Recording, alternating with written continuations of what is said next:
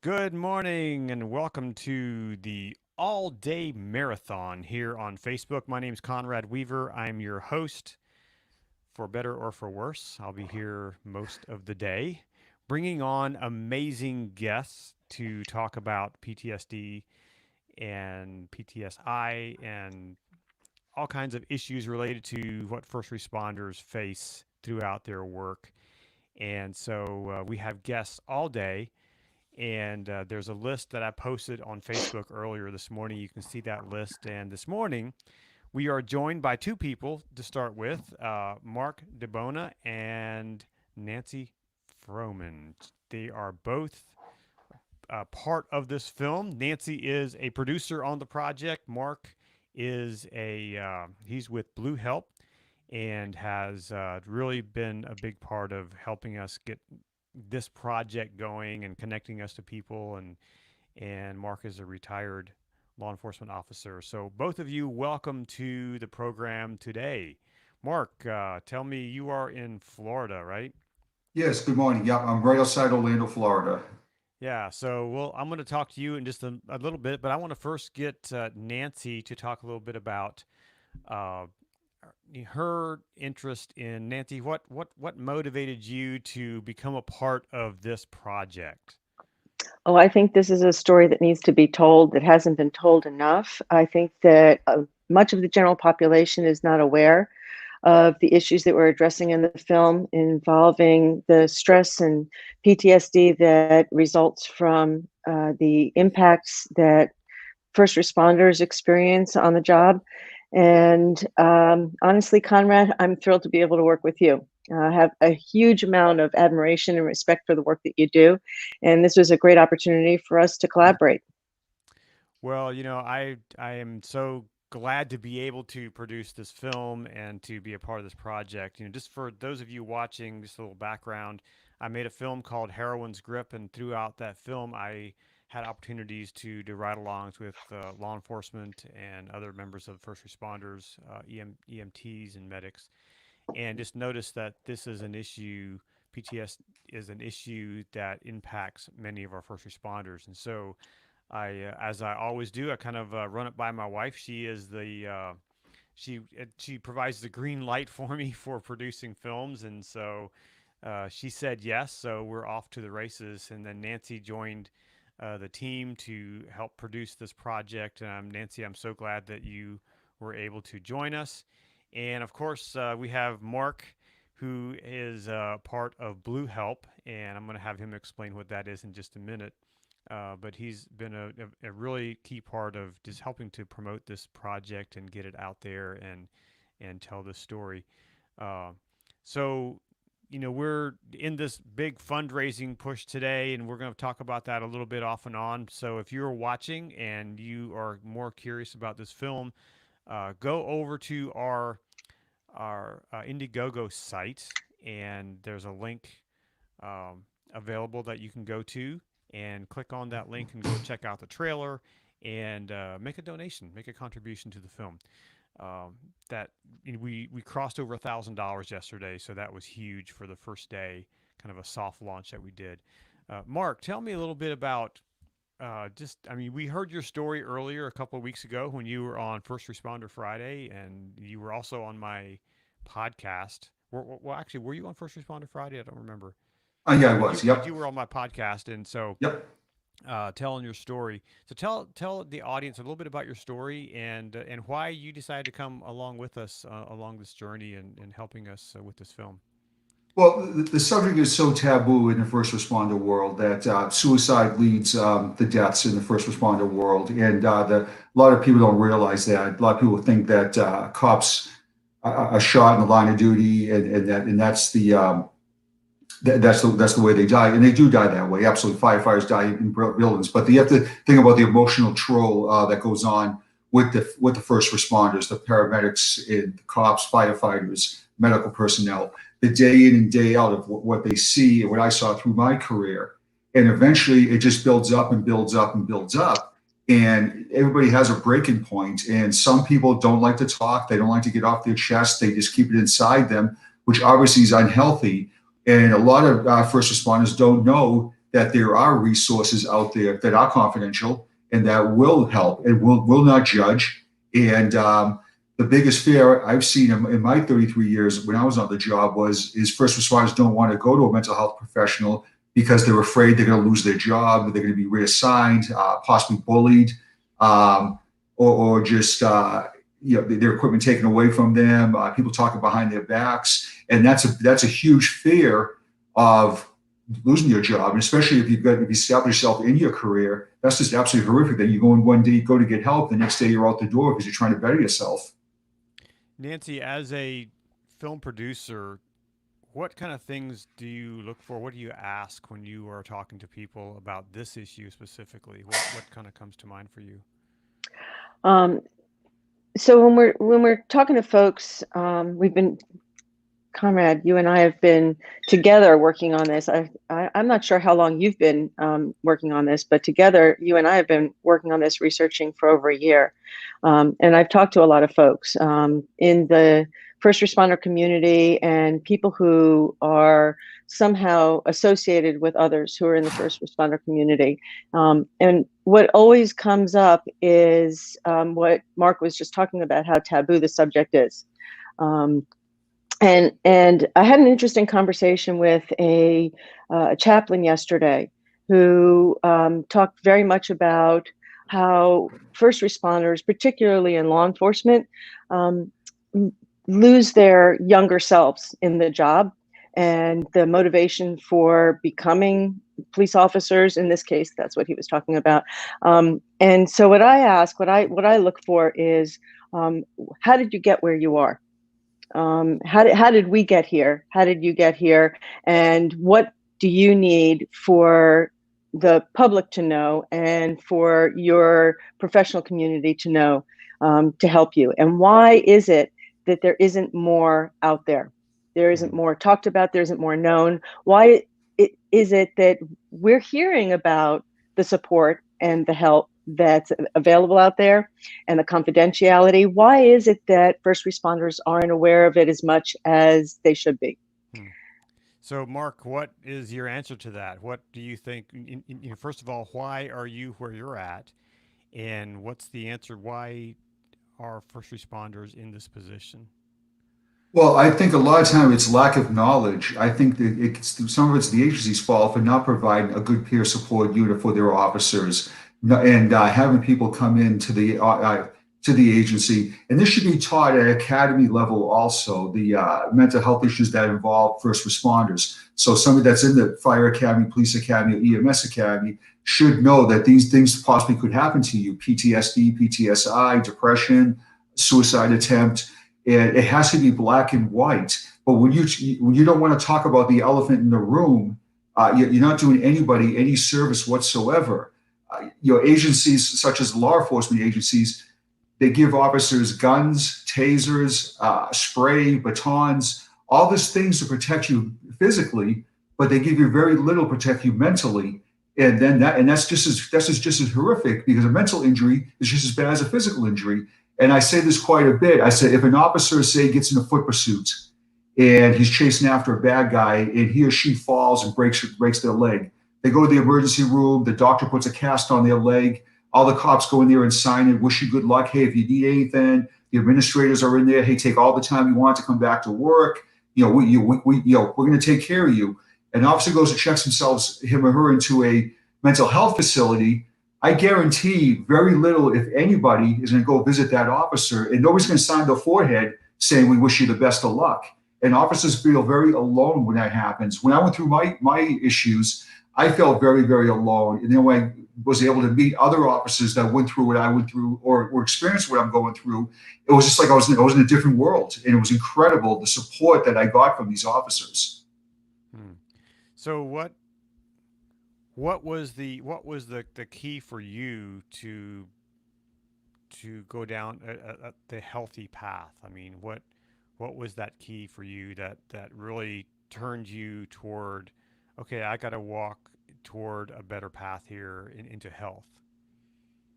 I felt I was going self destruction.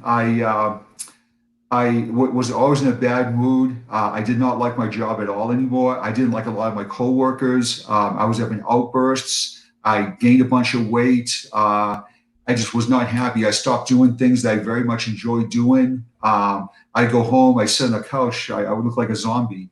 I didn't want to interact with my wife. I didn't want to do anything that I enjoyed in life. And it was all because all the stuff that built up and built up and built up. And a particular incident was a baby that died in my arms that I was doing CPR. And I started having vivid nightmares of that baby at my house, in my cruiser. And I was going, and then I gained a bunch of weight. I didn't like my appearance. I didn't like my attitude. And then I started getting suicide thoughts. Started feeling worthless. Started feeling that I don't have a function in life anymore, and I don't have a function at my agency. And I did go to a coworker and explain to them what was going on. And the coworker said to me, "Don't bother me with things like this. We have EAP, and I'm trying to get promoted. I can't get involved in that." And that hurt. That was a brother telling me that. So it got to the boiling point of I decided I wanted to die by suicide one night, and I tried it twice in one night. And fortunately, I was able to say, I got to get some help. And I really do. And I left Florida, went back to Boston, and got my help up there. I'm so glad that you didn't follow through with that because I got to meet you last week, Right. and it was fantastic to be in Florida. My wife and I took a quick trip. Well, yeah, it was a quick trip, but epic road trip, and ended up in Orlando. And Mark and I and a friend of his met for breakfast and just had a great conversation. And so, I'm so happy that you didn't follow through with that intent when you were in that depth of despair. Yeah, I had a letter wrote out the whole that I was ready to go, and fortunately I was able to turn that around. And long term goal, which I'm still experiencing, is helping other officers now, such as this movie. Yeah. If we touch one person in this movie that says, something, I need to get some help. I understand what they're saying in this movie. Then we did our job because it's so taboo. I think that's really one of my motivations for this film, and Nancy, you can speak to that as well. Is if we can help one person, if we can save one life, if we can help one person say, you know what, I can raise my hand and say, I need help. I think then all the efforts that we put into this is worth it because, I mean, what's the value of a life? I mean, it's amazing. And all of us have lives that are valuable, and every life is important. And if we can help save one, I think that all the toil and work that we've put into this already is worth it. And so, Nancy, I'm sure you can speak to that as well. Oh, totally, 100% agree. And that's repeatedly the sentiment that I get from others that I've talked to and interviewed for the film, and why we're getting so much participation. One firefighter I spoke with, who is still battling PTSD, who was a little bit reluctant at first to talk. The floodgates opened once he started, and he said, I really want to participate in this film. I want to help you tell this story because if my story touches just one life, and I save that life, it will have been worth it to expose myself and reveal my story this way. And I was so moved and touched by his story, that sealed the deal for me. Hmm. That conversation sealed the deal. And I knew that what we were doing is very, very important, and it will touch others. And I think we'll save more than one life. Yeah. Mark, I know you've been involved with Blue Help for a while. What have you seen that you guys have done with that organization, and how does that impact you when you know you're helping others? It's a natural high when you help others. It really is. It's such a good feeling. And we do so much good at Blue Help. We do a lot of work with the families, with children, and officers. We have a resource page. If an officer is looking for a mental health professional, you can click on First Help and type in some very basic information that's confidential, and that will lead that officer to a mental health professional in their area, and that's huge. We do Mindset Mondays. We have different guests come on and speak, either tell their stories or tell what they do for first responders. Unfortunately, because of the COVID virus, we didn't do our survivor dinner that we did a year ago in DC. We brought a bunch of families to DC, and had a big dinner for them and recognized them. Unfortunately, we didn't do that because of the virus, but hopefully we'll be on schedule for next year. So just getting out there and showing everybody, the families, the kids, the officers, active or retired, and the public, that you are not alone, that we will assist you, is just absolutely incredible. The feedback we get from so many people is just amazing. Thank you so much. Thank you. This is great. We do presentations. We participate in 5Ks. We set up tables at events. We pass out information. One of the ones I went to an event earlier this year before the virus, I had a table all set up, had a bunch of brochures, informational cards, and I'm talking to this woman about a half an hour. She had no idea whatsoever that cops and firefighters were dying by suicide. She said, I never knew that. So that was great. I got to educate her, and she was telling me that her son is a firefighter. I said, well, take some of this information, let him read it over, and maybe he can learn from it. And it was great. It was great to talk to her about that. So you noticed a little thing on the screen that flashed up. I accidentally put it up on the screen too early, but this coming Friday, our First Responder Friday, I have an interview with Karen Solomon. She is the co-founder and president of Blue Help. And so I recorded this interview yesterday because I'm going to be out of the office on Friday. But please join us right here on Facebook and on YouTube on Friday at 12 noon for Karen Solomon. She'll be joining the conversation, and had a great, fascinating conversation with her yesterday to talk about the work that she does through Blue Help. And it's all volunteer. And I know Mark's a volunteer with Blue Help. Karen's a volunteer. She even as the president of Blue Help, she's a volunteer.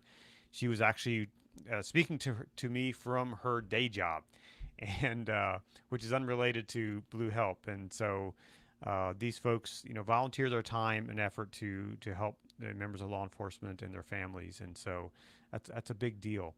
Um, so thank you, Mark, for doing that and for being a part of that. And I just really want to say thanks to Blue Help for endorsing this film and supporting the film. And we're going to have another one of the Blue Help board members on later today. Actually, at 11 o'clock today, Nick Greco is going to be on, and he's going to be talking about what he does and the work that he does with Blue Help and with other organizations as well. And so, but today we're here. We're here all day. I'll be here all day, for better or for worse.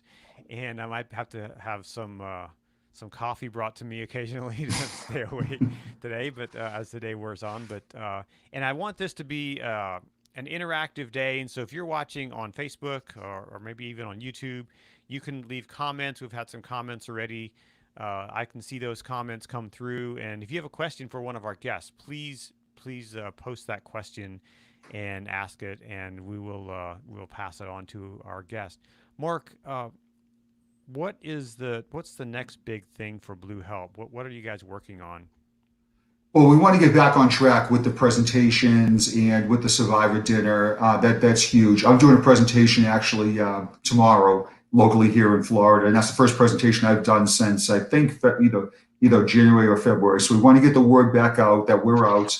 Unfortunately, again, the virus is really taking a toll on everything that's going on: travel, social distancing, wearing a mask. So we're kind of like at a standstill right now. We do have an event in Jacksonville, Florida, that's put on by I think it's a 5K for a suicide run. It's Blue Lives Matter is putting it on, and we have a table set up there. I'm going to run it with it to support my brothers, and we get some training coming up, but we don't really have anything big national coming up yet. We're hoping to. We're looking at something that's huge, but we're not going to announce that yet. Yeah, so it's I'm looking forward to. I know, is it you guys, or is it Concerns of Police Survivors is putting on a big event in Oklahoma City this coming November? Uh, Yeah, it's Concerns of Police Survivors. We're going to be there. We're going to participate also. We'll have a table there. We'll be passing out information. We'll be part of that also. okay, yeah, I'm hoping to be there as well. Hopefully, we'll be able to do that if COVID doesn't continue to grow. Yeah, the virus is it's just really sad right now. Nobody, Yeah, it's kind of frustrating too because sure. we want to produce this film. We want to go out and shoot interviews and things around the country, and it's really challenging when you can't do that freely. I mean, just in my travels, the last week when my wife and I were on the road, it was, Maryland, here in Maryland, we've been pretty strict. We've had, really strict restrictions on where we can go, and wearing masks is mandatory pretty much everywhere. As soon as we left Maryland, it was like, masks were gone. We were in stores and no one was wearing masks, and it was kind of unsettling for those of us who have been living with masks now for 3 or 4 months. It's kind of unsettling to go to places where they're just like, nothing. And so we've seen, I just saw yesterday Florida had just a record amount of deaths, from COVID. And so, Mark, please stay safe down there. Yeah, it's scary. It really is. The numbers are going up and up. And I think I've told you my wife's a registered nurse. She works at a hospital. And I worry about her every day because she works with COVID patients. And she's a good nurse. She's very caring. She likes her job and she takes the extra step. And I worry about her every single day when she goes to work. Yeah, and this whole deal has to add to the stress that first responders face. I mean, Oh, not only the medics who are going into places, but also the police officers and any first responder. Oh, absolutely. Yeah, you don't know where the virus is. Sometimes you have to get into a house in a hurry, and you may not want to put the mask on securely or put gloves on quick enough, or you roll up on something that you have to react right away, and you're not going to probably take some of the precautions that you should be taking because everything just turns really fast, and that's tough. It really is. I mean, somebody that takes a trip and fall, and you just help them up the sidewalk, and next thing you know, you're close to their face and they sneeze or something like that, and it's just it's scary. It really is, and then you become a lot of cops and first responders. They develop compassion fatigue, Mm. where they start getting frustrated, and they're like, if nobody cares, why should I care? Hmm. And that's tough. And now think about that. Think about a paramedic that develops compassion fatigue in the back of an ambulance. That's that person's life is in that paramedic's hands. And if that paramedic is developing compassion fatigue and is just not the paramedic they were a while ago, that's not healthy for the patient and also obviously for themselves and the agency. So this affects us in so many different ways. Yeah, it's such a challenging time for all of us, but I think especially for first responders, and just speaking to some of the folks locally here at our volunteer station, our fire station here is volunteer, and speaking to some of them, they're like, yeah, we got to make sure we have all the gear if we're going into a house to help someone, to help the ambulance company. We have to have all the gear to mask up and the extra protections that we need to wear, and that's just adds a lot more to the work. And but and really,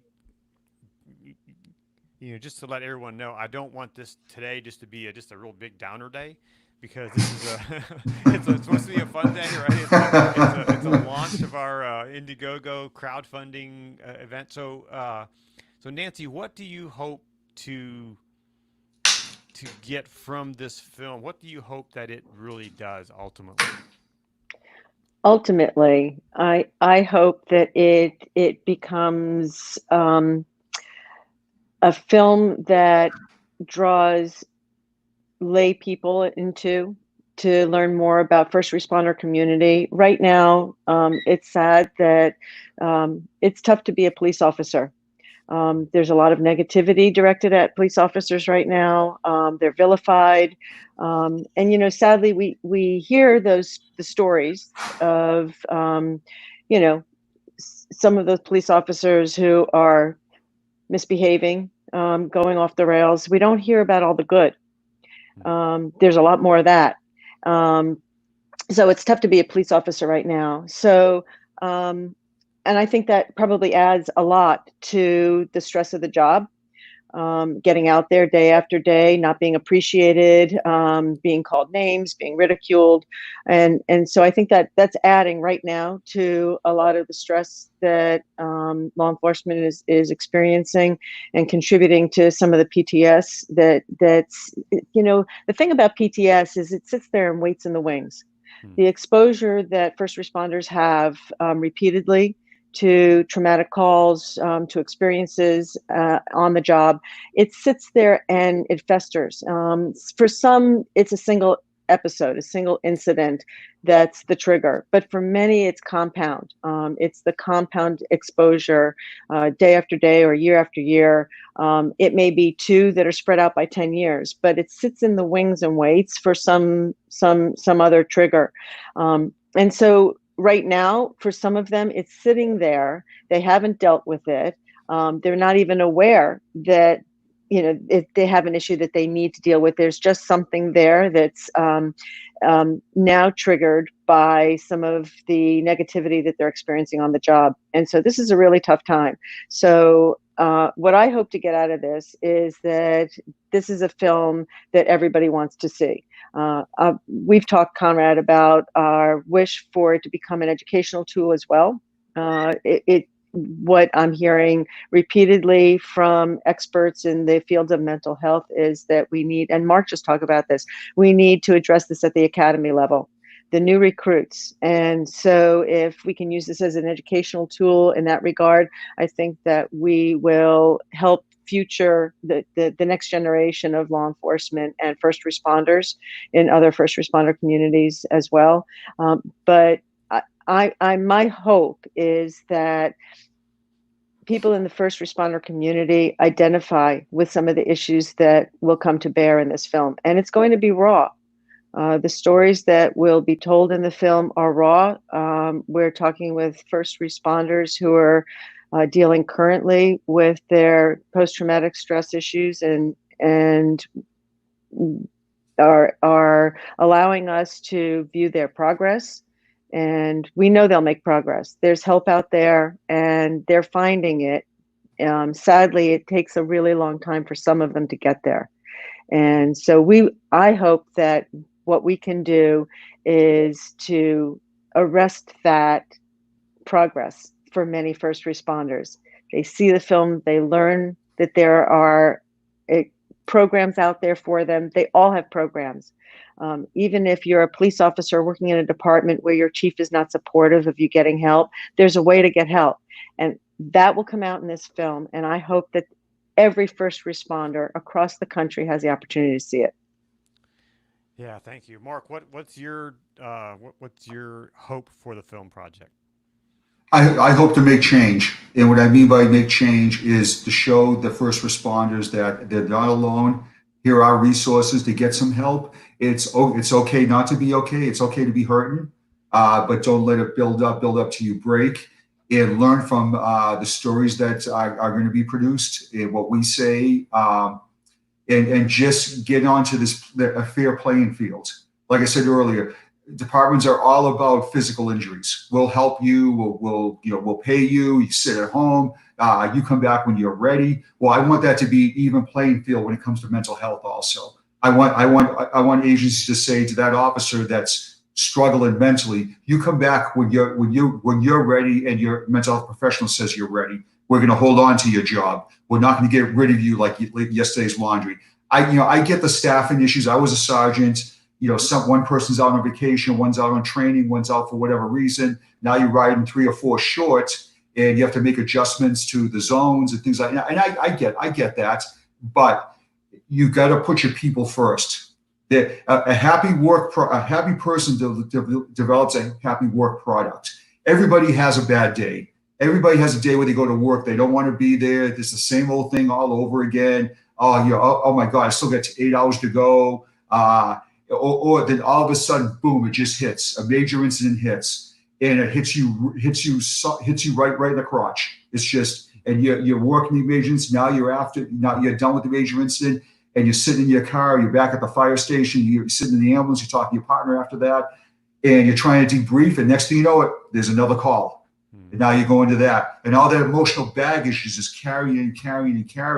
So one of the goals I want to see from this film is that it's okay to cry, it's okay to hurt, but it's even more okay to seek help. Whether it's professionally, sometimes just talking to your partner or your spouse or your boyfriend, girlfriend, or whoever, that's fine also. But when these are reoccurring nightmares or reoccurring events in your life, now we have to go to the professional level. And it's okay. It's okay to do this. We'll get you through this. And that's what I want people to learn from, is that.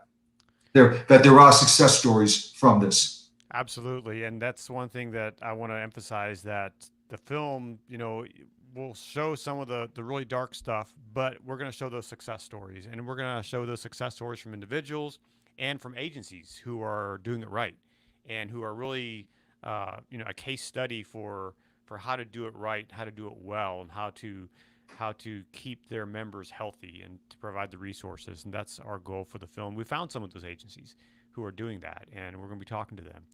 And but today is a long day, and Mark, I appreciate you coming on early this morning and being a part of this the launch for this day of marathon interviews and talking about this subject.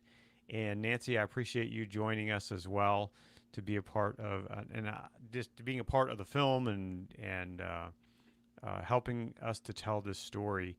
And I'm looking forward to our next step. Once we raise the money, and I'm looking forward to taking the camera and taking that first interview, and getting the process going. And then, of course, I'm looking forward to bringing it to the public to share this story. And it's going to be an amazing process. It's going to be amazing to tell these stories, and we'll see where it goes. Producing films like this is always kind of you just don't know where it's going to go, and we got some things percolating in the background, so that we'll be sharing those things as we go along. But again, both of you, thank you for coming on.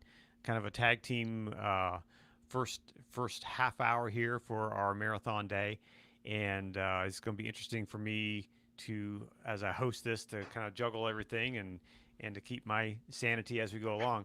But I encourage everyone to share this.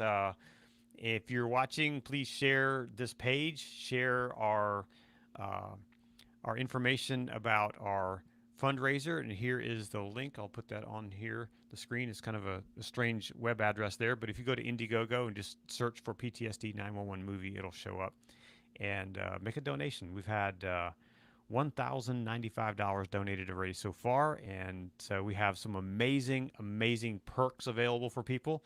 Perks are those things that you can get in thanks, as a thanks to you for making a donation. So go on there, make a donation, be generous, and just to let you know, for every dollar, every donation that's made, 10% of that is going to go to organizations like Blue Help, to help them do their job and to help them help first responders. So we're committed to giving back. And so if we raise $10,000, if we raise $100,000, if we raise $1 million, 10% of that will go to organizations like Blue Help. And so your donation is much needed and appreciated. Mark and Nancy, thank you for joining me this morning. I have another half hour. In 30 minutes, John Marks will be on. John is with the Law Enforcement Survival Institute. He's an author. He's worked in this industry for a long time. And so join us at 10 o'clock this morning Eastern Time for John Marks. And at 11, Nick Greco will be on. He's another board member of Blue Help. And then at 12 o'clock, very special guest, Chris Fields, will be with us. Chris is probably most well known for a photo, and the photo is from the Murrah Federal Building bombing, and the photo of him holding a baby in his arms, and I'm almost breaking up now just thinking about it, and where he found this baby in the rubble, and that photo ended up being on every newspaper cover the next day, won a Pulitzer Prize. Chris Fields will be with us here at 12 o'clock noon today, so be sure to join us, and I'll share more. If you go to the list on our Facebook page, you can see everyone's going to join us today, and it's going to be amazing. Crazy day for me, but amazing for all of us to hear these stories and to talk to all these people. Mark, any final words before we sign off for you? Yeah, I do want to say one thing. I was just before we went on the air, I was talking to a friend of mine, my good friend Paul Stevens. He's a first responder. Yeah, he works in Boston, and a short time ago, we did the 25 PTSI push-ups, and I called him out, and he did not do my push-ups. So I'm calling him out now for a donation. So Paul, I know you're watching because we had this conversation. So you didn't do the push-ups. We take checks also. Okay, so but I'm really excited about this film. I think we can make a difference. I truly do. I take it as an honor to be part of this team. I'm surrounded by great people who we all share the same common goal, and it's just absolutely total strangers came together, and we all have the same goal, and I just find that absolutely amazing. From a 33-year first responder, it hits me right here. It truly does, and I'm looking forward to this. Awesome. Nancy, any final words from you before you sign off today? Um, I think, Conrad, you might want to talk a little bit about what it takes to make a film like this. We have a big budget. You and I have been putting in a lot of time on our own to make this happen because we feel so passionate about it. At some point, we have other expenses that, and crew that we need to pay who will not agree to volunteer for us as passionate as they feel about the project. So people who donate need to know that they're not only helping us to make this film, and again, they are helping these first responder communities with the 10% that we give back. So your donation will go far. It will go far. If everybody listening donates $10, we can make a difference with that. I hope that people will make a bigger donation, be more generous, and look at the perks because they are pretty awesome and certainly worth taking a look at. But you can make a donation and decline your perk. And make a donation just because you feel so strongly about this project as we do. Conrad is a spectacular filmmaker, and this is going to be a beautiful film. We're both pretty good storytellers, Conrad, aren't we? Yes. And I think that this story is going to tell itself. I think it's going to be a great film, and so I think that everybody listening can make a difference here. Yeah. Well, Nancy, if you want to, I'm going to kind of talk about that over the next period before our next guest comes on. And so if you want to stay on and hang out, and we'll talk about kind of the production nuts and bolts of a film. Mark, if you need to leave, thank you for joining us and for being here, and feel free to jump in anytime. Actually tonight, if you're available at 9, we're going to do our big wrap up. So if you want to jump in there. Tonight. Yeah, I will be. Yeah, I'll be sitting in my hotel room waiting for my presentation for the following morning. So I'll have nothing to do. So yeah, I'll jump on at 9 o'clock. So awesome. Well, thank you for being here. And so just to let everyone know, we are launching our crowdfunding today officially, and it's going to be an all-day marathon of talking to people and amazing people that have been with us. We've been talking with Mark DeBona with Blue Help, and he's also an advisory board member for us here on PTSD911. And we've also been talking with Nancy Froman. Nancy's going to stay on for a little bit. We're going to talk about nuts and bolts of filmmaking, and Mark's going to go on and do whatever he does. Maybe go swimming in his pool there and do some push-ups, right? Yeah, exactly. Well, thank you guys. You guys have a great day, and I'll talk to you tonight. Thank you. Thanks, Mark. All right. God bless. Thanks, Mark. Yep. You're welcome. Thank you. So that was the first half hour of our marathon day. Nancy, how do you feel? I'm hopeful. I feel really good. I'm very hopeful. We had a great soft start yesterday. Yeah, without a lot of push out there. We broke $1,000. That's enormous. We surpassed our goal.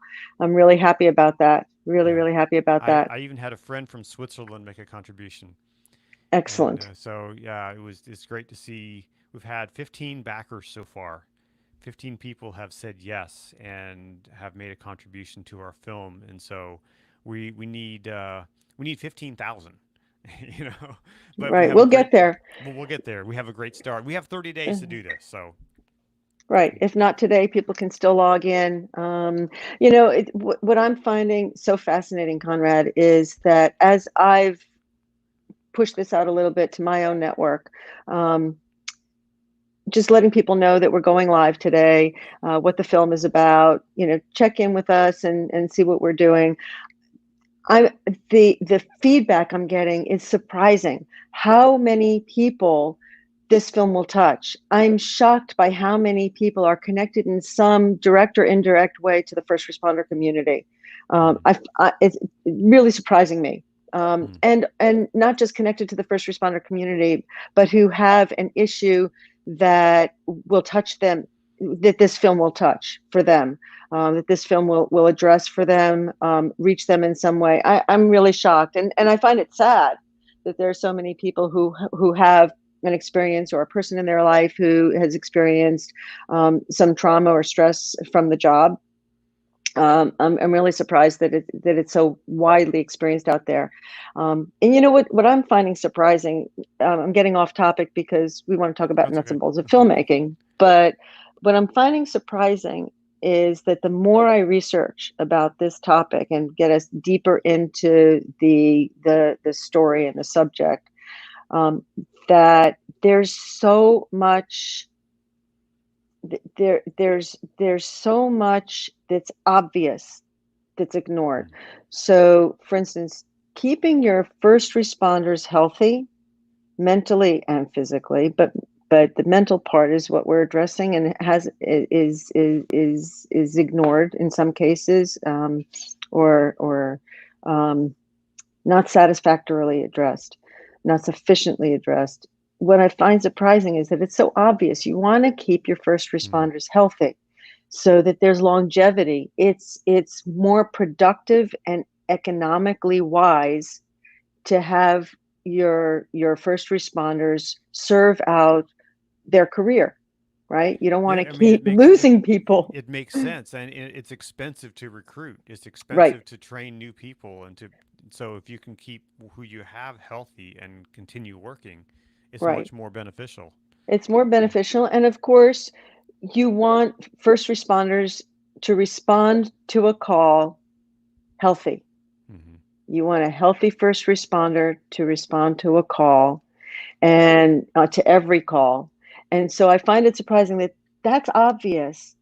Yeah. And in some cases, it's ignored or it's rejected as a real issue. Hmm. Like you said in the previous half hour, there are agencies that are doing this right. Hmm. And you know, yeah, it takes a lot initially, but it doesn't take a lot. Hmm. You know, it takes commitment, it takes acknowledgement. There are so many resources out there. I'm discovering all the time. There are so many resources out there. They have to Hmm. tap into it. They have to make You it know, and I happen. think it's beginning to percolate up through the news just today. And I sent you an email earlier today from a news reporter from Cleveland, who uncovered a paramedic who raised his hand and says, "Look, I need help," and his agency is helping him now get help while he's been a long time paramedic, and I want us to try to reach out to this guy in Cleveland and maybe share his story in some way. But I think these stories are starting to percolate up through the news, and I think it's becoming more of a thing. So I think that's exactly why this film is so vital right now for us to produce this. And as we kind of mentioned that we want to talk about the nuts and bolts of this, um, in the films that I've produced in the past, I'm doing this one a little bit different, actually a lot different, because I think I've learned so much from my mistakes in the past, and so I'm doing things new. I'm bringing on, a producer, Nancy, who's an amazing producer, and the films that she's produced have, you can see some of them on the back wall there behind her, The Walls Embrace, which is an amazing story about the Vietnam Veterans Memorial Wall. And but bringing on people who are experts and who are storytellers, who are experts in are subject matter experts, as Mark is, as a board, as an advisory member for our film. That's something new I'm doing, just putting together a coalition of experts to tell this story. And so it kind of starts there. It kind of starts with, okay, where's the story? What is the story? Who are the people that can tell this story? And then how do we do that? How do we put this together? And so it's a big puzzle. I mean, it's like a million piece puzzle that you got to arrange, and it takes a lot of time. And Right, and it right. And like other films that I've produced, you can get a little off track mm, because it's like a spider built, sort of weaving this web, and we don't want to get caught up in that web because there are a lot of collateral stories. But this is this is direct and huge, and there isn't a community in the United States that doesn't have and use and need first responders. right, Think about that. every single village, every single community. Yep. Because I mean, everywhere in the U.S., you can pick up your phone and you can dial 911. That's a first responder who's answering that call. They're the first responders. And some people say they're not really first responders. Let me set the record straight. They're first responders. I mean, I'm not an expert, but I know that they respond to my, because I've called 911 and they respond to my call. And so everywhere we go in the United States, you can do that. And so, like you said, every community has first responders. Mhm. And we've met some amazing, amazing people so far. And if you stick around here today, you'll meet some of these people that we've met and got some amazing guests coming up later on today. And that's part of what some of the funds that we're raising today will go to, for us to actually get to those communities, film their interviews, film them on the job, get these stories down on tape. And we have a pretty sizable budget to make that happen. Yeah. So Yeah. that's So where today's fundraising will go to get us there, get us, get the filming underway. yeah, we've been Nancy and I have been working on this for a long time, and we're not paid. We're not paid for this, and we're okay with that. But to move forward, to actually produce this project and to produce a film, we need funds. We need to be able to uh, travel. We need to be able to, and so a film like this, our estimated budget is hold on to your hats, is around $600,000, and that includes everything, nuts and bolts, from producing it, directing it, to editing it, to marketing it out there, to spreading the word. Those are the funds that we need to produce this film. Our fundraiser today that we've launched, we're hoping to raise $35,000 in the next month. That's kind of seed money for us to raise the bigger amount. And so we know there's thousands of people out there who are impacted, who know first responders. There's thousands of first responders out there, and there's thousands of others who know first responders and care about first responders. And so if that's you, I'm just asking you to make a contribution. You can give $10. It's 2 cups of coffee from Starbucks. You know, save you 2 trips to Starbucks and just make a contribution to this. You'll feel good about it, and you'll make a difference for a first responder someplace in the world who's going to see this film and perhaps save his or her life. And that's the difference you can make by the contributions you make. Um, we're so grateful. I mean, if I would be independently wealthy, I would just make this film and not worry about raising money. I'm not, and Nancy's not, and I mean, we're not poor mouthing, but we're filmmakers who want to tell a story, and we need partners with us to join with us to tell this story.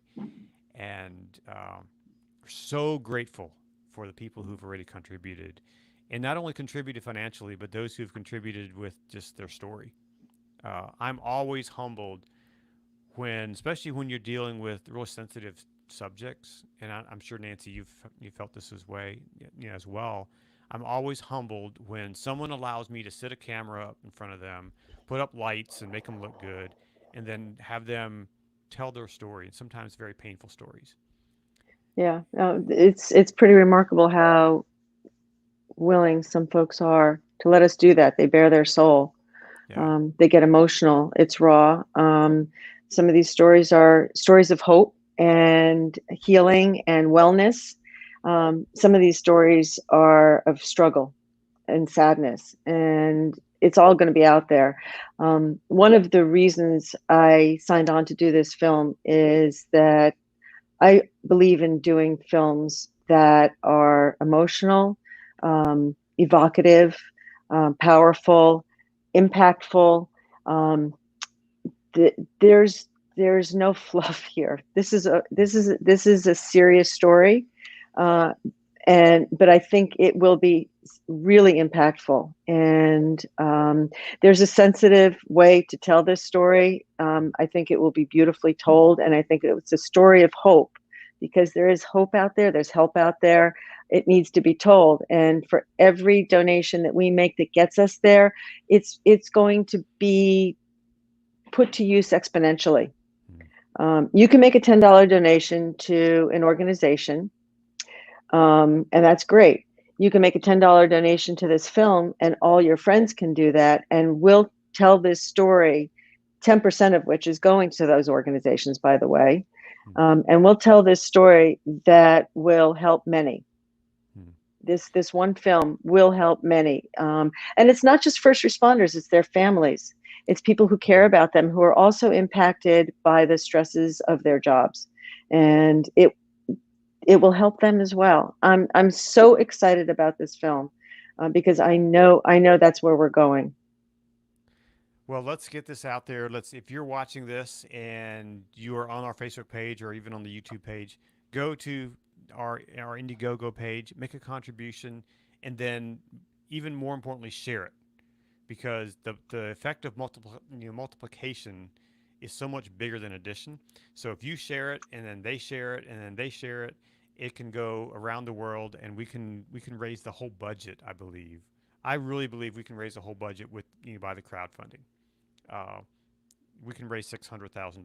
We're not looking for $600,000 today. We're looking for $35,000 in the next month. But I think we can raise the whole thing. But it takes all of us. It takes all of us to make a difference, to share it, to get it out there, and to tell this story. And I know that it's going to make an impact. It's already impacted me and how I look at first responders. Just in the few months that I've been working on this and talking to people and doing some short interviews, it's impacted me, and I know it'll impact everyone who sees it. And we have so just a little housekeeping. We have another guest coming up at 10 o'clock, and so you may see some crazy things on the screen as we get him dialed in. But John Marks is going to be with us with the Law Enforcement Survival Institute at 10, and we're talking about what he does there at the institute and the work that he's doing to help first responders. Nancy, what would you encourage people to do to share this out to their network? How would you encourage people to do that? So I've seen a couple of successful ways that this is done in my network.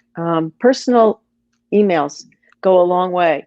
Hey, this is what we're doing. I'd love for you to check it out. Go to our Facebook page, go to our website, go to our Indiegogo campaign page, and check out what we're doing. It means a lot to us. I think it'll mean a lot to you. Those personal emails make a big difference, reaching out to people personally. And of course, your social media blast. Uh, people, just click a button when they see something and that might be of interest. Do that. If we get one more person to go there, that would be great. Social media, blast it out there. Please help us out. Blast it out there. We're not asking for something for our own pocket. We're asking for help to make this really important film. And another housekeeping note that should be mentioned is your donation can be totally anonymous. It's very easy Absolutely. to do. Click on the anonymous button if that's how you feel. You can do it by credit card, PayPal. It's very easy. It's very private. It's very safe to do. And so go ahead and check it out and just blast it out there. If you know one person in the first responder community, send this to them. They'll be interested. Believe me, they'll be interested, and they'll be grateful. I agree. I totally agree. And we're wrapping up can you believe it, our first hour Mm. of this marathon day. So we have about 7 minutes left 6 minutes left now on the first hour. And coming up at 10, John Marks will be joining us from the Law Enforcement Survival Institute. And, Nancy, it's been fun so a little bit, to back up a little bit. If I stumble over my words, I'm sorry. Um, the personal email thing really works. It's so much better than sending out a mass thing to a bunch of people. Uh, I did that yesterday. I sent, I don't know, a couple dozen emails, and I'm going to send more. Well, I can't today because I'm doing this, but I'm going to send more tomorrow. Um, but that absolutely makes a difference. And there's donors who have backed our film because I sent those emails out, and some of them donated pretty nice amounts. And like Nancy said, you can do it anonymously. you can make an anonymous donation. And perhaps you are someone who owns a company and you would like to be, you make a larger contribution toward our project. We have opportunities for that as well. If that's you and you would like to make a larger investment in this film, reach out to me and I'll be sure to set up a meeting to talk about that. So, well, we have a new guest joining us here in just a minute. And Nancy, it's been great having you on today. Thank you for working with me on this project. It's a privilege to have you on board and to be a part of the project. So thanks for joining us again today as well. The privilege is mine, and I'll be checking back in throughout the day. Very good. Thank you. Well, I'm gonna have Nancy sign off, and then we are going to be joined by John Marks in just a minute. John, if you can hear me, I'm gonna be adding you to the project here in just a minute. And first, I'm gonna just let everybody know where we are standing with our fundraiser. We are currently at $1,095, and that is just in one day of raising this money. And so we're really excited about that. We crossed the $1,000 threshold, and excited to be at this place. And if you would like to make a contribution to our film project, please go to our Indiegogo page. Here is the link on the screen, and you can go there and make a contribution for as little as $10 or as much as $5,000 or more. You can make any amount of contributions there. We would greatly appreciate that if you would do that and support this film. And for every dollar that's spent, 10% of every donation that's made, 10% will go to help organizations that are helping first responders. That's our give back to our community and to those organizations that are making a difference for first responders. So for those of you who have contributed already, thank you. For those of you who will contribute, thank you. And please share it with your friends and family. And we will make a difference as we produce this film. Well, this morning we have the privilege of having another guest join us. And John Marks is with the Law Enforcement Survival Institute. John, welcome to the live broadcast. Good morning. Thank you for having me. Absolutely. It's the beginning of a marathon day, as you know. And, more for you than for me. Yeah, but more for good me. Luck. Yeah. I might have to have an IV drip coffee in me after a while. But it's something that I decided, you know what, I'm going to do this and just see where it goes. And we have amazing guests. And John, you were one of those amazing guests. And so tell me a little bit about yourself. Why are you involved with first responders? How are you involved with first responders? Sure. First of all, I served as a sworn law enforcement officer for 23 years. I started at a county sheriff's office when I was still in college as a reserve deputy. Went on to work 21 years at a municipal police department here in Colorado. Loved the career, but as you'll probably talk about all day long, it certainly took its toll on me, and I watched it take its toll on my peers. I retired fairly early because at the time I described it as being burned out. And I just knew what the job was doing to me, and I knew that I had the ability to do something else. I'd had and still have a number of businesses that I run on my own. So I had a parachute, and I decided to take it because I knew the job was kind of eating me up. A couple of years after I retired, one of my friends, another law enforcement officer who had served at a couple of different county sheriff's offices, took his own life. And it was a big wake-up call for me because I started realizing some of the things that I had been experiencing and recognized that, and never recognized that in him, and started talking about it with friends, and really had never heard anything about police officer suicide before, even though I had contemplated it a couple times in my career. I didn't make any attempts, and I just sort of dealt with it on my own. And when my friend took his life, it was kind of a wake-up call. And I started realizing that we don't talk about that much. And I realized that during the time that I was serving, both neighboring agencies on either side of my jurisdiction had suicides that I never heard about. from other officers. And I just found that to be appalling. I have always been a law enforcement trainer. I've won't tell you how long I've been doing that, but I decided after my friend's death that I wasn't alone, but there were probably a lot of other people out there feeling what I felt as far as what I thought was burnout and what made me consider suicide. And so I started writing and I started teaching. I started an organization. First, we started the blog website, copsalive.com, as an information only website. There's no advertising on there. And it's really about first responders contributing to other first responders, starting a dialogue. The organization that is behind that is the Law Enforcement Survival Institute, which is a compilation of people that I've pulled together because, one of the things I wanted to say really early in this broadcast is I am not a psychologist. I'm not a medical doctor. I'm not a fitness trainer. I'm not an expert at a whole lot of things, but I am an old cop that probably went down the same road that many people are going down, probably experienced a lot of things that many people have experienced. And I just wanted to do something to help those that followed in my footsteps. So for the last, 10, 12, 15 years, I've been working to help other law enforcement officers specifically because that's what I know. But the same things apply to all first responders, members of the military. And one of the things I want to say up front is it applies to our families as well.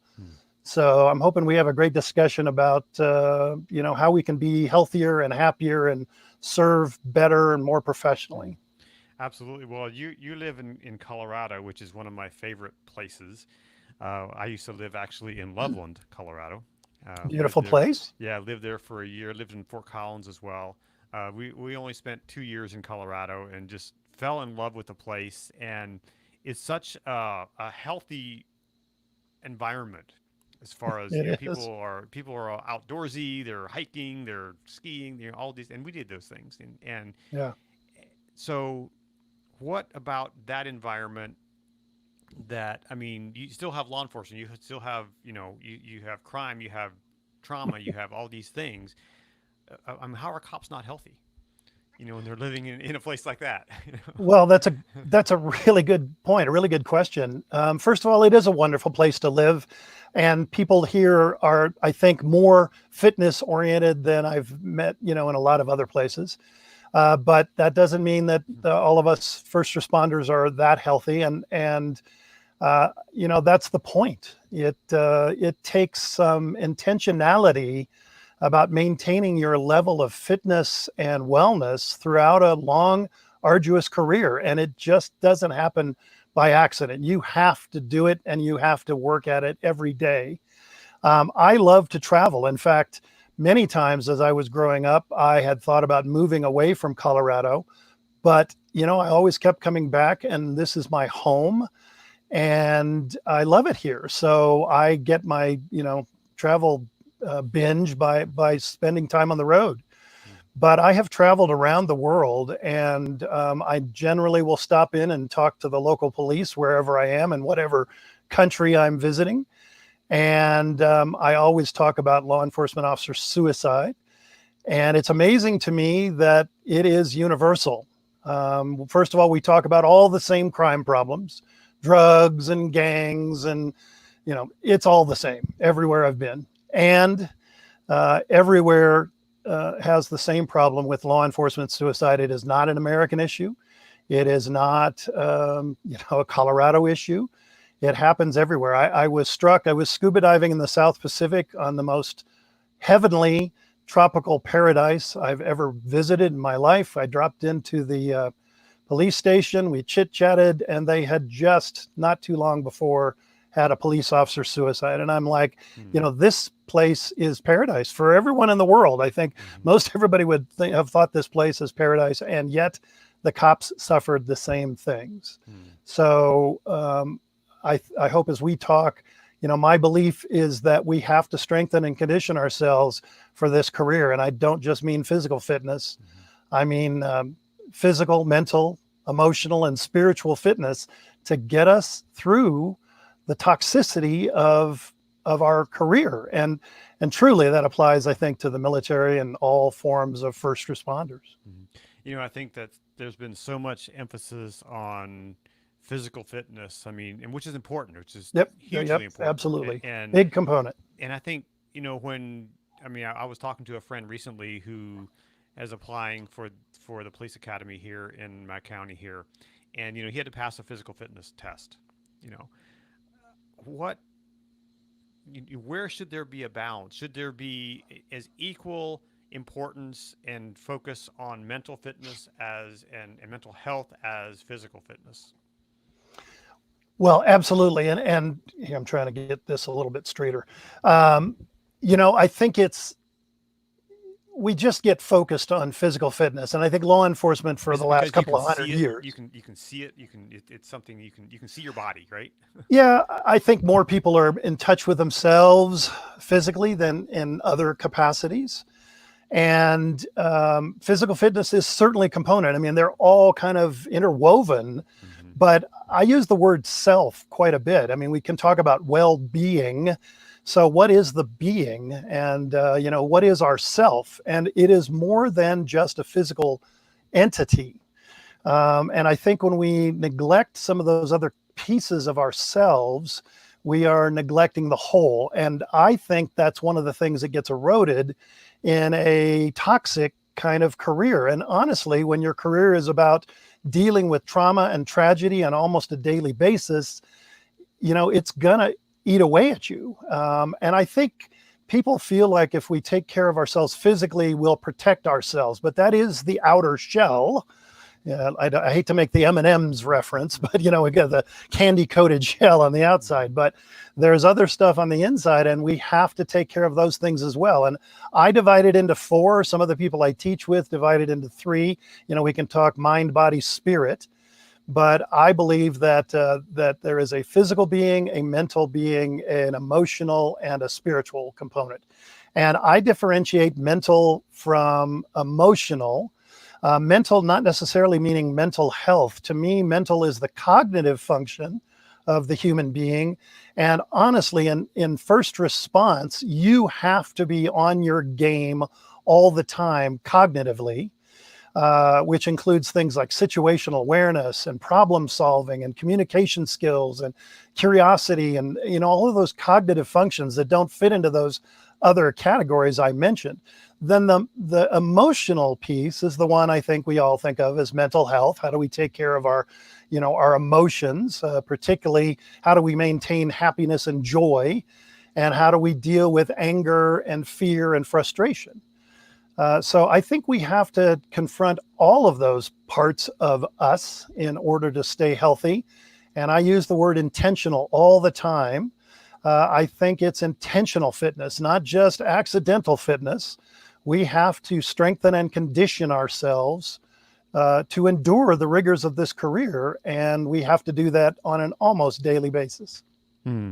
So what would you recommend to young recruits who are going into this business, whether they're in law enforcement or whether they're in, fire or EMS services or even dispatch? Good question. First of all, I guess I would say that you have to think of this as more than a job. And I think that's changing generationally. I think all of us take a different approach to our careers. And I can't speak for the youngest generation coming in behind me, but, I've heard that we all have different values and priorities, but I think it is a mistake to think of this as a job because unfortunately it demands so much more from you that kind of approach really, I think, can hurt you. So a lot of particularly people in law enforcement, I suspect firefighters as well, and dispatchers and paramedics. I think that many people consider their vocation a calling. And I like that a whole lot better because it brings in that idea that there's something bigger, that, something's calling us to this work. And, frequently when I teach, I talk about the Y2 formula. And I'm not talking about the letter Y. I'm talking about the word why, And what that means is the first why is, why do you do this? Why are you in the career? And then the other why is, why are these things happening to us? If I can digress from your question for just a second, I think we tend to label all of our problems as stress.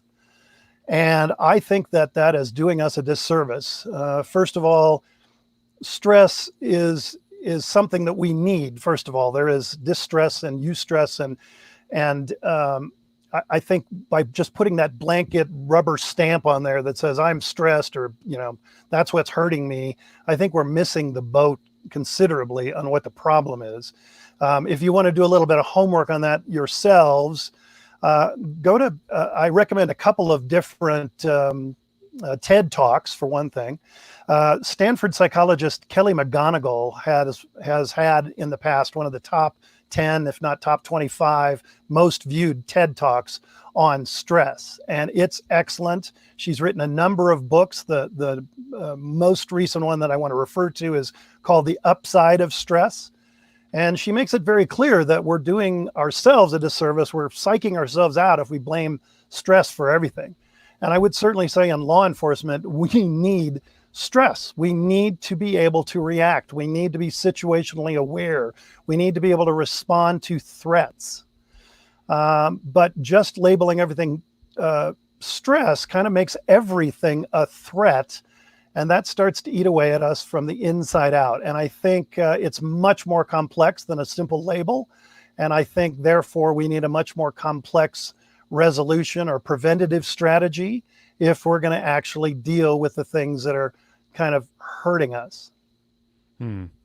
So in your experience in travels around the country, I'm sure you've seen and heard a lot of trauma stories.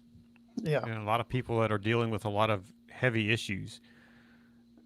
I mean, how can someone who's, just been through a horrific scene, whether it's an accident or a suicide, or, how can they process that in a healthy manner? Well, good question. And again, I hate to make everything so complex. I will come back to your question about, what can we do? I'll blend that in. But, I think I like the term resilience. I think a lot of words get overused, and resilience is kind of getting a little bit overused right now. I coined the term tactical resilience because, again, I want us to think tactically and have intentional strengthening and conditioning activities in our daily routine, physically, mentally, emotionally, and spiritually. But I think it's more complex than that. First, we have to strengthen the individual. Then we have to strengthen the organization that supports them. And that includes having the support mechanisms to support them when they need it, and do preventative strategies before they need it. Then I think we have to change our culture. I can't speak to the fire service or EMS or dispatch, but I suspect, just like we do, they have a culture that is negative. It is not conducive to wellness. We get chided for being weak. We get teased. We hear things like "suck it up, buttercup," and "get back out there, rub a little dirt on it, shake it off." Those kinds of attitudes are not helpful for our overall wellness. So we've got to change that as well. And finally, we have to have a community that supports us. I mean, this is a horrible time right now, particularly for law enforcement, because we have so many communities that are venting an awful lot of pent-up anger and frustration at the police. And I don't think it's all deserved. I think that people are just frustrated. They want to change things, and law enforcement is the most visible form of government right there in their street, their neighborhood. So that symbiotic relationship means that we have to strengthen ourselves. We have to have an agency that if we ask for help, they are willing to help. They have support systems for us. We have to have a culture that supports that, so that we don't get branded as being mentally unwell. And then we have to have a community that we've established a good relationship with, so that they will support law enforcement. So back to your question, I think, somebody who needs help has to seek professional help. And again, I'm not a psychologist, but every agency has a different mechanism for providing some sort of what we call mental health. We have to be more willing to accept that, and we have to accept it early before things get out of control. And that's part of the problem, is that we all suck it up way too long. I can speak from personal experience. We wait too long to start seeking help, and it's harder to get the help we need the longer we wait. So think of it as, the same kind of preventative strategy you would do for your physical wellness. We do all kinds of things to maintain our wellness, and we go and get regular checkups. We need to be thinking that way when it comes to our emotional health as well. And we need to be able to ask for help when we need it and go get it. So, how can, excuse me, how can an officer, someone who's in the fire service, how can they, if their agency doesn't support this and doesn't provide the resources they need to maintain a more healthy mental state, how can they lead up? How can they affect change in their agency? Good question. I love to collaborate. I'm not the expert on all of this. There's so many good people out there. Let me give you one resource. First of all, our website, www.copsalive.com. Cops Alive is all one word, written by other law enforcement and first responders to help each other. We have a lot of resources on there. There's a resources tab right at the top of the website, so that'll give you some things. But one of the ones that I love to mention is a police psychologist named Jack Digliani, common spelling.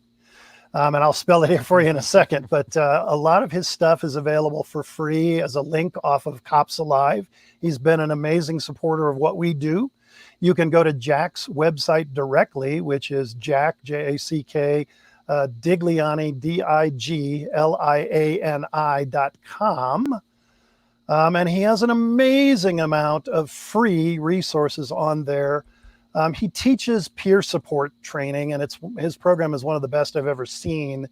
And I think every agency, no matter how big or small, needs proactive peer support. But one of Jack's initiatives is called the Make It Safe Initiative. And he has documentation on the website. It's also on our Cops Alive site that you can download. Very simple, just some strategies to start changing the culture to make it safe to ask for help.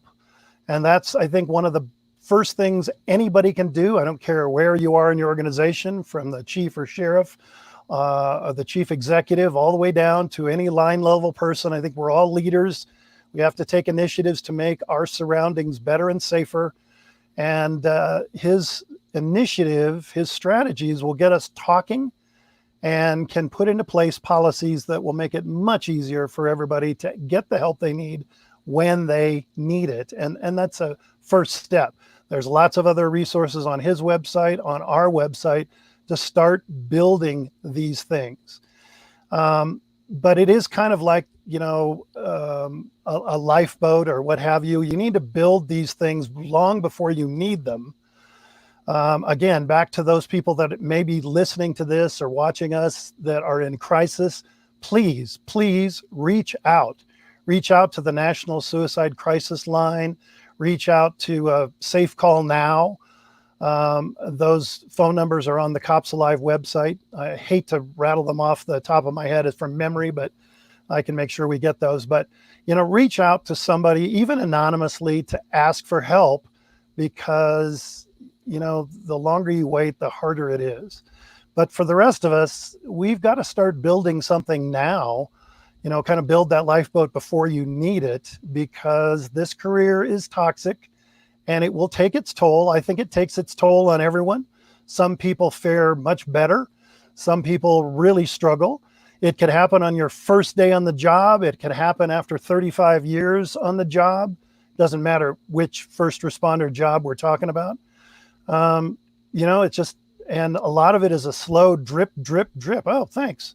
That's the Cops Alive website. So up in the upper right-hand corner, you'll see the Safe Call Now logo and their phone number. I think the National Suicide or Crisis Lifeline number is on there as well. Yeah, I always like to provide those resources for people as we're watching here. Thanks. Um, so if I mean you Okay. were talking to some people who are in the middle of all this, and they've reached out to their agency, but then their agency said, hey, you're on your own. You take some time off, figure it out. We're not going to pay you, and by the way, you can find your own counselor and pay for that yourself. Yeah, Is that that happens a lot. typical? Is that a typical response to these issues? Well, I would like to say I hope not, but I'm afraid sometime it is. Cops Alive, the site you just had up there, has been up for 12 or more years now. One of the most viewed posts going back probably 11 years was an article I wrote called the PTSD Paradox, the Police PTSD Paradox, I think is what it was entitled. And in that article, I used the term throwaway cops. And apparently that turns up on a lot of Google searches, and I get so much feedback about that. And I hear so many stories of trauma from fellow first responders that have found that article and can so resonate with it because, and I heard it in my career, if you don't like it here, don't let the door hit you in the ass on the way out. And, if you're not capable of handling the job, then move on, get another job, go work at Walmart, whatever they're going to say. But, I think it's pretty common. And that particular article that's been out there for a long time still brings in email that, I hear so many sad stories. So, let me do a shameless plug here for my book called Armor Yourself, How to Survive a Career in Law Enforcement. I think a lot of people in law enforcement read Kevin Gilmartin's book, Emotional Survival for Law Enforcement. I love his book. I love his teaching. He's endorsed my book. His book is much shorter. I wanted to write a short book. This thing is a textbook. It's way bigger than I had expected, but it's because I wanted to write the preventative strategies that people can use to try to build the foundation of mental, physical, emotional, and spiritual strength before they needed those things, starting as early in their career as possible. I wish it were a textbook at all police academies. I had plenty of academies tell me they love it and they're starting to integrate it. But, the reason the book is as big as it is, as comprehensive as it is because it's a comprehensive topic. And, people want a quick fix. Every January 1st, everybody's going to lose weight, stop smoking, make all these major changes. And they realize how difficult that is with all the other things going on in our lives. And so we let those kind of things drop by the wayside. But I'm afraid in our helping professions, we just can't do that. It's too important. What we do is too important. And so as they say in the airlines, put on your oxygen mask first, take care of yourself first, so you can help the people that you've promised that you would help, and you can do it to the best of your ability. And then work on your agency mechanisms and your community mechanisms to support you so that we can all be healthier and happier and more professional and, all of that. Well, we're talking with John Marks. He is with the Law Enforcement Survival Institute, and we're talking about a lot of different things, including mental health and PTS, PTSI, PTSD, all those acronyms that impact so many first responders. So, as a civilian. Before you go off on that, can I just tag onto what you just said? Oh, sure. One of the things I'm afraid of, just like the issue with stress, I think we love tags, we love labels. And so one of my frustrations is, now that they're expanding the clinical definitions of PTSD, et cetera, we love to have these labels, but to be perfectly honest, particularly with PTSD, the disorder, there are lots and lots of people out there that are suffering and they don't meet the threshold of the criteria for that label. And therefore they think, well, I'm okay or what have you. And we have to be careful about that. And one of the other things, I contemplated suicide. I started doing what I'm doing because of a friend's suicide. But my gosh, if we are focused on suicide, then we're focused way too late. We have got to start doing things earlier, and we have to be careful about those labels. Stress and trauma are, a slow drip, drip, drip that can happen, throughout a career. So you don't have to get to a threshold of a diagnosis to really need help. You have to start taking care of yourself now and recognize the early signs so that it is so much easier to treat than if you wait too long and you actually get a clinical diagnosis. What are some of those early signs that should be a red flag or a yellow flag that says, hey, I need to be aware? Well, first of all, let me just say I'm not a psychologist, and I have none of that memorized. I'm not going to read that off of a list. If people want to know, I know I saw some of the other guests. You're going to have plenty of people to talk about that specifically, but obviously a couple of them, nightmares and sleep disturbances in general. And later, as I get back to your earlier question about what can we do, I'll talk about sleep. But sleep disturbances can be a real problem, and they can be one of the first signs of something going on. Obviously, irritability and temper flares. Depression is a major issue certainly in law enforcement. I haven't seen statistics for corrections or fire service or EMS, but I'm sure it's there. And so obviously the signs of depression are something we could be looking for. And I'm speaking not only to us, but to our families, because I think our families are truly the first line of defense.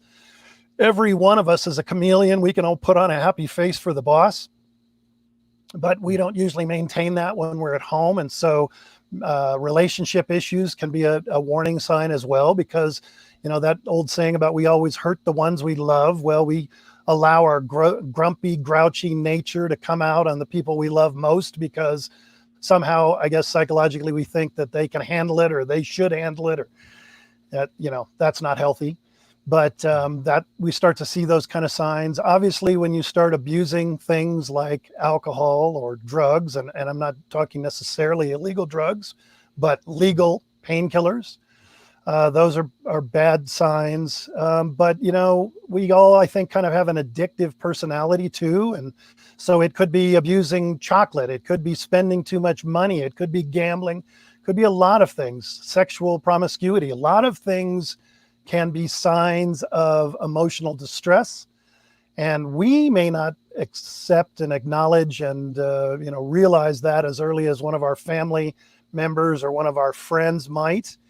Again, back to the issue of why I believe that proactive peer support is so important. And when I say proactive, I don't mean we've got a list of people you can call if you need them. I mean people that are blended into the organization, that work all the shifts. They work in the jail, they work in dispatch, they work in records, they work everywhere. They're in administration, and they're actively seeking people that need help. They're out there checking on people. They listen for calls that might have been traumatic or stressful. They follow up with people and find out how they're doing. That's proactive peer support. And that can be so helpful in trying to curb some of these things well before they become a big problem. Do you think that, do you know how many agencies have that active peer support? I sure can't give you any numbers, but I can tell you it's not enough. First of all, when you look, and again, I don't remember the statistics here, but I think it's 75% of the agencies in the United States have less than, let me remember, it's probably less than 50 officers, and like 85% of them, it's probably 25 officers. So the vast majority of agencies in our country, and that's just the United States, have a very small number of people. And that means they don't have the kind of services that the big, large agencies have, or even the medium-sized ones. But they still face the same traumas that the large agencies face. Every day. Yeah.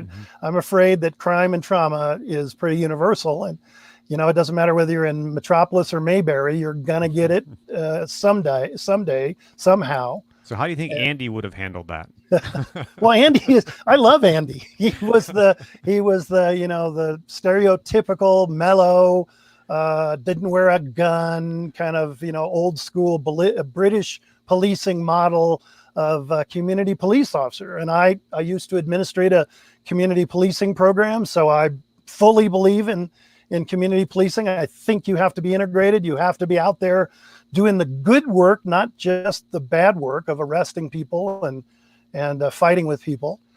And, I think Andy's mental health would probably be right up there. But, Checkpoint Chickadee Barney Fife is kind of the stereotypical nervous cop that, just, overreacts to everything. So that show did a really, really interesting job of looking at our profession from a tongue-in-cheek kind of approach, but we can learn from them. Sure. So and we talked to some other experts here recently about peer support, and I think also Brad Shepard's going to be on later, and he's a big advocate for peer support.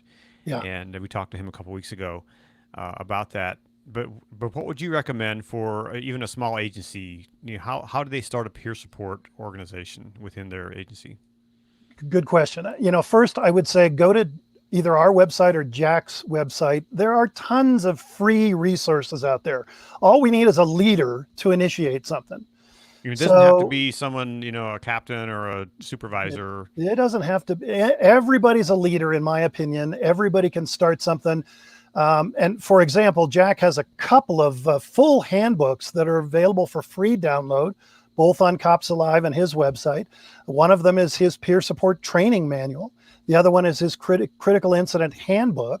So great documents to get started. I mean, I encourage you to get professional training, but if you have to start it from grassroots, then please start something. So go get the information, start learning about it. For small agencies, I truly recommend that they collaborate and do a regional idea for peer support. I'm starting to see that happen around our country more and more because we have so many rural areas.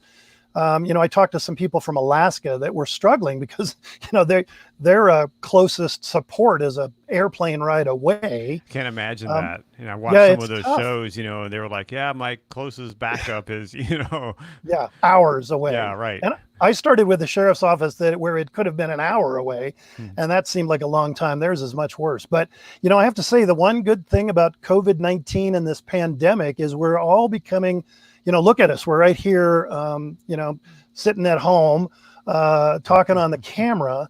And I think everyone is becoming more accepting of this kind of learning and this kind of relationship. And so a lot of organizations have gone to telehealth. They've gone to text support. There are lots of crisis hotlines. And then I think I'm seeing more regional peer support organizations where, if your agency needs some help, you're not going to be able to find anybody in your agency that can be impartial enough. So you call the regional network and somebody from a nearby agency will come or get on the phone or get on, Facebook or whatever and reach out to somebody as a support mechanism. So, there are some good sides of this pandemic where we're just changing the way we do business. And, we've got to start asking for help. And that doesn't mean saying, well, how you doing? Fine. You've got to get beyond that. And a good peer supporter is trained to get beyond fine and really find out what's going on, build some trust, and really get down to, let's work on this a little bit together.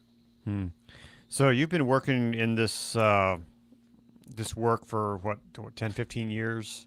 Yeah. Yeah. So you've been around the country and talked to a lot of people. Who's doing it right? It's hard to name names. We actually have my training program is called Armor Yourself. We also have an Armor Your Agency component of that is a training program to build all those support mechanisms like peer support, family support, survivor support, suicide prevention. There's a lot of things that agencies need to put in place, psychological support, a chaplain service. Anyway, we started that as a training program, but it's kind of become a research project because we're looking for model agencies. Camden, New Jersey comes to my mind. It was just in the news just this week. I think the New York Times had another article. I've been hearing about Camden. Lots of places that are doing, good, positive kind of community interaction work to build relationships with their community have usually started with building networks within their own organization. So if people want to try to learn to build something, reach out to me, reach out to us.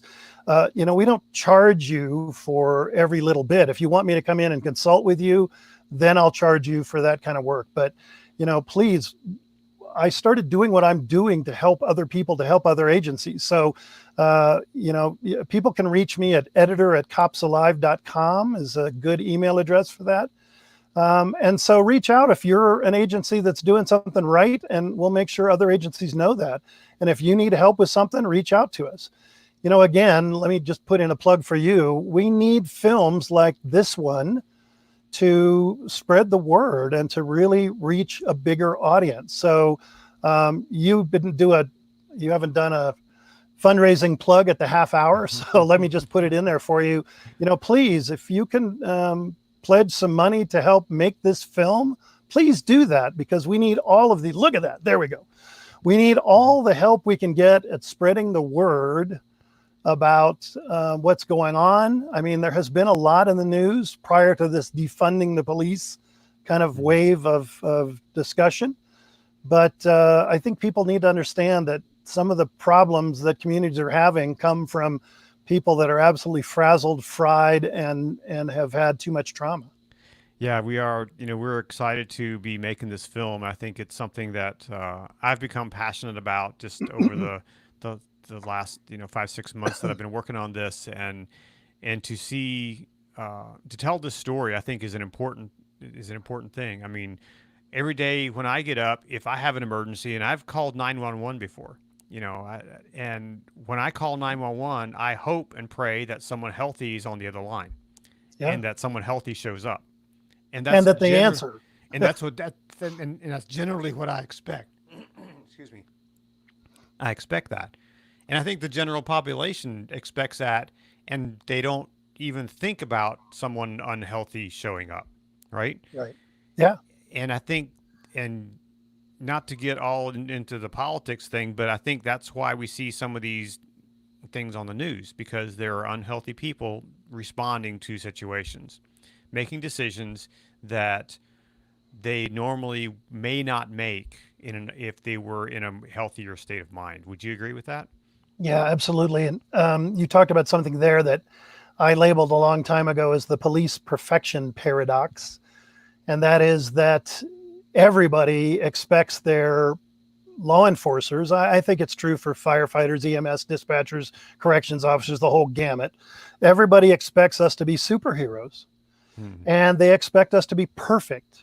And one side effect of that is we get that bug too, and we start to think, I'm invincible, I'm perfect, I can handle this, I can suck it up, I'll be better tomorrow. And it works against us. That's why it's a paradox, because it's not true. It's not reality. We are human beings. We're not machines. There is no RoboCop just yet. And, so we have to be cared for just like any other human being. And one of my biggest frustrations is that I think we ought to be treated like professional athletes, because that's what we are. Sometimes we don't look like professional athletes. We don't act like professional athletes, but that's what the public expects. And I take American football as an example. You watch somebody get injured on the football field, they drop down, all these people rush out to help them. They dote over them for a minute. If they can go back to playing, they go back to playing. If not, they help them walk off the field. But then the camera is more interested in what's going on with them. So the camera is now watching them on the sidelines as they get their ankle taped up. And, we want to get them back into the game, got to get them back into the game. And why don't we think that way with our first responders? Why don't we, why don't they have masseuses and fitness trainers and nutritionists and this whole team of people taking care of us, so we are the absolute best we can be, and we check on them every day to make sure that they're still doing okay. There's a psychologist there making sure you're okay. Why don't we have that kind of mentality instead of, this throw them away, let them be broken kind of mentality. And then we work against our own psyche by saying, I'm okay, I can handle it. And it's just working against us. And just, on that point, our first responders, there are in our communities, in all of our communities, like we talked about last hour, they're in every single community in America, every single community in the world in some respect. Yeah. And so these are people who keep our community safe, who keep our community healthy, when there's issues. And if we're not taking care of them, what's a football player done for you?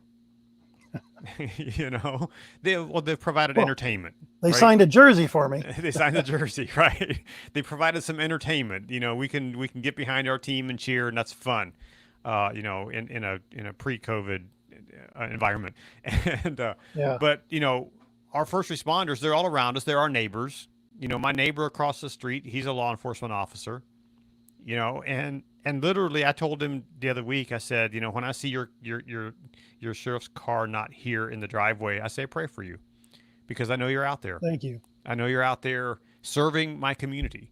You're putting your life on the line. You're taking time away from your family to serve the community.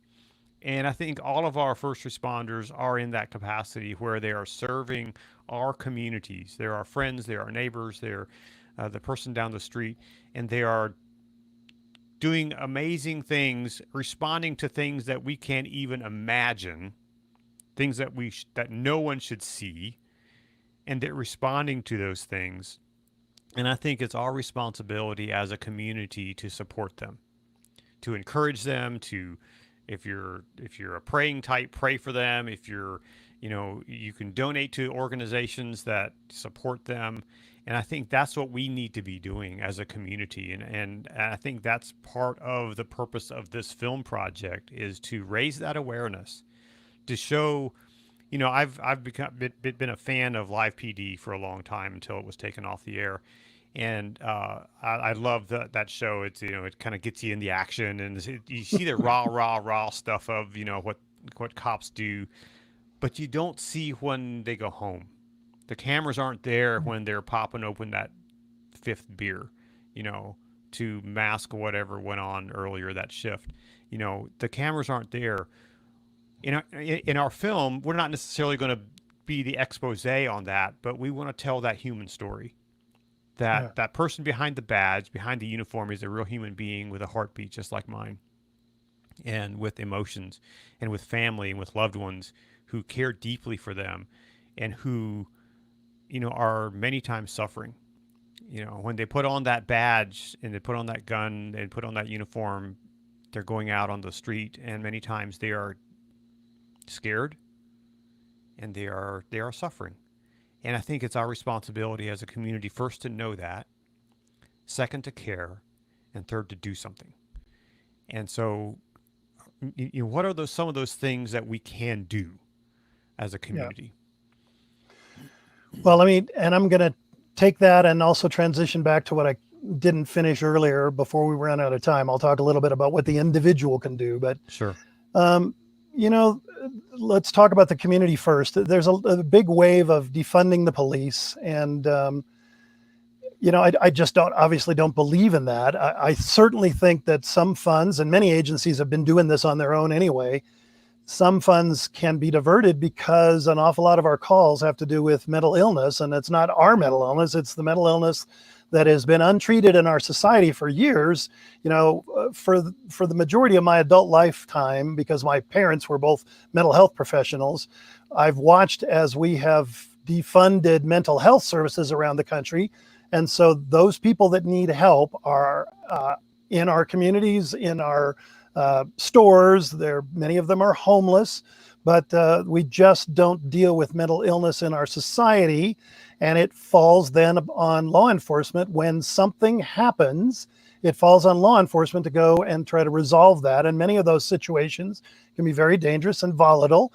Not necessarily all of them. I don't want to stigmatize mental illness. But, many agencies have started incorporating mental health responders either in the cars with law enforcement, or they're establishing other response teams of just mental health professionals to go and deal with a lot of the issues that may be sparking many issues that law enforcement confronts that are almost unresolvable. So I think as a community member, before you get angry at the police, go meet one. I still firmly believe that that the vast majority of anybody that gets into any first response job or, corrections, all of us, law enforcement, they're really good people that really want to help the community. And maybe that candle has been dimmed a little bit with all the trauma they've dealt with, but they're good people. And so, I started my career by doing ride-alongs. I encourage people to go ride along with the police and find out what the job is really like. It's not like it is on TV. Most times it's much more boring. Many times it's much more thrilling. I can attest to that just in the ride-alongs I've done. I mean, it's hours of boredom and moments of insanity. Yeah, and that's so true. So, we need to start building bridges, not increasing the divide. And so I'm thrilled when I hear celebrities, when I hear children, there's so many people trying to build bridges and try to build a stronger community. Community resilience is just as important as law enforcement resilience. And I think law enforcement are the best people to really sort of orchestrate that from a governmental point of view, because we're in the neighborhoods. Most other governmental services are there when you call, but the police are roaming around 24/7. So I just, as a community policing administrator, I wish we did more to build those bridges. So I would say to the community, let's work to build bridges. Lots of agencies have picnics and things where people can come together. They don't mind if you're angry and that you want to argue with them, but be respectful and listen to their side and let them listen to your side. And generally, every time one of those things happens, everybody comes away stronger and feeling better, and at least having some direction about how to make things better instead of just feeling anger and frustration and not knowing where to vent that. So if you don't mind, can I transition to a couple of things that I just want to, reiterate from what I mentioned earlier? Absolutely. I believe that every one of us, no matter what your job is, even family members, we all need to take care of ourselves physically, mentally, emotionally, and spiritually to endure what these jobs bring to us and what they bring home with us. So let's talk about that a little bit. I'm not a physical fitness expert, so I won't even go there. When I make references to, getting more physically fit, I tell you to go to Mayo Clinic. They have a 5-part physical fitness regime that talks about aerobic fitness, balance, flexibility, all kinds of things that most people forget in their workout. So start there. But physical fitness includes other things like a proper diet and getting enough sleep and getting enough water. It looks like I'm drinking coffee, but this is really water. So we've got to be hydrated. We've got to have a good diet. I think the easiest way to thank you. Good job.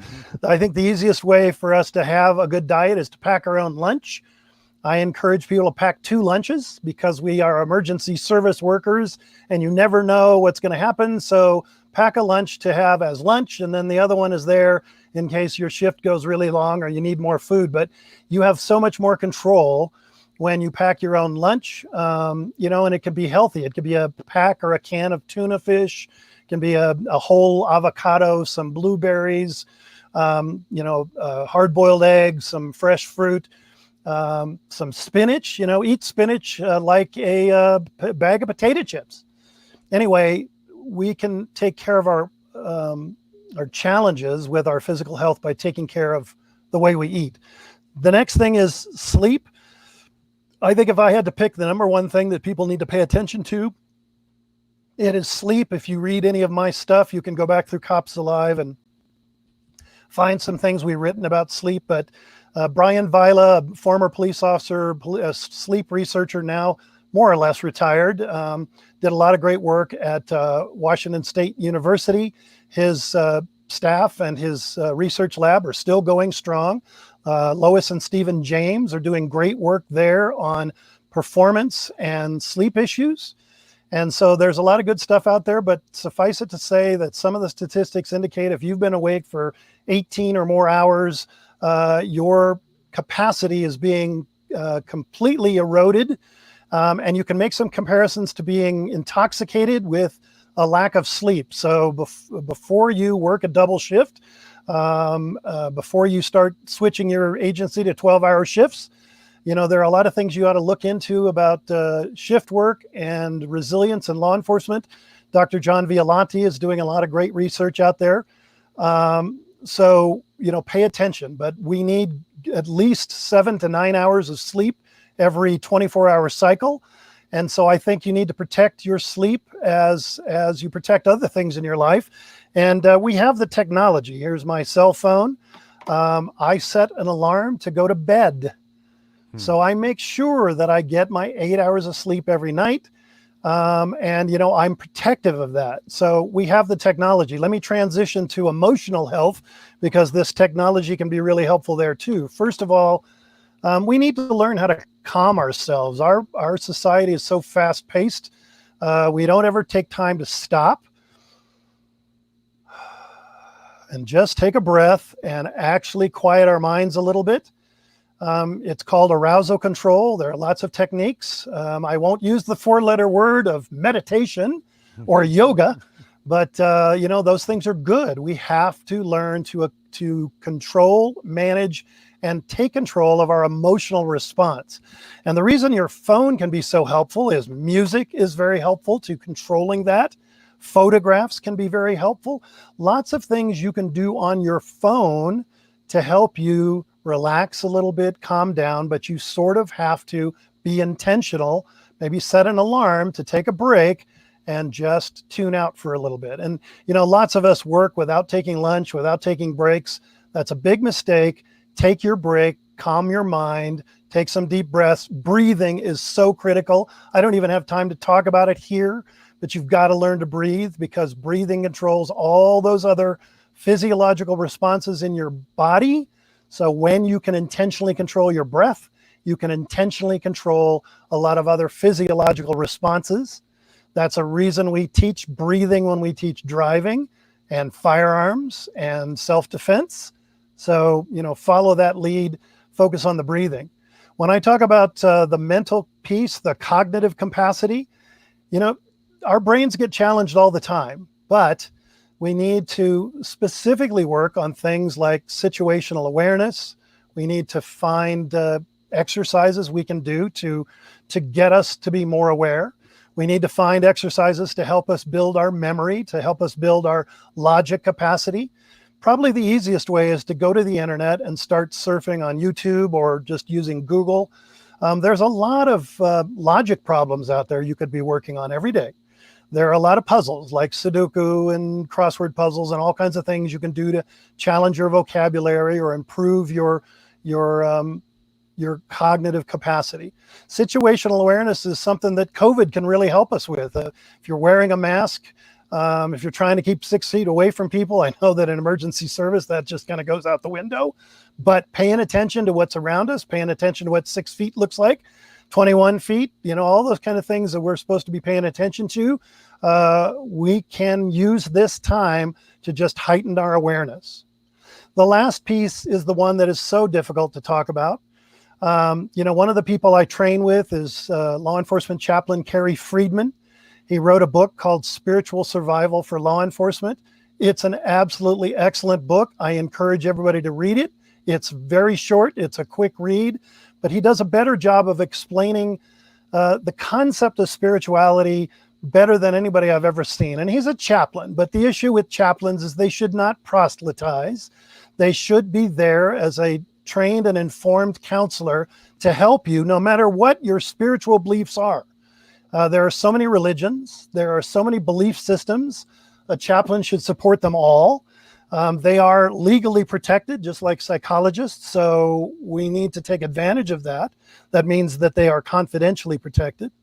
But in a nutshell, our spirituality is so much more than just religious belief, if you will, but it has to tie together. I mean, our spirituality is about our value systems, about what we believe in. Earlier, I talked about the Y2 formula. That other why is, why did you get into this profession? And why can that sustain you? I have to say, and I can speak from my own personal experience, when I contemplated suicide, I had completely lost touch with my why. Hmm. If you want to go to TED.com again and see another great TED talk, look for Simon Sinek. He's kind of a business consultant, a leadership consultant, and yet the International Chiefs Association had him as their keynote speaker 2 years in a row.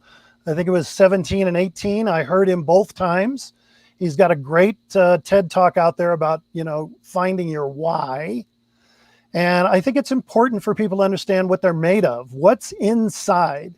Because I think what gets eroded, what leads us to suicide, what leads us to corruption, or lots of other things, addictions, is the loss of that guiding principle that is in us all, that if we don't cultivate it, it dims and we lose touch. And so spiritual conditioning is not like physical fitness. You don't go to the gym. You may go to someplace quiet.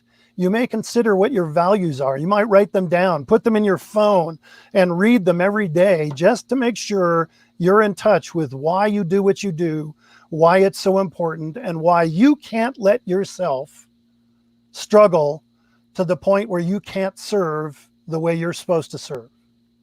Hmm. Wow, that was a lot to digest Of and to think course. about, and That's but why I wrote this big, heavy book. which you should plug again. Hold that book up and let people know where they can find it. Well, it's called Armor Yourself, How to Survive a Career in Law Enforcement. But to be honest, it doesn't matter what your career is. The principles are all the same. They're about human performance and conditioning. I was a cop. That's what I know, and that's what I suffered through. But anyone, I think, can read this. Someday, I asked one of my firefighter friends to help me rewrite it for firefighters, but it's just too thick. So probably next year, I'll re-edit it for a general audience. But you can find it at Amazon. You can find it at our website at armoryourself.com. Please do something to strengthen and condition yourself every day. It doesn't happen by accident. In fact, you will erode. All of your skills will erode. And the agency is not going to force you to train this way. You've got to do it yourself. You've got to have a calling and want to be the best you can be. So whether you're a Jedi Knight or a samurai or whatever, you align with, a Spartan, find a mechanism to get yourself to do this every day. Well, John, it's been a fascinating conversation with you, and I really Thank you. appreciate you joining us from Colorado. I know it's a couple hours earlier than it is here in Maryland, so thank you for your early Not a problem. arrival and being a part of this marathon day. We've been talking with John Marks. He's with the Law Enforcement Survival Institute. He's an author and a trainer, and here is a look again at his website.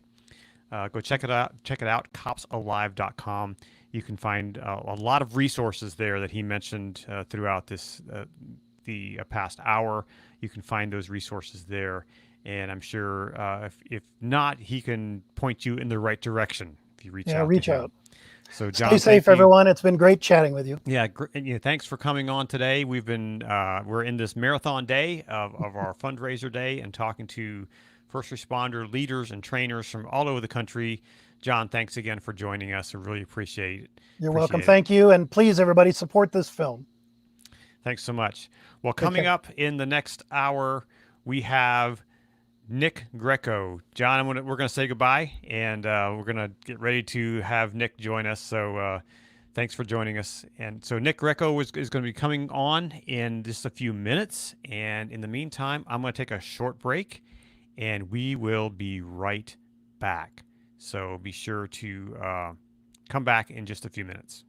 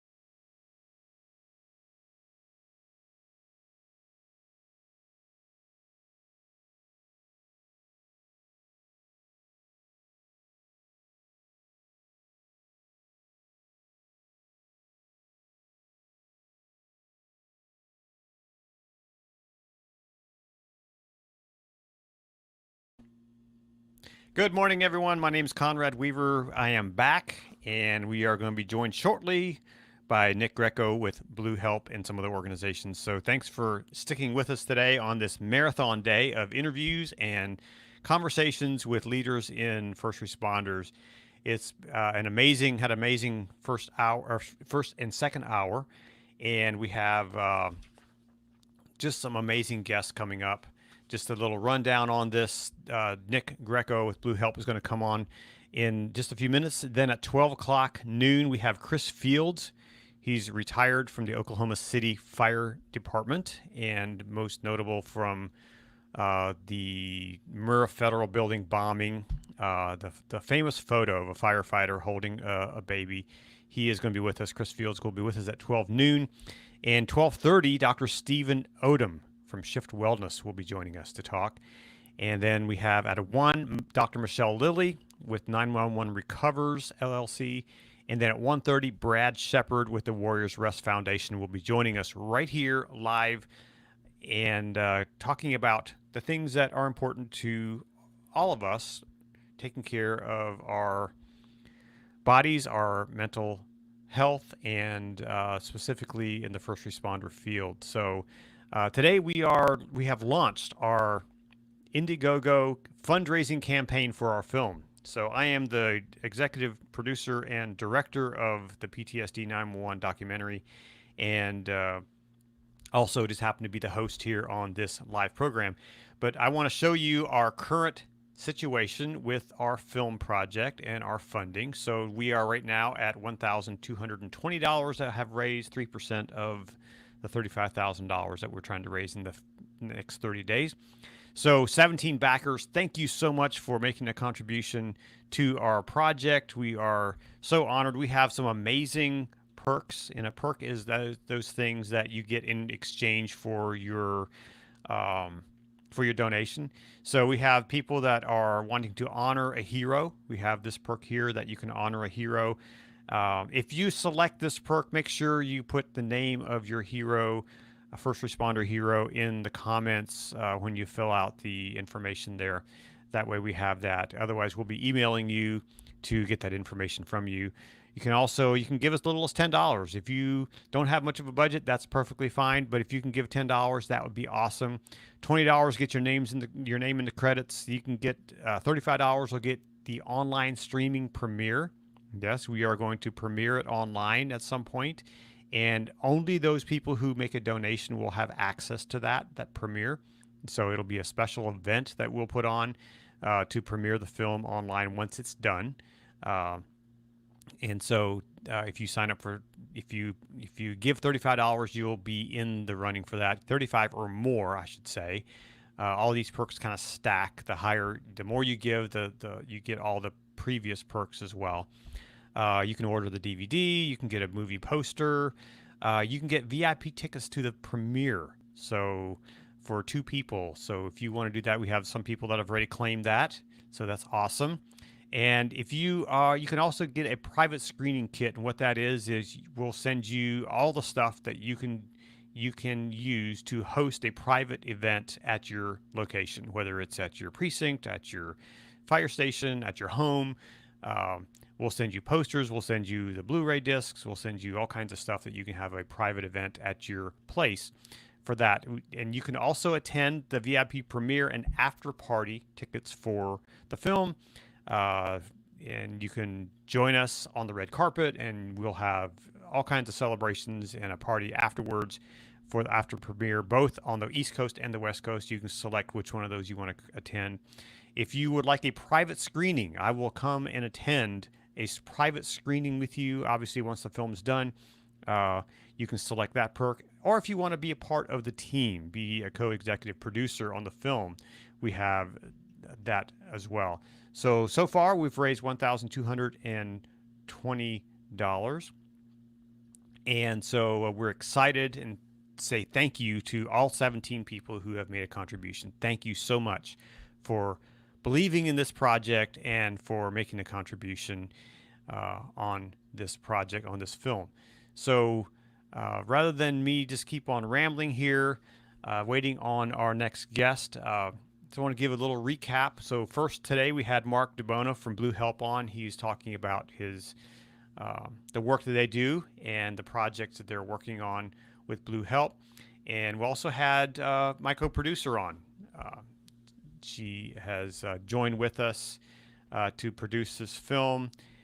Nancy Froman has joined with us, and she is a co-producer on the film, and so excited to have her on board to help produce this project. And thankful that she's made a commitment to be a part of this. And one reason we're raising money is just to be able to produce this film. We can't produce this film without funds. So far, we've been working. We're working for free.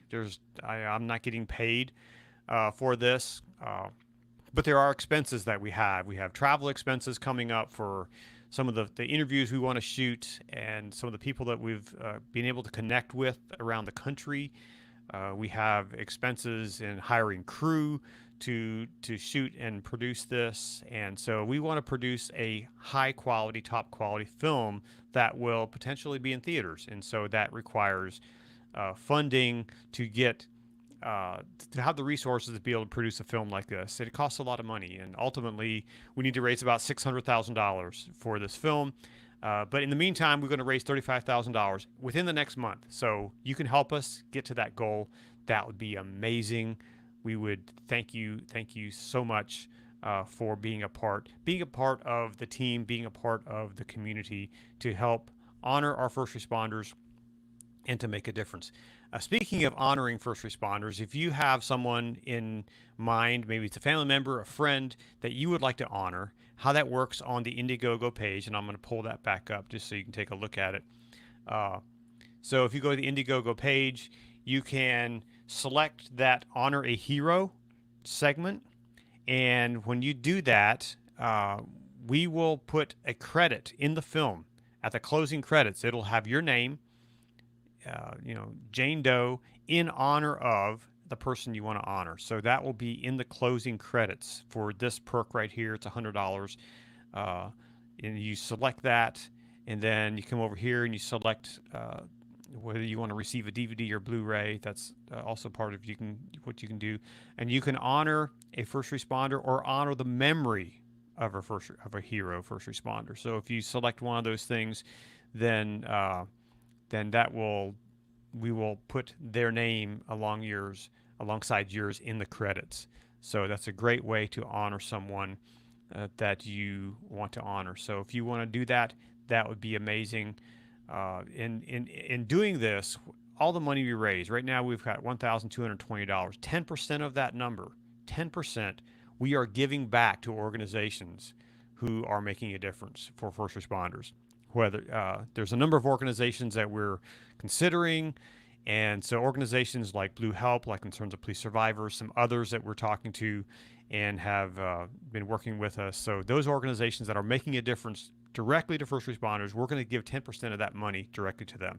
So whether we raise $30,000 or we raise $30 million, 10% of that will go to those organizations to help them, because we believe in giving back. We believe in making a difference directly to those first responders. And what this film will do, it will tell the story that needs to be told, that so many people maybe don't understand, of what's going on with first responders around the country. And so that's what this film will do. And if you haven't seen the trailer, go to our website, go to our Indiegogo page, and click on the link to watch the trailer. It's really a powerful piece that will really tell you a little bit about what we're going to be doing with this film. And so go to the website, go and watch the trailer, and see what this film's all about, and then make a contribution. And when you make a contribution, shout it out. Let the world know. Let the world know. You can do it anonymously. If you don't want your name associated with it, that's perfectly fine. You can do it anonymously. And but when you do that, share it with your friends and family and your network and your tribe. Let them know that this is available and that they should support. And actually challenge someone that you know to match what you gave or double what you gave. So if you gave $10, challenge someone, hey, you give $10. If you gave $100, challenge someone, hey, can you give $100? And in that way, we will get this whole thing funded. Because when the crowd works, how crowdfunding works is all of us working together to make a difference, to get this funded. So we need you. We need you to join with us and to partner with us to make a difference and to help us tell this story so that we can get this film produced and made. Here's the link, the bottom of the screen right here. So just be sure to go to this web address and go to our Indiegogo page and make a contribution today. And in the meantime, we are going to see if we can round up Nick Greco, and he's going to be joining us shortly. And so I'll be back. I'm going to take a quick break, and I'll be back in just a minute. And we'll continue the marathon. Thank you for making a contribution. Thank you for sharing. Thank you for telling the world about it. And I'll be back in just a minute.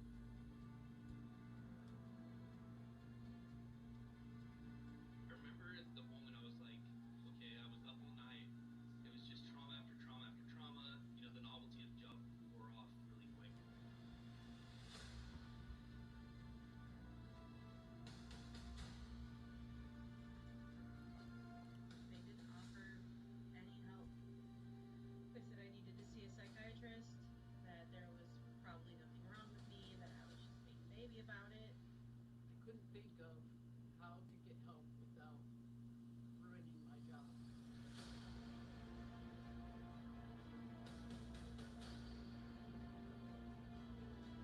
I know personally, on many occasions, that a police officer can go in and ask for help, and the chief will fire him. They forced me to resign because they just could not understand how that could affect me since I was just a dispatcher. I just thought to myself, if I can't do this job, what can I do? What else? I put all the eggs in this basket. Who am I if I'm not a firefighter? Yeah, 4 years till retirement, and I gotta be okay, and I gotta make it.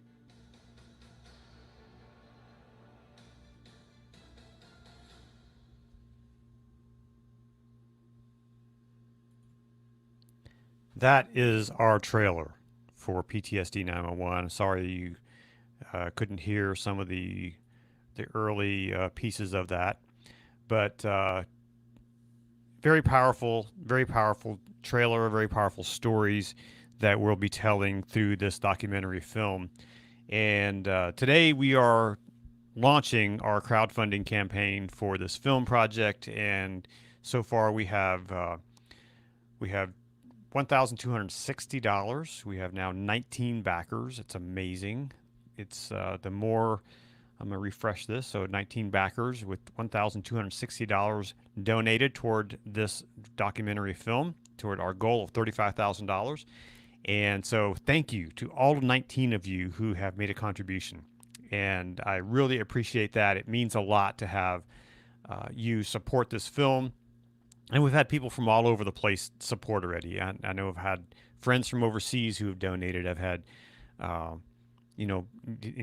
active members of law enforcement and other agencies who have donated. And so, and just friends that have donated. So thank you. If you are watching this and want to make a contribution, please go to our Indiegogo page. There's a link in the notes with this video. Go to that link and you'll go right to the page and you can make a contribution. We would so greatly appreciate it. We are in the middle of this campaign, in the middle of this marathon day. I'll be here all day talking to amazing people, and we're currently waiting on our next guest, Nick Greco, and we're trying to track him down to see where he's at.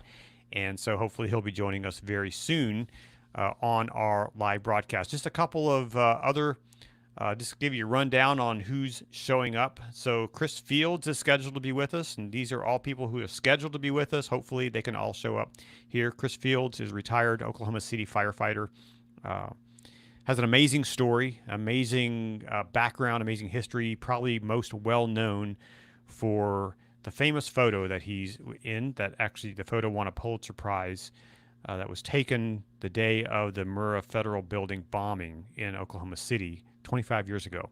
And he's a firefighter who was photographed holding a baby that they found in the rubble. And so Chris will be joining us at 12 noon Eastern Time.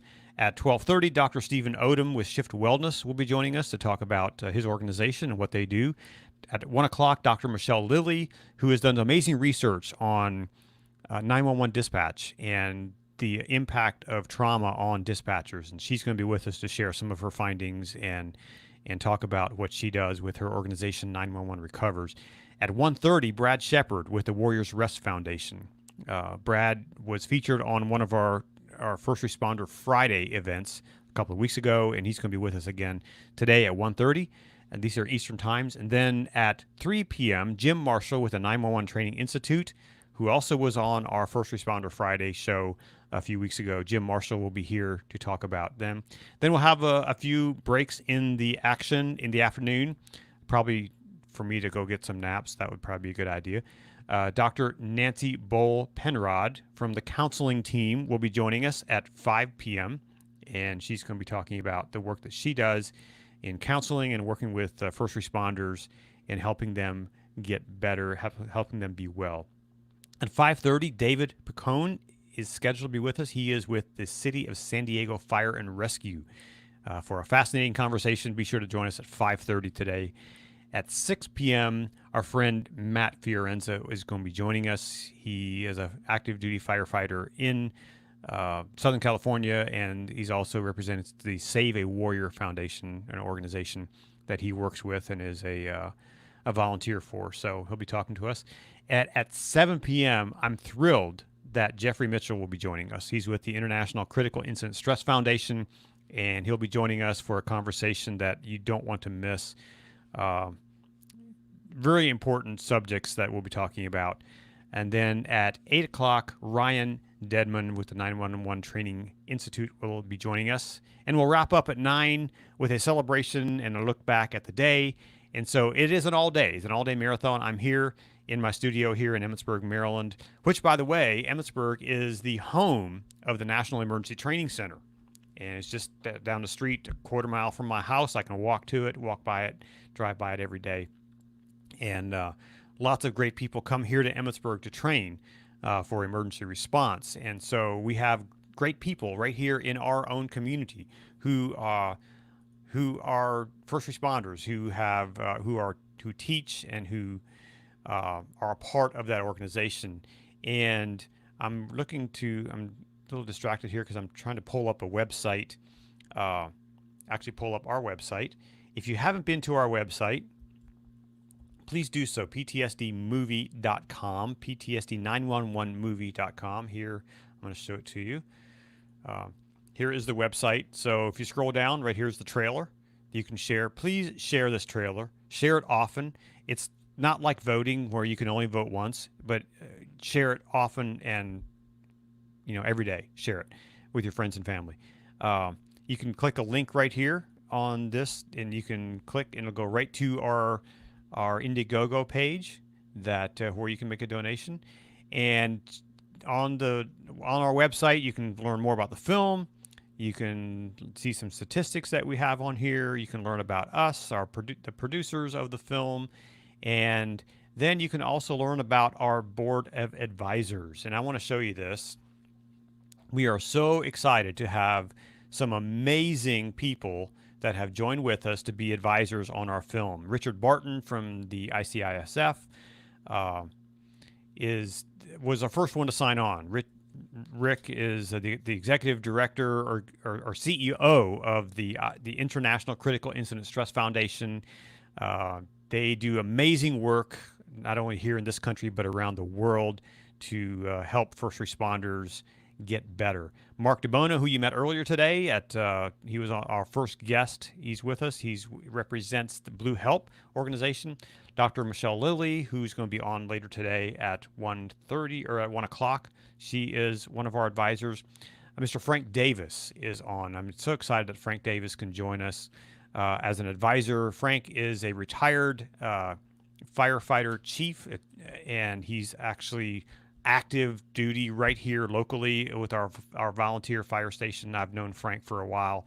He's an amazing guy and provides us some real world experience and insight into the life of firefighters, and especially the volunteer system, because he's a volunteer currently, was a paid firefighter for many, many years at some federal sites as a chief there, and so glad that Frank can join us. Monica Million, who is with NENA, the National Emergency Number Association, she is also one of our on our board of advisors, and excited to have her and the NENA organization represented through our film project.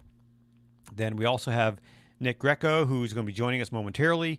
He does a variety of things. He's with Blue Help, and he's also does some educational things. So Nick will be he's on our board of advisors. Jim Marshall, who you'll meet later today, and he's with the 911 Training Institute, is one of our advisors. Chris Fields, who is going to be on here at noon today. Chris, I just talked about with the Oklahoma City Fire Department. And then finally, Steve Hirsch is a training officer for out in Kansas, and he is the president or the national chair of the National Volunteer Fire Council. So excited that he is one of our advisors on the film. We believe that making this film, we need to bring these people who are experts in their field so that we can tell a better story. That's why we've brought this amazing board of directors together. Also, we've had a number of endorsements and letters of support from organizations. You can check these out on our website, PTSD911movie.com.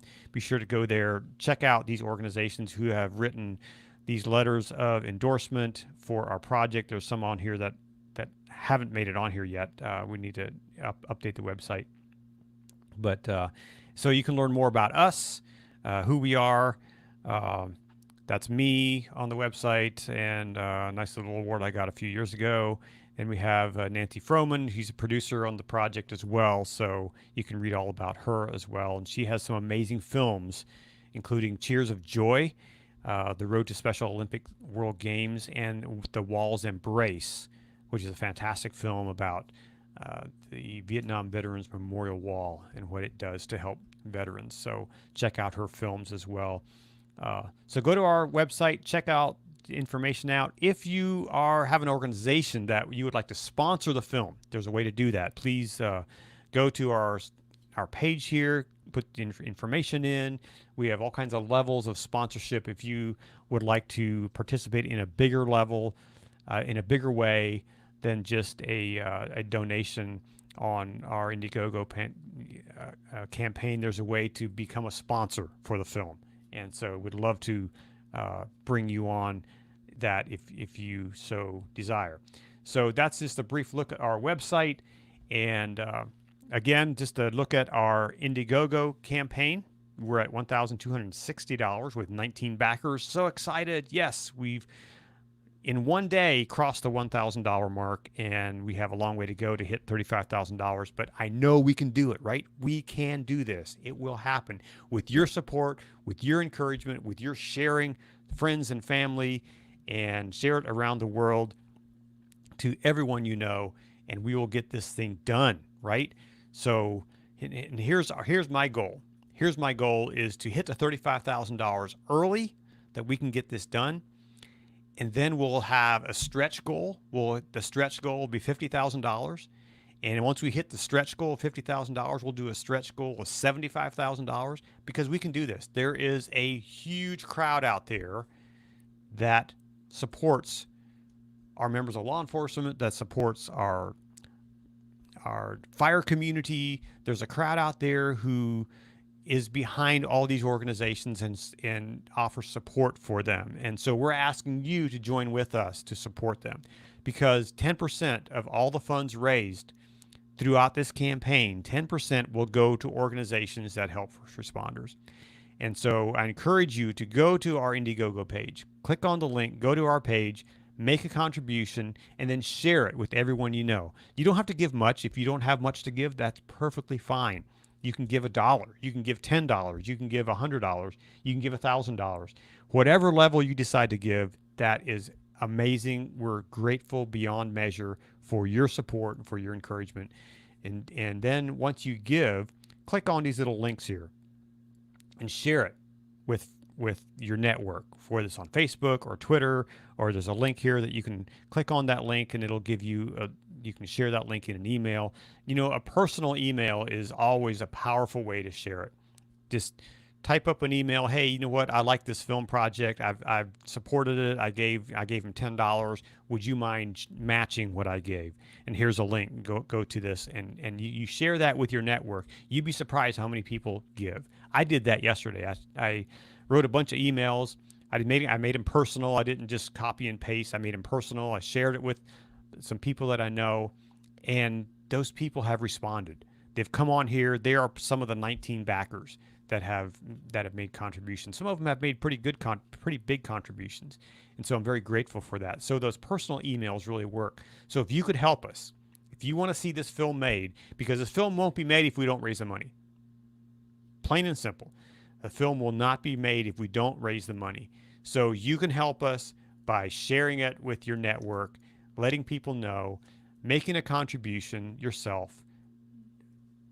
You know, save a few bucks on a cup of coffee and put it toward our film. You'll be thankful. You'll make you feel good, and you'll help us get this project done. So go to our Indiegogo page, make a contribution, and hey, you get some amazing perks, right? You get some amazing things. Uh, you can get your name in the credits. You can be a part of our exclusive online streaming, the premiere. The film will premiere in theaters around the country, but then we're going to premiere it online for only the backers, only people who uh, support this film at the $35 level or more will be able to access this live event online for the online streaming premiere. So be sure to sign up for that. Uh, any gift of over $35 or more, you'll have access to that. So check out our Indiegogo page, check out our website, then share it with your friends and family. Make a difference. Help us make a difference, and let's get this done. So, hey, if you are still hanging with us, we got some great guests coming up, and hopefully they can all make it. So we have some great guests coming up. Check out our Facebook page for the schedule, and we'll be talking to some amazing people from around the country over the next number of hours. I'll be here till 9 o'clock tonight, taking a few breaks as I need to throughout the day. But we got some great guests coming up. So please share it if you like what you're seeing and hearing. Share it with your friends and family and your network, and we would be so ever grateful. And hopefully, um, we'll make our goal today. My goal is to raise, hopefully today. I think here's what we need to do. Right, let's raise $10,000 today. Will you help me raise $10,000? 35,000 is a lot, so let's cut it down. Let's raise $10,000 today. Can you help us do that? So breaking it down, $10,000. If we have 100 people giving, I'm not really good at math. Uh, if we have 100 people giving $100, we hit $10,000. If we have 1,000 people giving $10, we raise $10,000. So let's get it. Let's raise $10,000 today. Will you help us do that? Will you? I can't hear you. Yeah. Put a comment below. Put a comment. If you are going to give today, put a comment down here and let me know how much you're going to give. Let's raise $10,000 today. Do it. Share it. Right now with this video, I know I'm not the most handsome guy to look at, but share the video with your friends. Maybe do a watch party. Say, hey, we got some great people coming up. There's going to be some amazing guests, and let's support this project and let's hit our goal of $10,000 today. Can we do that? Will you help me? Will you come along and help us? I made a contribution. I made one of those 19 backers. I made a contribution on there. My co-producer also made a contribution on there. So we are invested. We are putting our own money where our mouth is and giving. And so many others have done so far, but we need many, many more. We need thousands of people on this page. We need thousands of people to make a contribution on this page. And so will you be one of those to help us get to $10,000 today? That would be just amazing. I would be so grateful for that. So will you do it? Thanks. So I'm gonna take another quick break and see if we can track down our guest that is supposed to be with us, and I'll be right back. Stay tuned. Take care.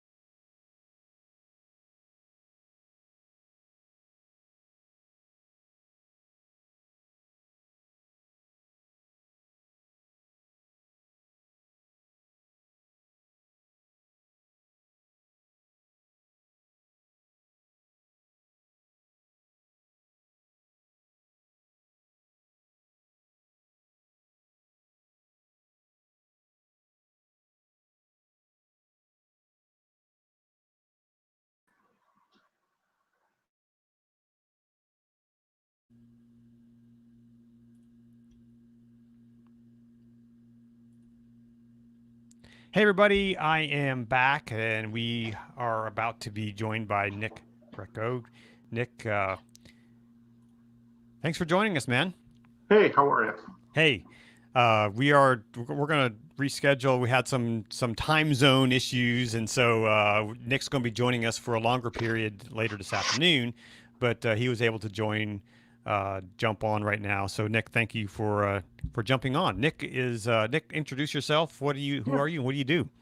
Yeah, so I am a board member of Blue Help. Blue Help is one of the only organizations that is working to prevent suicide, and as well as we're one of the only organizations really doing the tracking of suicide. Last year we had 228 suicides in law enforcement, and we are up to 91 suicides this year.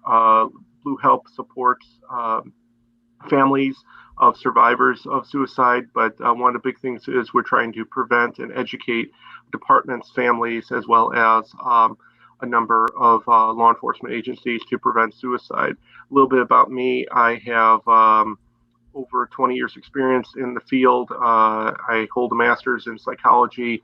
I'm a trainer, police trainer for CIT and various other courses. I train a lot of individuals over the years. I have my own training consulting company, C3 Education and Research. So very much based in officer wellness and in trying to make sure that we have the safest officers, both mentally and physically, on the street. Yeah. So, and also Nick has joined with us as an advisor for our film project, PTSD 911. And so, Nick, thank you for doing that. Thank you for being a part of the team to help make this film. What makes you want to be a part of this project? Well, I think really there's so much misconceptions, and the public doesn't understand the complexity of the job, that these are human beings doing a job that is day in and day out inherently dangerous. If we look at the social unrest that we're seeing in the country and the total 180 that has been toward law enforcement right now, that is weighing heavily on officers. But I had joined this project earlier this year, and the reason is our officers are, and really not just our law enforcement officers, but our first responders, our EMS, our dispatchers, our firefighters, all of them do day in and day out extreme work. They do their work is very noble, and all of these officers deserve to get treatment when they need it, without stigma, without any kind of confusion as to if they're going to lose their job, if they're not going to have their livelihood. It's very important that we have treatments at hand, that we shine a light on what has really been a very quiet and something not talked about, very taboo subject, and that is suicide and mental health. We can't expect people, human beings, to see officers being shot, murders, rapes, accidents, and not come away from that unscathed. So, this project is inherently important for that reason. And even during this time when there's so many false narratives, and I will say it, there are false narratives being proposed about police, defunding police, and we're seeing some of those effects now in New York, in Chicago, in Philadelphia, Baltimore. Defunding police is not going to work. All these things are, reactionary to very isolated incidents. The inconvenient truth is that when we look at the amount of murders and such per capita in our cities, those are being done by criminals to each other, not by police officers harming other individuals. Police officers do not go out there to harm the public. Do we have to get any kind of bad apples removed? Yeah, we do need to get bad apples removed. Just like in any other profession, we need to have,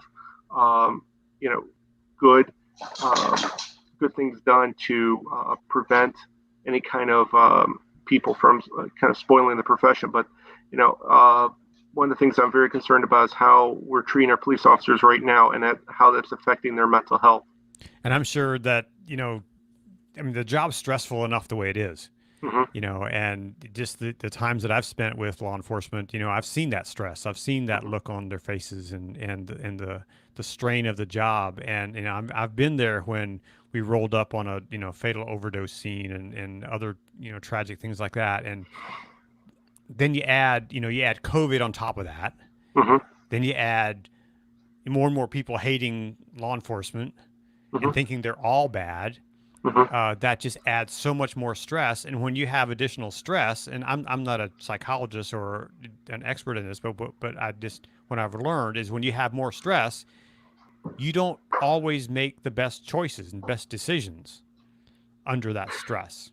Yeah, it's your brain is somewhat hijacked when we're under a tremendous amount of stress, and we're not dealing with that stress. It's building up over and over and over. And as it builds up, it has to be released somehow. And we try to prevent that negative release. So if we're seeing a therapist, if we have ways to de-stress, healthy ways to de-stress, exercise, hobbies, all those types of things can make a big effect on the psyche of the individual.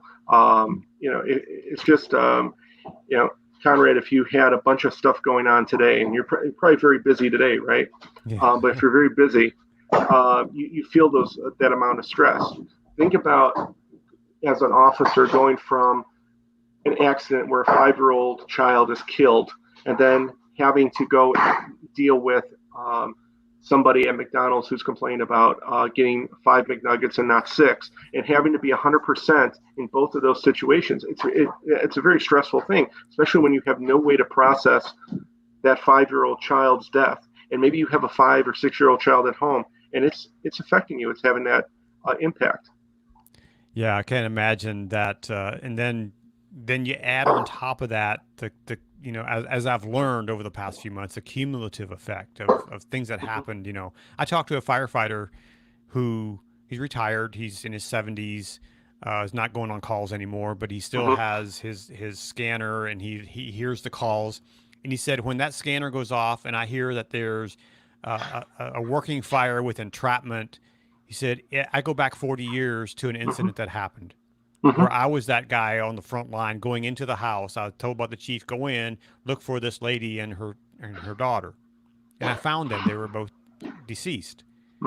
He said, I go back to that when I hear that alarm go off. And so that cumulative effect, for those who are still actively working, you're dealing with all that on top of the current stress. And so it's no wonder we see things on the front page of the newspaper or in the news, when things happen. I mean, if there were filmmakers out there with all that kind of stress and would do crazy things, yeah, I'd be on the front page of the news too, right? Because I did something stupid. But if we look at the majority of police officers, they don't do foolish things. Right, exactly. And, when you talk about the cumulative stress, there's also something called the highlight reel, which you just talked about when they have the firemen going back 40 years.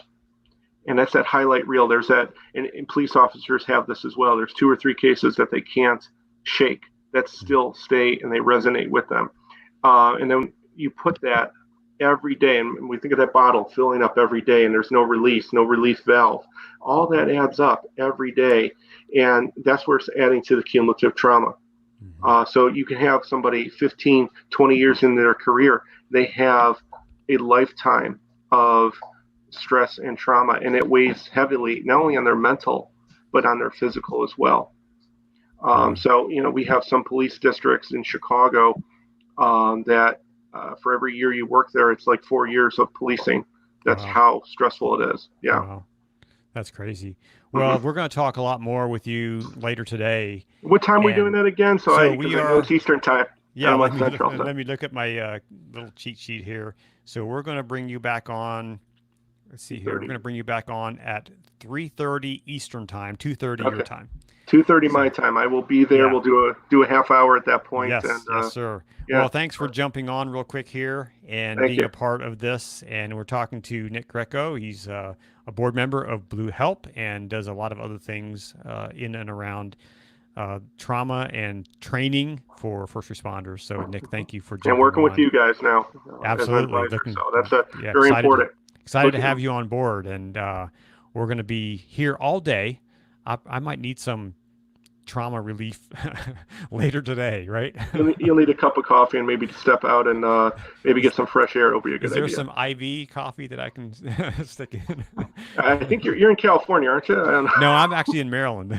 Oh, okay. Yeah. Well, I don't know. Just get some, get some crab cakes. Right, exactly. That'll help you. Yeah, thanks All for right. joining us, Nick. Talk to you later. All right, take care. Well, you are watching the live all-day marathon here on Facebook and YouTube, and we are about to be joined by a new friend of mine that I met just a couple of weeks ago, and I'm going to bring him on. Chris Fields, welcome to the live show. Can I Hello, hear sir. you? How are you? I'm trying I'm to get good. adjusted here. Yeah, Can no you- problem. This can is you- kind of a, we're just kind of casual here going about our thing, and we've been broadcasting live now since 9 a.m. Eastern time, and I have a few Excellent. more hours to go before I get another break. But Chris, introduce break. yourself. Tell me who you are and what do you do?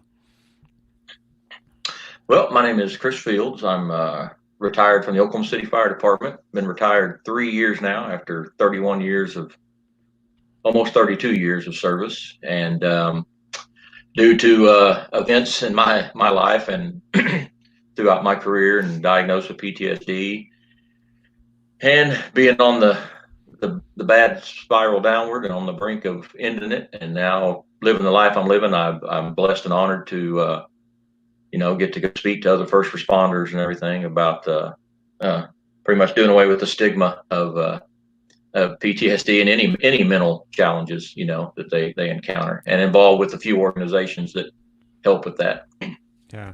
Well, Chris, it's a privilege for me to have you on the program today. And also I want to say that Chris has just recently come on as an advisor for us on PTSD911, the movie.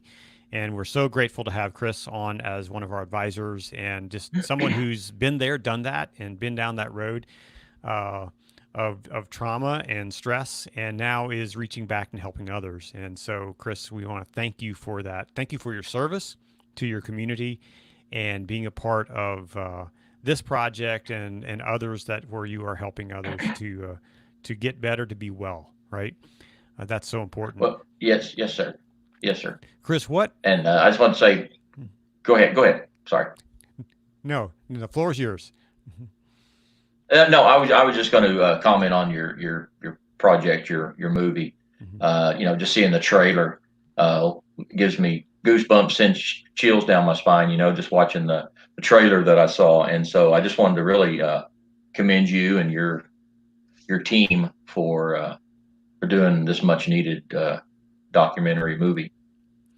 Yeah, well, it's a privilege to tell these stories, and it's a privilege to anytime I have anybody to sit them in front of a camera and they tell their story, it's always it's an honor for me to do that. And so, especially for this story with people like yourself who serve our communities, who really sacrifice a lot to serve the communities. And I know as a firefighter, I mean, you guys, did you guys have 24-hour shifts there? So you're away from your family and you're out there working, and you're up in the middle of the night, sometimes multiple times, right? Oh yeah, definitely. 24-hour shifts were I think my wife's had a tougher time adjusting to me being home. I think me being away for 24 hours was her time. So, but yeah. So you have quite a story, and as I mentioned earlier, kind of in the lead up to Chris coming on board, Chris is probably most well known for a photo.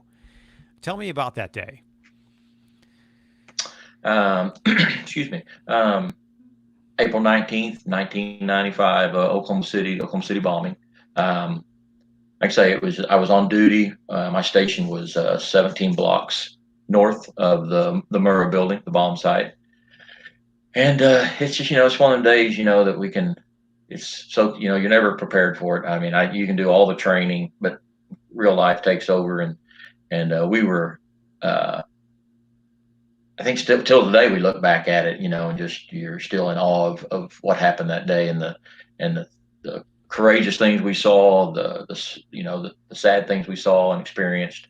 And but one of the first things that I encountered was, of course, the photo resulted from it was a police officer, John Avery, was carrying Bailey, and he just said, I have a critical infant, is what he was screaming. And I talked to John now and still, and I think he said I was like the third person that he came across that finally, said, "Here, I'll take her." And that's just what I did. I took her and checked her for any signs of life.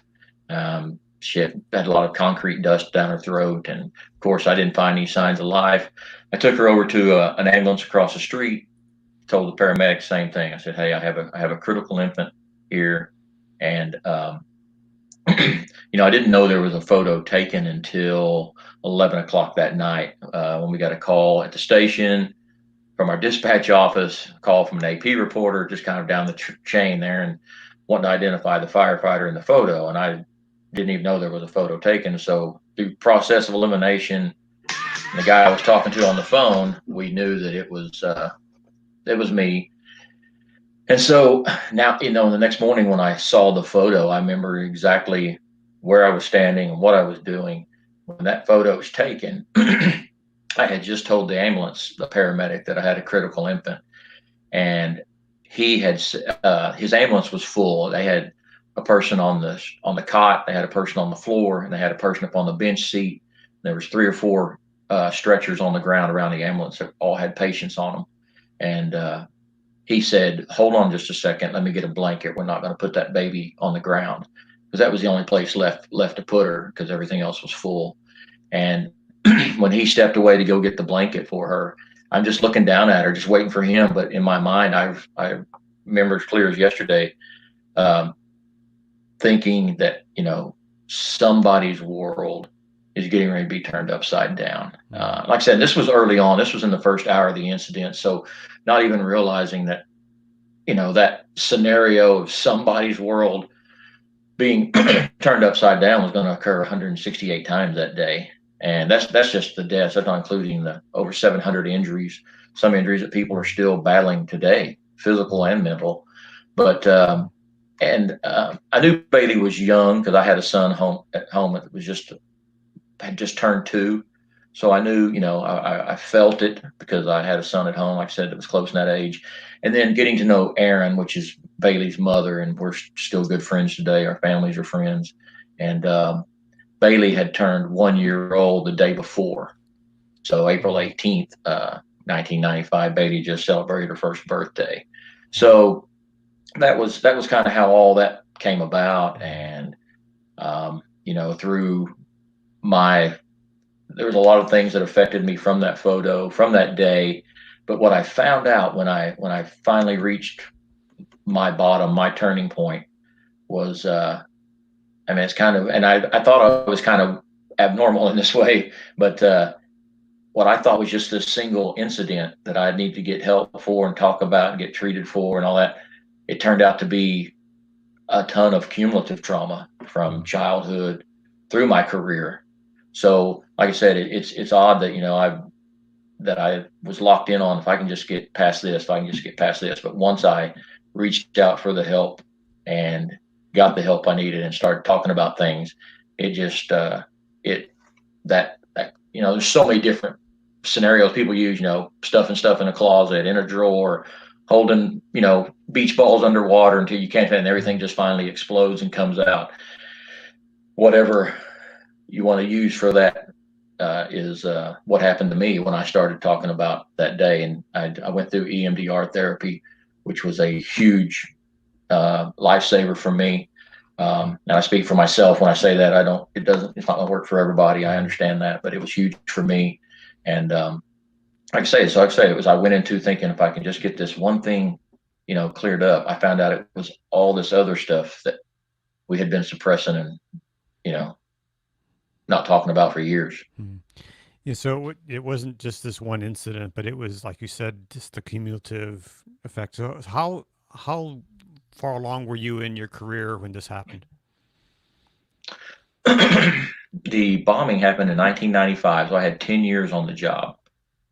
Um, excuse me, I played the game, uh, putting on the little false front for everybody for like almost 9 years, Mm. Mark. I mean, it was, and it wasn't really that hard at the time, because in my mind and what I was dealing with was just really thinking about, the bombing and that kind of stuff. And then it's about 9 years later, I didn't know what a trigger was at the time. I didn't even know I could have a trigger, but we had bought a house. We were putting a pool in the backyard, and I was helping the guys bust out some of my patio with a jackhammer. And it started raining, and a lot of people don't know it rained the night of the Oklahoma City bombing, and there's that smell of wet concrete dust. And it started raining while I was busting out my patio, and I caught a smell of wet concrete dust. And I mean, I didn't like freak out or pass out or drop to my knees or anything, but in my mind, I thought, oh my God, that smells just. I mean, I went straight back to that evening inside the Murrah building, Wow. and that from that day is when I really noticed the the uh, the little bouts of depression that I used to be able to hide, and the little bouts of anger and isolation that I was seeking, and all that. It came harder and harder uh, to hide it, and I did a great job hiding it in front of my peers, Mm. guys and girls I worked with, and my superiors, and the people that worked under me.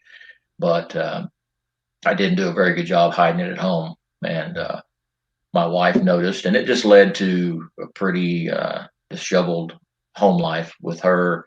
And in her defense, she doesn't know what to do, how to handle it. Mhm. And when I'm not answering questions, my isolation, my depression, my pulling myself away from my family, when I'm not able to tell her what it is, she thinks it's her.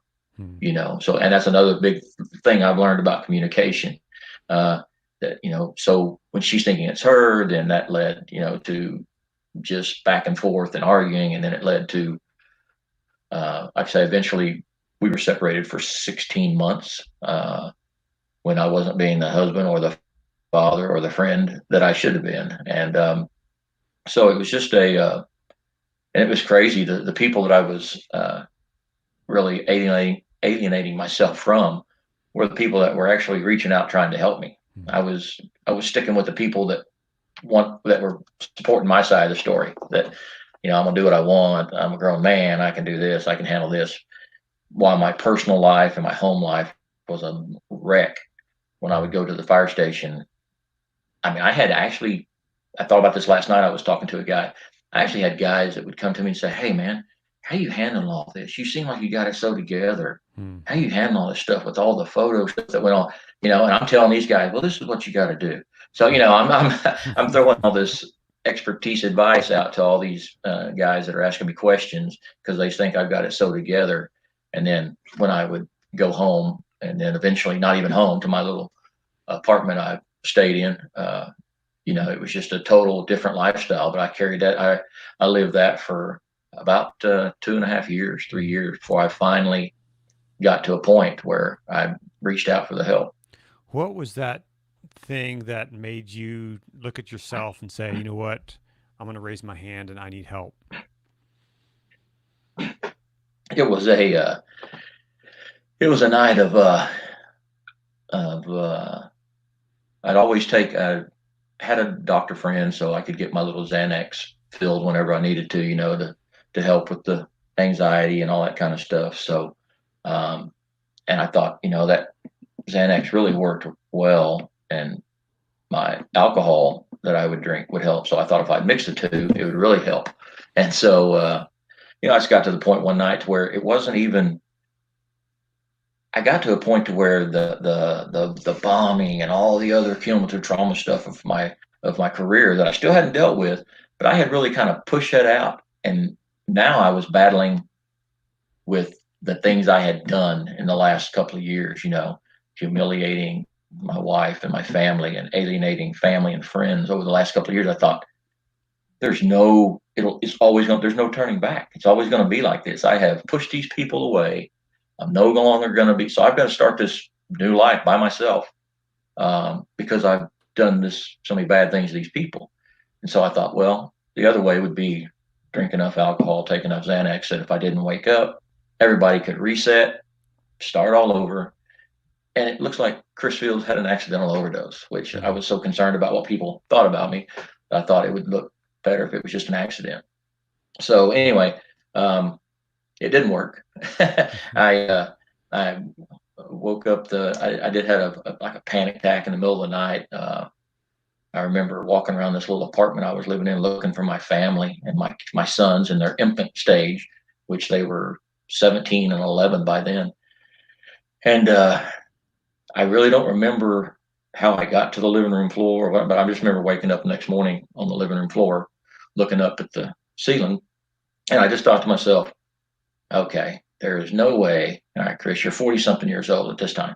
I said, there's no way that this is your purpose. There's no way that this is, God's purpose in your life or what you're meant to do. I didn't think I would end up speaking to people about it. And, I just knew that I needed to be a father, a husband, a friend. That's what when I said my purpose and my role, that's what I was envisioning. So I called my wife and just told her, I said, I'm ready to come home. And when she said, come on, I knew right then that I thought, wow, okay, she's got enough grace, been given enough grace to forgive me that I think everything's going to work out. And what I always tell people is when I finally reached out for the help, the people that were reaching back to help me were the exact same people that I had humiliated, alienated, embarrassed, pushed away. Those were the exact same people that were reaching back out to help me. Wow, it's and I'm sure, as you know, you're not the only one. This is prevalent, probably in every fire station in the country. It's it's fire station, police stations, dispatch offices. The dispatchers are often forgotten as first responders when they are the first link to any first responder call, unless somebody happens to stop in the station or flag you down or something. And the dispatchers have to deal with so much, and they're not able to do anything. They just have to sit there and listen to these panic voices. And so I think it's prevalent. The guy I was talking to last night, a police officer from Virginia. I mean, our stories just mirrored each other as far as how we handled things and the things we went through, and the reasons we didn't speak out. Still to this day, it's if I have, like I say, I'm blessed and have the privilege to go speak at some first responder events and stuff, and I'll sit up there and talk, for an hour and get done. And you're thinking in your mind, well, it felt like I wonder if I had an impact. That's sometimes I can see people out in the audience nodding, or I can see spouses nodding, like you're describing my spouse. But I'll have people come up to me afterwards, and that's when I know the stigma is still there. I mean, I just got up there and told my story, and it's at a peer support deal. And I'll have people come up and go, hey, kind of do the look around, make sure nobody's, they go, you described me up there. I feel that same thing. And I'm going, and so we talk and everything, but that just tells me that that's how strong the stigma is, that you can be at an event for first responders talking about mental health, and they're still apprehensive about, admitting that they're struggling. What needs to change specifically in the fire community, because that's where you're from? What needs to change in that to get to where it's okay to raise your hand and ask for help? Well, I've seen a huge change in the peer support systems that are being built in the fire service. But as with everything, man, it has to start at the top. You have to get these fire chiefs and these city officials, even the city officials, on board with it. Because guys and girls don't want to be singled out. They don't want to be. I mean, it's big enough that it's pretty heroic to step forward and say you need help.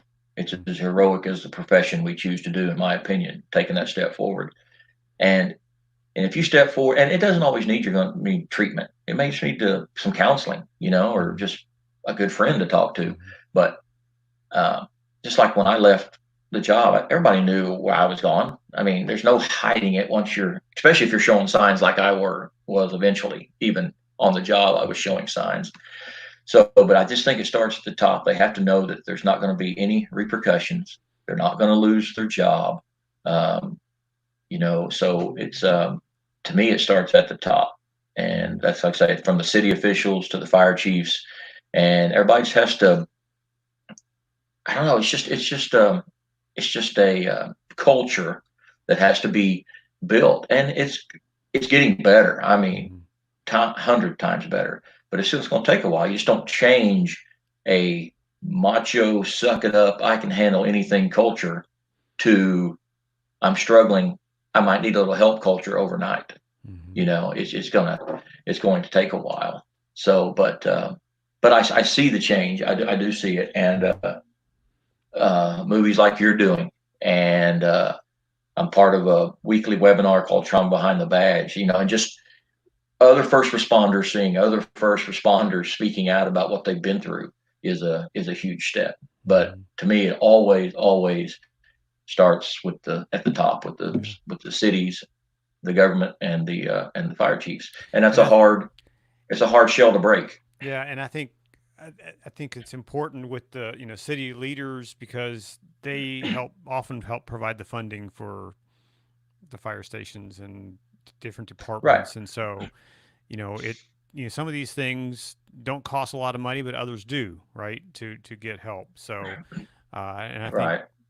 getting city leaders to understand this. It's one of my goals with the film, is to get this in front of those leaders, is to help Yes, them definitely. understand this issue, and so that they can pass legislation, they can do whatever they need to do to release those funds. I mean, to better help these agencies and these individuals who are struggling, and Right.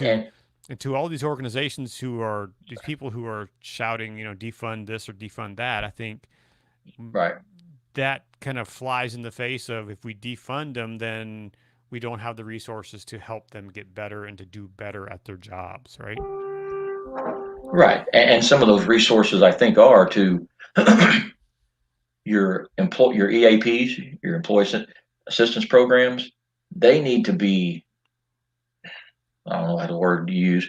I don't know, reorganized. They need to have, if you're not going to have EAP counselors that deal with PTSD and first responders, then they need to be able to say, you know what, this is out of our realm. Let's, if it's a guy struggling with alcohol, which a lot of times they're related, any substance and PTSD, but a lot of times they can just say, all right, we can recommend you to this, to AA, or to this clinic for this. But I've heard the horror stories of when a lot of our guys and girls after the bombing were talking to counselors that just worked for the city. Well, these counselors had to end up going to get counseling because they were hearing stories and getting mental images that they had never seen or heard before. So I think it's important to have EAP people that can help you, you're always going to say, well, I understand what you're going through, but if you haven't been there, you don't know what we're going through. But when you take clinicians and counselors that have been working with first responders for 15, 20 years, they do understand. A lot of them have gone ride-alongs, a lot of them have experienced it, but even just dealing with it and seeing other first responders go through it, they can look at you and say, I know what you're going through. I know what you're feeling. This is what we're going to do. And I think that's huge to me, is getting people on board to either that can handle it or deal with it, that have experience with it, or EAP people that say, you know what, this is out of our realm. We're going to recommend this, or, go here. But there's that stigma of the city saying, well, we don't want crap. We don't want to send them away for, what if they end up having to go away for a week? We're paying a guy now to be away from work for a week. Well, real quick, I won't say where or when, but I had a speaking deal that I was going to, and it got canceled because and it wasn't a large city, it was a smaller community, but two of these fire chiefs had got together. Some of their firefighters heard me speak at another deal, wanted me to come in. So I was going, and I got a notice saying the fire chief said no. They said they don't want you coming in here telling your story, and then all their personnel is going to be lined up there at the chief's door saying, I need off. I got PTSD. Well, that tells you their lack of understanding. You just don't knock on the door, chief. Hey, chief, I got the PTSD. I got to take off. And it's just not how it works. But that's the education that needs to be to be out there to the guys know that it's not how it works. Number one. So there is still that stigma with it, and there still is some of the city leaders and the chiefs from the fire department. They don't want to, like I say, they don't want to have to go to their city, their boss, and say, hey, I've got a guy who. So like I say, with a movie like this, and with like I say, getting it out to the city officials and let them see it and see what we go through. It's not nobody. I shouldn't say nobody. There's probably a few, but nobody is going to come forward and admit and go through the things you go through when you admit that you're having, these mental struggles just to get off work. I mean, I'll use a vacation day or a holiday or something. I'm not going to, publicly humiliate myself just to get off work. So, because most people anyway, in your profession, they love what they do, and they enjoy the work, they enjoy the camaraderie, that's part of their identity in a way. And so, taking that step means, hey, it often means, hey, I want to be better at what I do. I'm not just trying to get out of work, because you guys aren't lazy. You can't be a lazy butt if you're fighting fires and responding to those kind of things, right? Right. And it's important too I think one of the things I want to focus on too is retirees.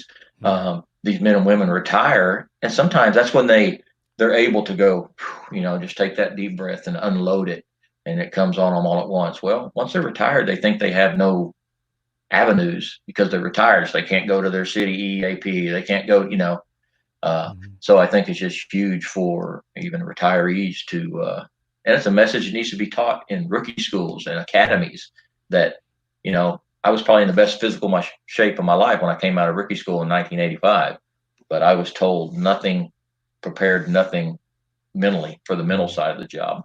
Yeah. So I'd say it's just the numbers I think are down a little bit this year for firefighter and EMT suicides. I don't know what the law enforcement numbers are, but still, like I said, So earlier today we had someone on said there was 91 this year already in law enforcement, which I think the number's a little bit down, but it ticked down for a couple months, but now it's ticking back up. And it's going to tick back up with all that's going on out there. And I think the last thing I saw, like in May or June, was firefighters was like at 32 and EMT was like at 13 for a total of, whatever that is, 45 or something like that at the time. So, but, and I know it sounds cliche, but I've seen it. I've had buddies who've committed suicide. One is too many. It's too great a job. There's no reason you can't, if you are struggling, that you can't reach out and get the help and enjoy a great career.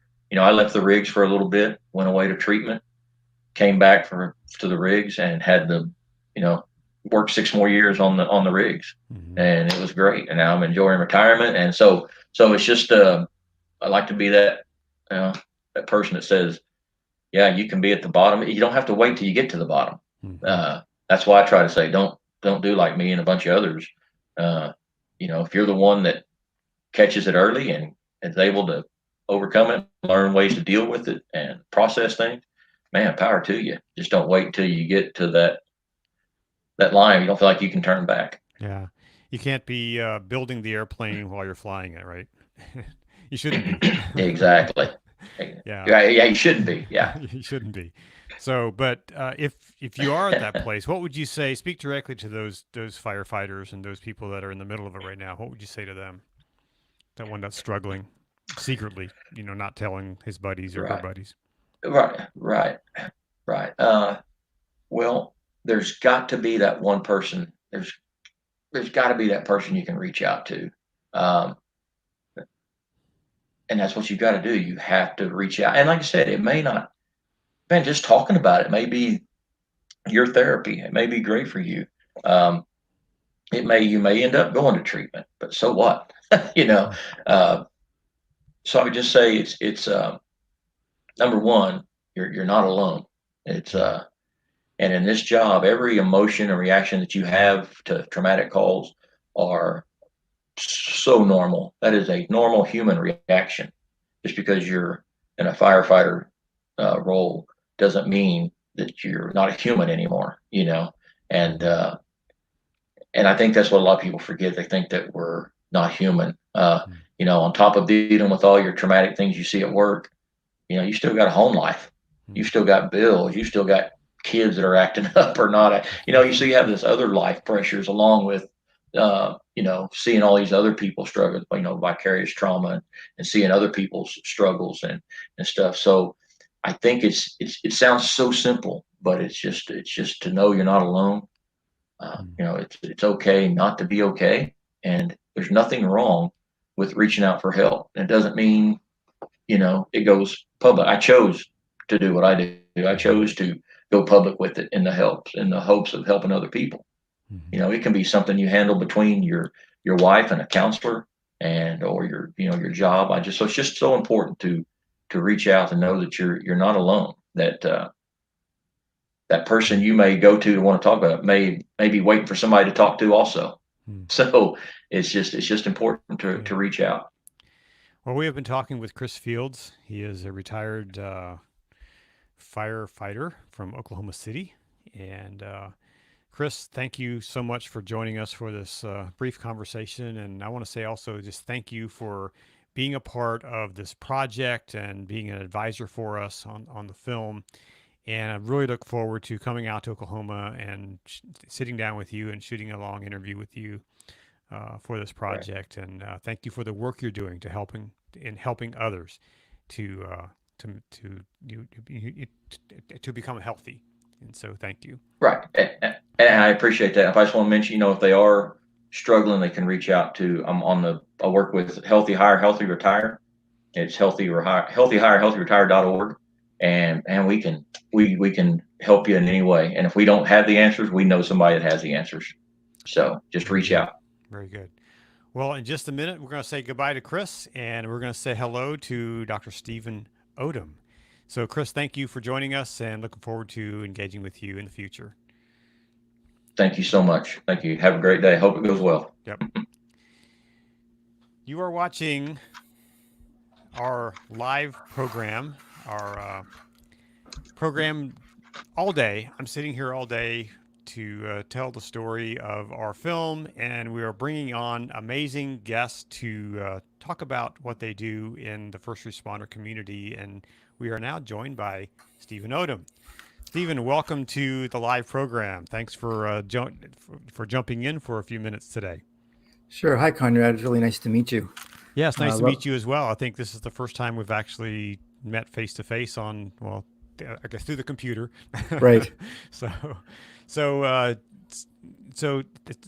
Stephen, do you want me to call you Stephen or Dr. Odom? I mean, whatever you feel comfortable with. If we're friends, Stephen, you can call me Stephen. Well, tell me a little bit about what you do. Sure. So I've been a healthcare guy for 30 years plus, mostly in the behavioral health and substance abuse areas. And I kind of got my start in specialty areas working with addicted nurses and addicted physicians. And there was something about working with those populations and their special issues and the fact that they're helpers that was really attractive to me, kind of the healing the healer kind of idea.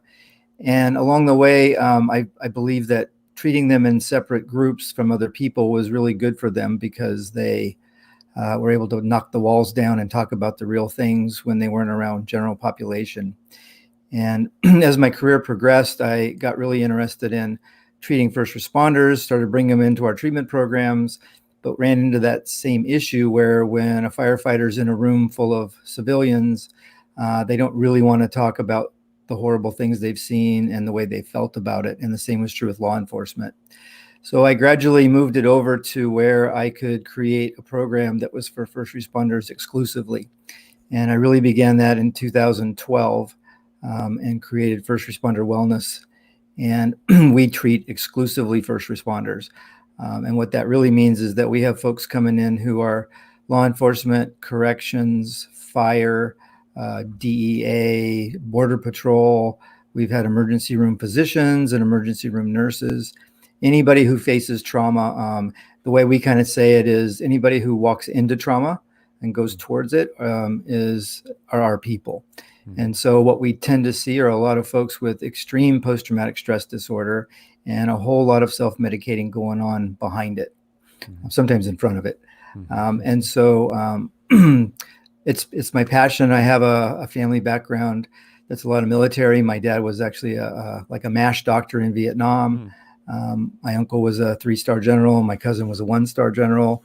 I have a DEA agent in the family, even have a couple of volunteer firefighters. So it's in the family, and I just love doing what I do. It's really hard work, but it's completely rewarding on every level. Now you're based out of on the West Coast, right? Yeah. So our treatment facilities are in Orange County, California. So we're in Newport Beach and Huntington Beach, and what's also been really gratifying in California is that as of January 1st, a law was passed that made post-traumatic stress disorder a presumptive disability for workers' compensation. And so what that means is that if you can document that at least more than 1% of your disability of PTSD came on the job, then you're eligible for benefits. And so and that we've law was seen passed. That law was passed. It's in effect. We work with departments across the state and outside of California too, but we become a preferred provider for virtually every department around the country. And if they, if you haven't met us, then we'll meet you and we'll talk about how we help you get through the workers' comp maze in order to get help. But the bottom line is now we're finally saying PTSD is a real thing. And then we're running into all the kind of the incidental problems that come with that. And we do a lot of coaching and training of departments because even though someone now can say they have PTSD, no one's exactly sure how to get them help. And so we're helping them navigate what that looks like, whether there's a peer support group you go to in your department, or whether you go to your union, or whether you go to the department, or whether you shouldn't, whether you use your insurance, whether you use workers' comp. It's all pretty complicated. And we have departments that are at the forefront of this, doing it really, really well. I see that you're going to have a guy later today, Chief David Piccone from San Diego Fire. He's an amazing guy who really put some stuff in play with workers' comp so that he took down all the roadblocks. So it's really allowing their firefighters to get help.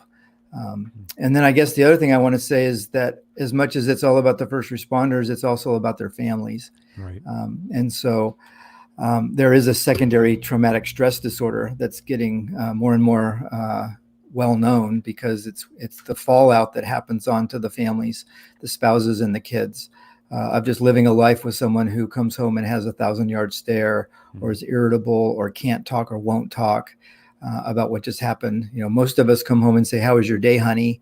And you tell them how the day was. And you can't ask a law enforcement officer that. You can't ask a firefighter or paramedic that. Or you'll get an answer that's pretty disturbing half the time. So we also have another little program called SAGE Retreats, and we do first responder spouses retreats.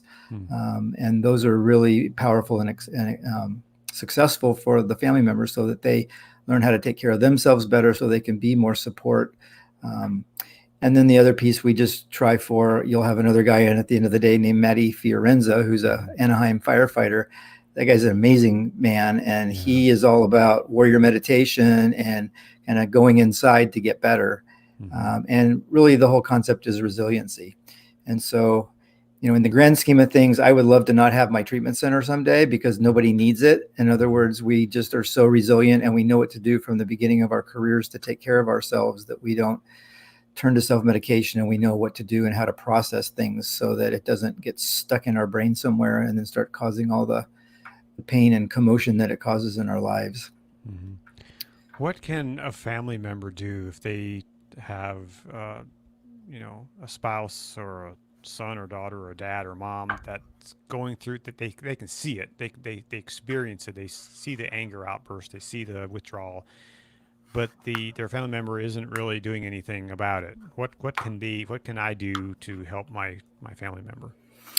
Ironically, you have to start by helping yourself. And so most people who are in a first responder organization, one kind or another, have access to employee assistance program services. And so what that would mean is there's another person who's going to be on your program today, Dr. Nancy Boll, who runs the Counseling Team International, and they do the EAP services for, I don't know, hundreds of departments, law enforcement and fire. And so you can be the first one to ask for help. And sometimes what that means is that you just need to get some skills and understand how you can basically have an informal intervention with your person that says, the way life is going isn't working for me. I don't think it's working for you either. And I want you to go get some help. Sometimes it starts with some counseling sessions, but sometimes it's all the way to a treatment program like ours. What we tend to see here are people who haven't listened or haven't known, and something bad's happened. So we get a lot of guys who've had off-duty DUIs, or the wheels have come off the bus some other way, or they've been suicidal. And so what would be nice is if people could access help sooner, and then go to a counselor or a therapist and kind of present the situation, and they work together to come up with a plan to get them help before it's too far down the road. But again, it's about getting yourself help in order to get the other person help. Because they're 911. All these guys and girls are 911, and they don't need help. They go help other people. Mm-hmm. And so oftentimes what we're able to do too is more and more departments have what's called peer support.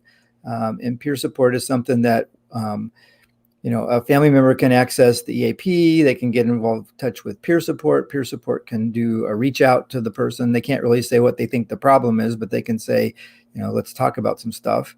And as one more guy and one more girl and one more guy and one more girl gets help in a department, it begins to break the wall down there too. Like, hey, you went and got help? That's great. I'm going to go get help too.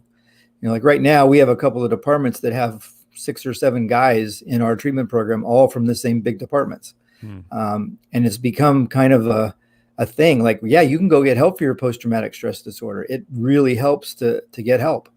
Does the department pay for that, or how does that work?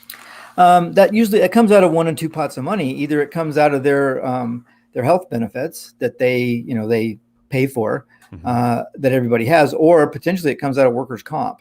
So by and large, it's mostly paid for. People have to take care of deductibles and co-insurance, that kind of thing. But for the most part, the programs that really focus on first responders, we tend to know what their benefits are and who their insurance companies are, and we kind of know all the tricks to make it work as seamlessly as possible. But one should never let the money get in the way, because especially in terms of first responders, there's an outpouring of support for them at this point. And so there's going to be a way to fund this for someone to get help.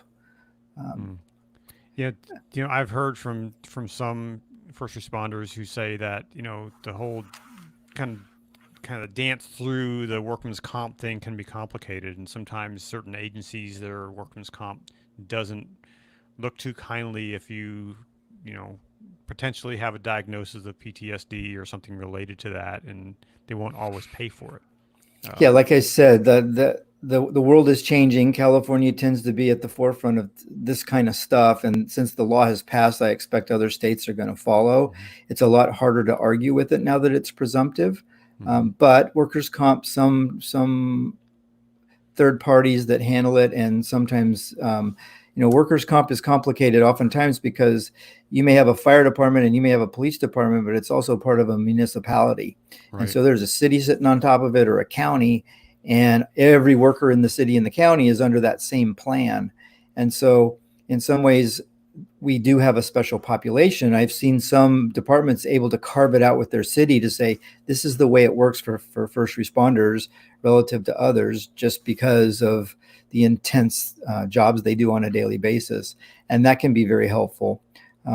But oftentimes workers' comp, they kind of have a protocol that says, deny the claim the first time, ask for more information the second time, pay it the third time. And so that's unfortunate because that just wasted 6 months. Right.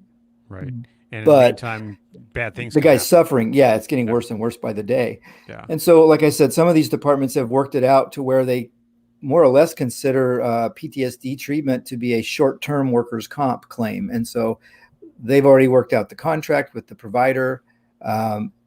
All you have to do is give the diagnosis and some justification for what you're doing, and then they can come into your program and it's automatically paid by workers' comp from the beginning. Mhm. There's more and more like those.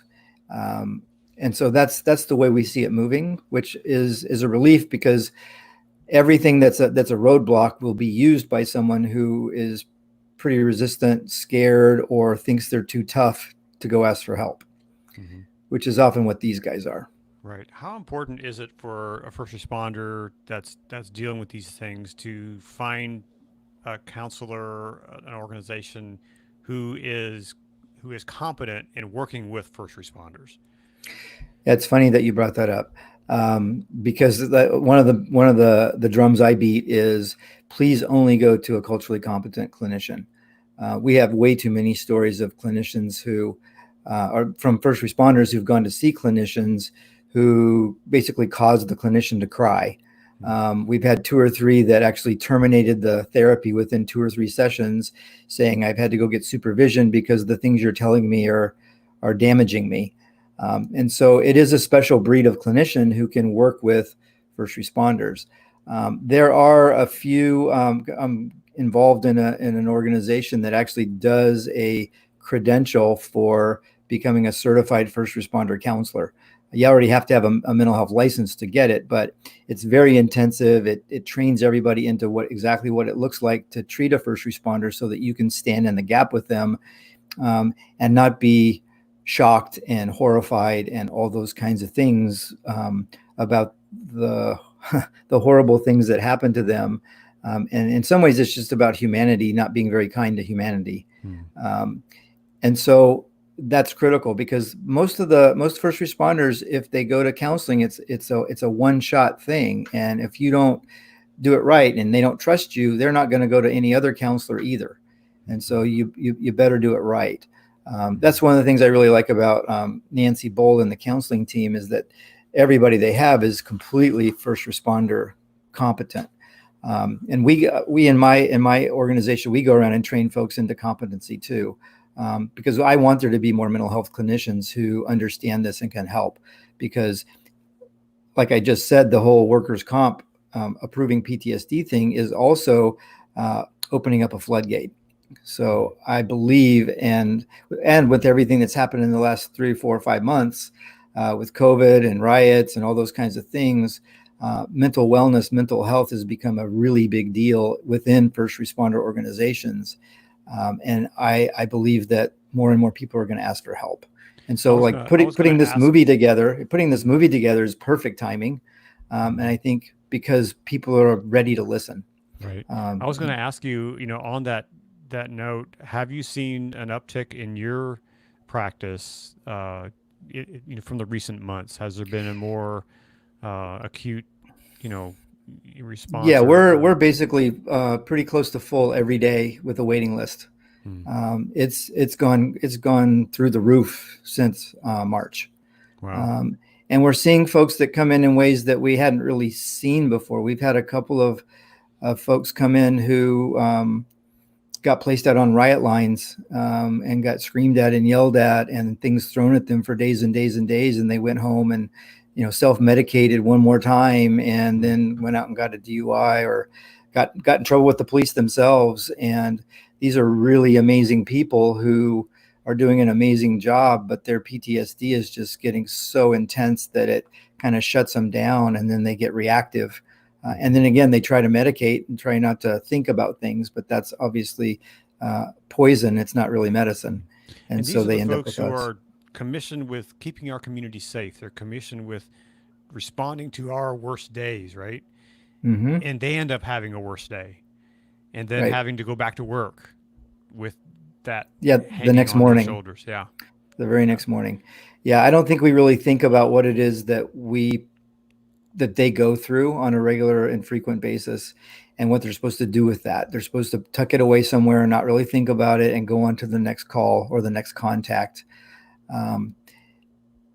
And I think we forget that they're humans underneath it all. And I think we forget that when they have to go on a kid call, and they have kids, it's a really difficult situation. Or they go on an old person call and they've got parents, or they see someone who reminds them of their brother or their sister, and the next thing you know, they're working really hard to maintain and do the job they have to do. But underneath it all, you know, Yeah. they're like Well, it's they're just like us too. It's like my previous guest, Chris Fields, said, when he was, on the scene at the Oklahoma City bombing, and he was holding that little girl, that famous photograph that we all know.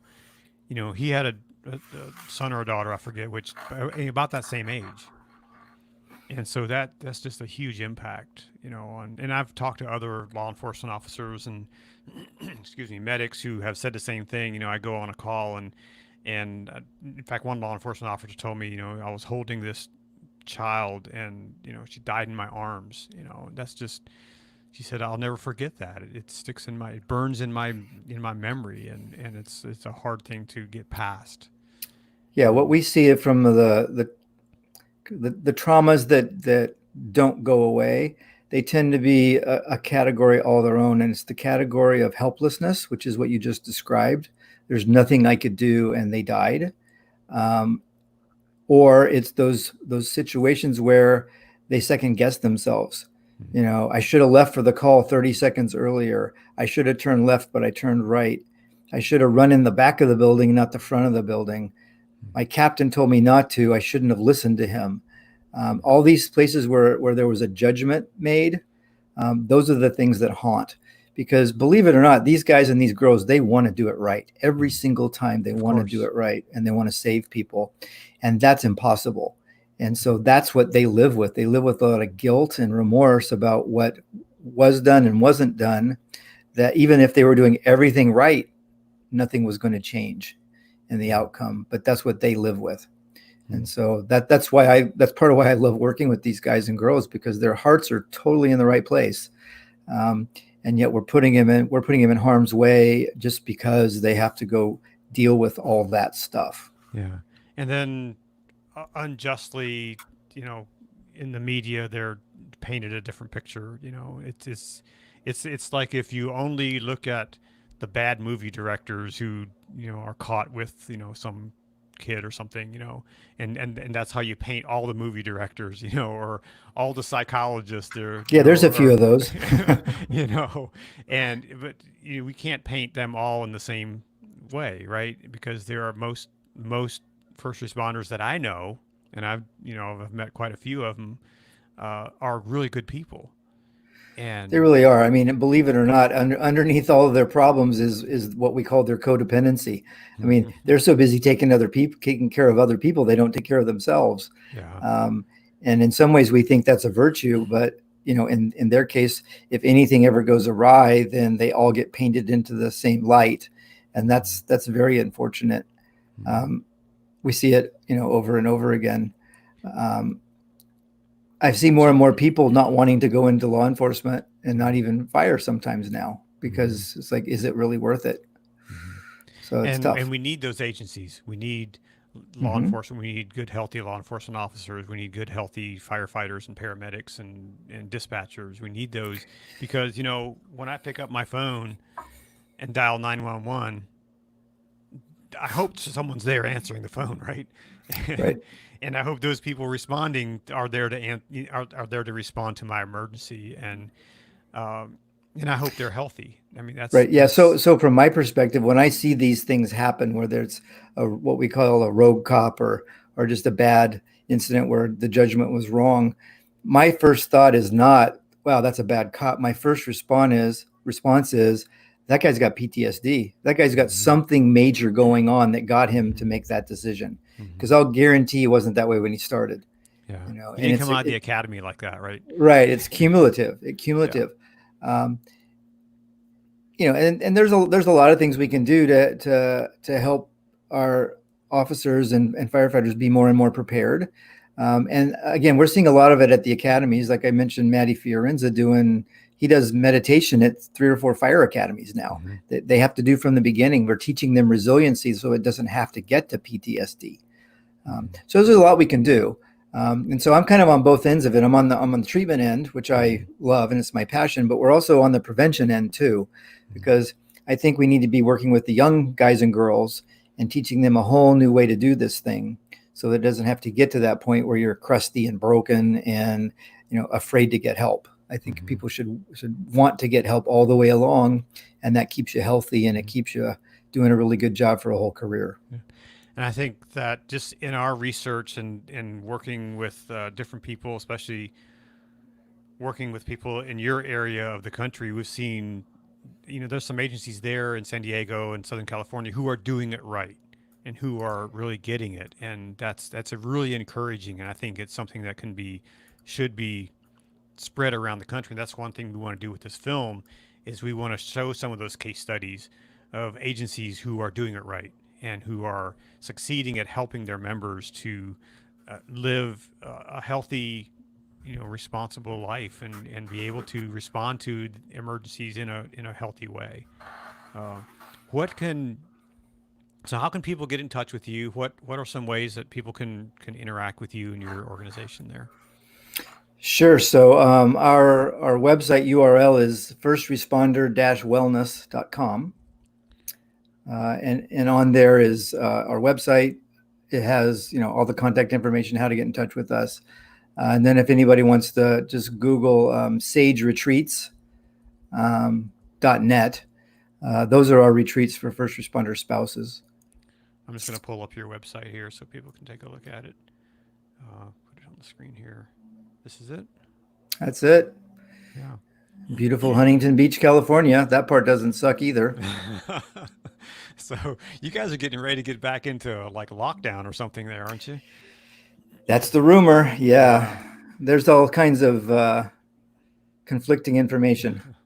On the one hand, we're going into lockdown. On the other hand, our county board of education said they're going back to school and no social distancing. So it's like, that's kind of crazy. Yeah. Who knows what to listen to right now. So people can come to your website and get information about you. They can call you. They can send you an email, all these kind of different things on your website. So. Yep. It gives a lot of background and information about what post-traumatic stress disorder is and what the other disorders, substance use disorders we work with, anxiety, depression too, how to get in touch with us. And we're happy to help you figure out what your situation is and where the best place for you to go is. We also love working with other partner organizations who only treat first responders. There's not very many of us out there, but we like helping people find the right help for first responders. We love what we do, and I think we do a really, really good job. But again, we're out there our mission is to help people get the help they need, wherever that is. Well, it's been great having you on the program, and I'd love to get you scheduled for a First Responder Friday conversation. We do these live things every Friday, and sure. We'll have to look at some dates in the future when you're available to do a Friday thing.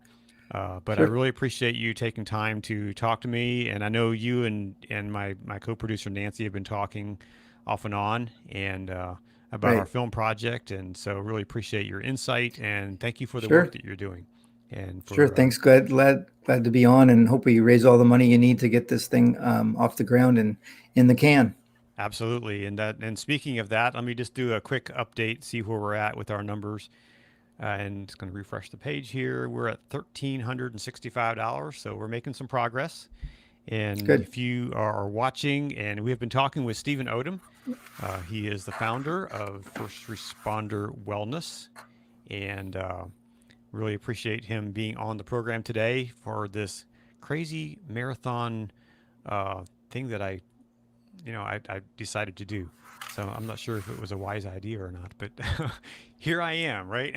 Yeah, I think it's a great idea. I think you're going to see as the day goes on and you're a little more oriented toward West Coast. Mm-hmm. I think a lot of the folks you have are West Coasters. Yes. And so they'll all bring their friends. Yep. I agree. So, it's interesting that, a lot of things happen from west to east. The fashion trends start in the west and they go back to the east, and a lot of other things. And I think the jet stream, all those things. Right. Exactly. The weather patterns, so maybe First Responder Wellness can go from west to east, and we can build this coalition of wellness. Yeah, that would be great. We would love to help do that. And be the source for wellness for are leading first responders into wellness. From your position there on the West Coast. So yeah, that's a great mission. Yeah, that is awesome. So again, thank you for joining us today and for being a part of this, and just for doing what you're doing. And sure, thanks, Conrad. So just a little heads up for everyone coming up here in a few minutes. We have Dr. Michelle Lilly is going to be on. She's a leading researcher and specifically in dispatch, and has done a lot of leading research in 911 dispatch. In fact, she just logged on here, and so we'll be joining with her in just a few minutes. And Michelle, if you can hear us, yeah, I'm glad you're working with dispatchers. We've had several of them in treatment too, and we don't want them to be forgotten. In many ways, they have the worst of it because they see nothing and hear everything. Right, exactly, and that's and I'm not an expert in this. I'm sure Michelle will give us some insight into that. But when you recreate a scene in your mind, it can be far worse than what it actually is, and I think right. We're going to learn about that, and that's something that I have a really passion for, letting people know that our dispatchers are first responders. They're the first responder, and because they're the ones who take the call. So, Dr. Odom, thank you for being with us today, and for your insight, and looking forward to engaging with you again in the near future. So we're going to sign off for you, and we're going to invite Dr. Lilly to join us. So, all right, take care. Bye, Conrad. Yep. Bye-bye. So you are watching the live marathon here on Facebook and YouTube, where we are talking about first responder wellness and a lot of other things that have to do with first responders. And we are about to be joined by Michelle Lilly. Dr. Lilly, thank you for joining us. Thank you for having me. Can you hear me okay? I can hear you just fine. Fantastic. Yep. Yeah, very good. So you are joining the conversation from Illinois, right? Yep, from Glen Ellen, Illinois. Yep. Yeah. So where is that in relation to Chicago? It's about 30 miles due west. Okay. So it's about halfway through the suburbs before you start getting into the cornfields. Gotcha. Yeah, and out there in the cornfield, I've been through those cornfields. They're kind of boring. Yeah, they are, but they're important nonetheless. They are important. Exactly.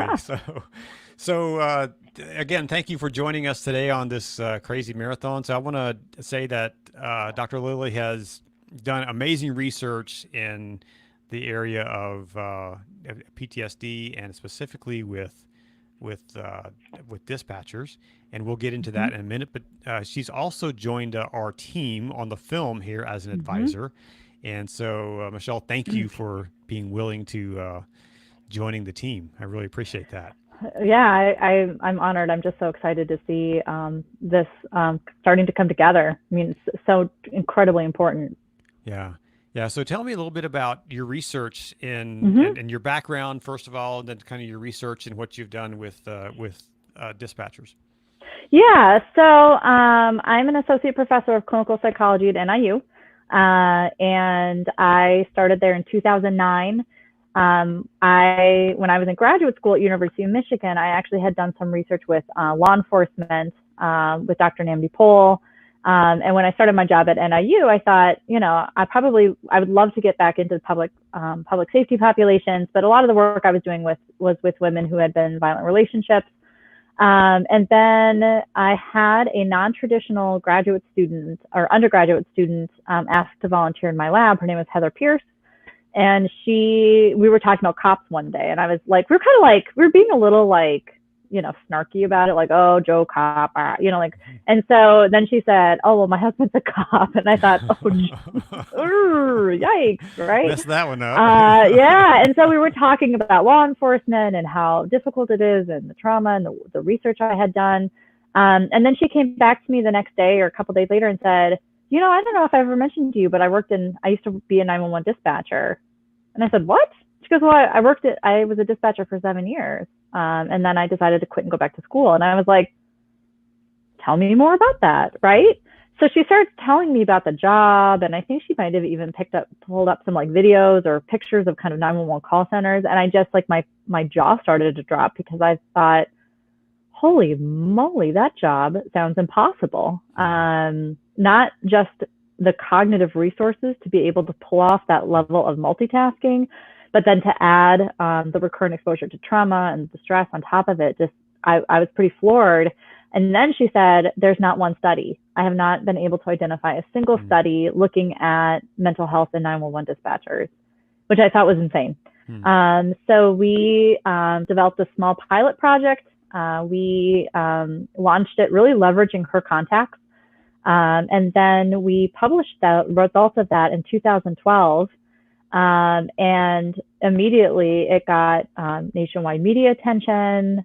We were pretty instantly being invited to go present the research at APCO, NENA, the National Emergency Number Association. And I was really floored by, as an academic, sometimes people don't actually even read your research.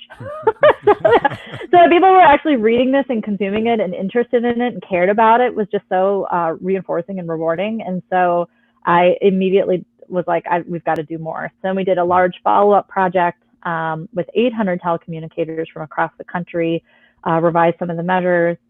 We found about 17 to 25% of those 911 telecommunicators screened positive for PTSD. Wow. Nearly a quarter screen positive. Again, 17 to 25%.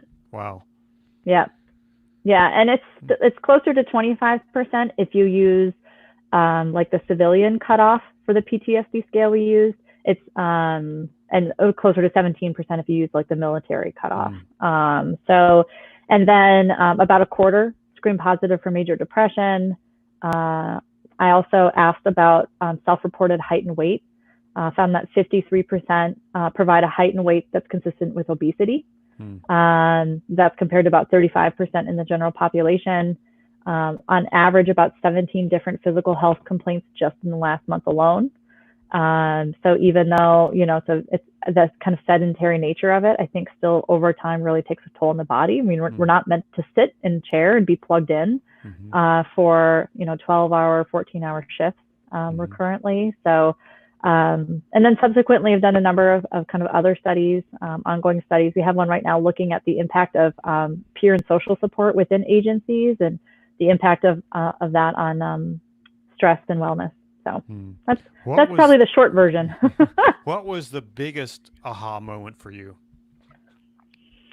I think just, in that second study when I was running the data, and it popped up the PTSD rates, the 17 to 25%. And that actually does not include the people that we would call subsyndromal, which means that they have symptoms of PTSD and those symptoms actually do interfere with their functioning. They're just not quite severe enough to achieve the cutoff.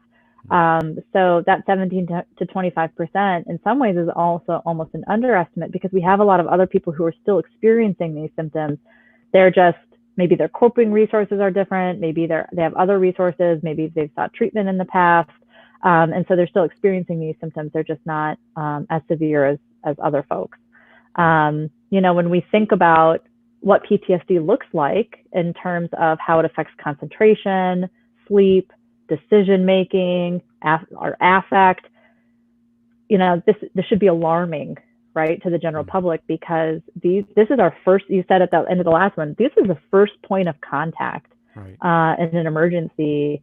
And we know that these folks are often mentally and physically depleted. That's pretty scary. It is very scary. When I pick up the phone and call 911, that person that responding may not be well. Yeah, it's very concerning. Very, very concerning. What would you say to those people that, for example, a woman who's in our trailer, she's a retired dispatcher. She was told that you're not on the scene. You don't know what actually went down. I know, it makes me so angry. What's your problem? Oh, yeah, I saw that, and it just makes me so angry.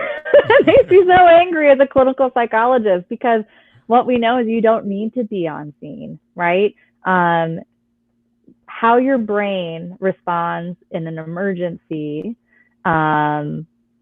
is the same, right? Whether you're seeing it or you're not seeing it, what's happening in your brain in terms of the amygdala activity and bringing your prefrontal cortex online to try to kind of downregulate your emotions, it none of that matters as to whether or not you're actually on scene or not. So if you're getting triggered by an emergency, whether or not you're on scene, seeing it, not, it makes no difference. It's the same event, kind of biologically in our brain. So it just doesn't make any sense to me. And in fact, there's a lot of what we know from PTSD theory that would suggest that it's actually worse to not be able to see what's happening, because our brains are very creative, they're very imaginative. We might be imagining the worst case scenario. You might have a parent who's screaming because their kid, has a head injury, but it might just be that like they just kind of wipe that up and they're probably fine, because brain or head scrapes bleed a lot, and parents are neurotic. So it's possible that it really is not that serious of an event. And yet, you, as a mother being plugged in as a 911 telecommunicator, if I were to be hearing this other mother scream about their child and having head injury, that might trigger me. And so there's a lot about not being on scene that I actually think amplifies risk for things like PTSD. Mm-hmm. And then if you're in a smaller community, you may be getting calls from people you know. Absolutely. So, in the data that we collected, we asked people to write a short description of the worst call that they've experienced. And especially in small communities, those calls when an event involves family member or friends, those are often identified as the worst event. So as an aside, I work a lot with law enforcement as well. So I do these trainings called Saving Blue Lives trainings, through training on PTSD, suicide, resilience, and peer support. And so I've become very close with a number of law enforcement officers. And one of them, I was having some asthma symptoms recently, and I had some kind of labored breathing. And he started getting upset, and he was like upset. And afterwards, got my inhaler. I was fine, right? It was really just not that big of a deal. And afterwards, I'm like, what was that about? Like, you go to scenes and see people who have been shot in the head. I mean, you're exposed to horrifying things. You're a homicide detective for 10 years, and me just kind of breathing a little labored, like, really got to you. And he's like, right, because you're my friend, right? And so I think what we're able to tolerate with strangers is completely different than what we're able to tolerate when it's a known loved one, right? Family, friend. Mm-hmm. Yeah, I mean, I can't imagine, taking a call and hearing that it's someone I know. And I know I talked to a dispatcher recently who said, I took that call and I couldn't identify myself. Yeah. That they knew who I was, because I had to be professional. And so they had to have that separation, and that was very difficult. On a personal level. And I can't imagine that. I can't either. Because you want to be able to, if it's somebody that you know and love, you want to be able to comfort them. Sure. Right. Sure. And try to tell them that it's going to be okay. And, but yeah, you can't. I mean, I talked to one dispatcher who had a call from her grandfather. That her grandfather was in trouble, had a heart attack or something. I forget exactly what the situation was, but she said that was very, very difficult.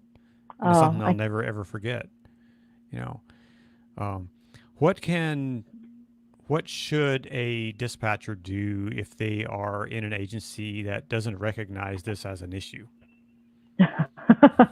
Find another one. Yeah, no, I mean, that's the short response, right? I mean, I will say that there does seem to be some cultural shift in this, Mm-hmm. And that the first conference that I went to in 2012 to talk about PTSD, which was like this forbidden topic, I would present, and there would literally be people sitting like this, just kind of glaring. And I would get all these kind of challenging questions, people, like, really did not want to believe that this is, that this could be real. And this that was it at really like is a a problem. dispatcher conference? Mm-hmm. Wow. Yeah. Wow. Yeah.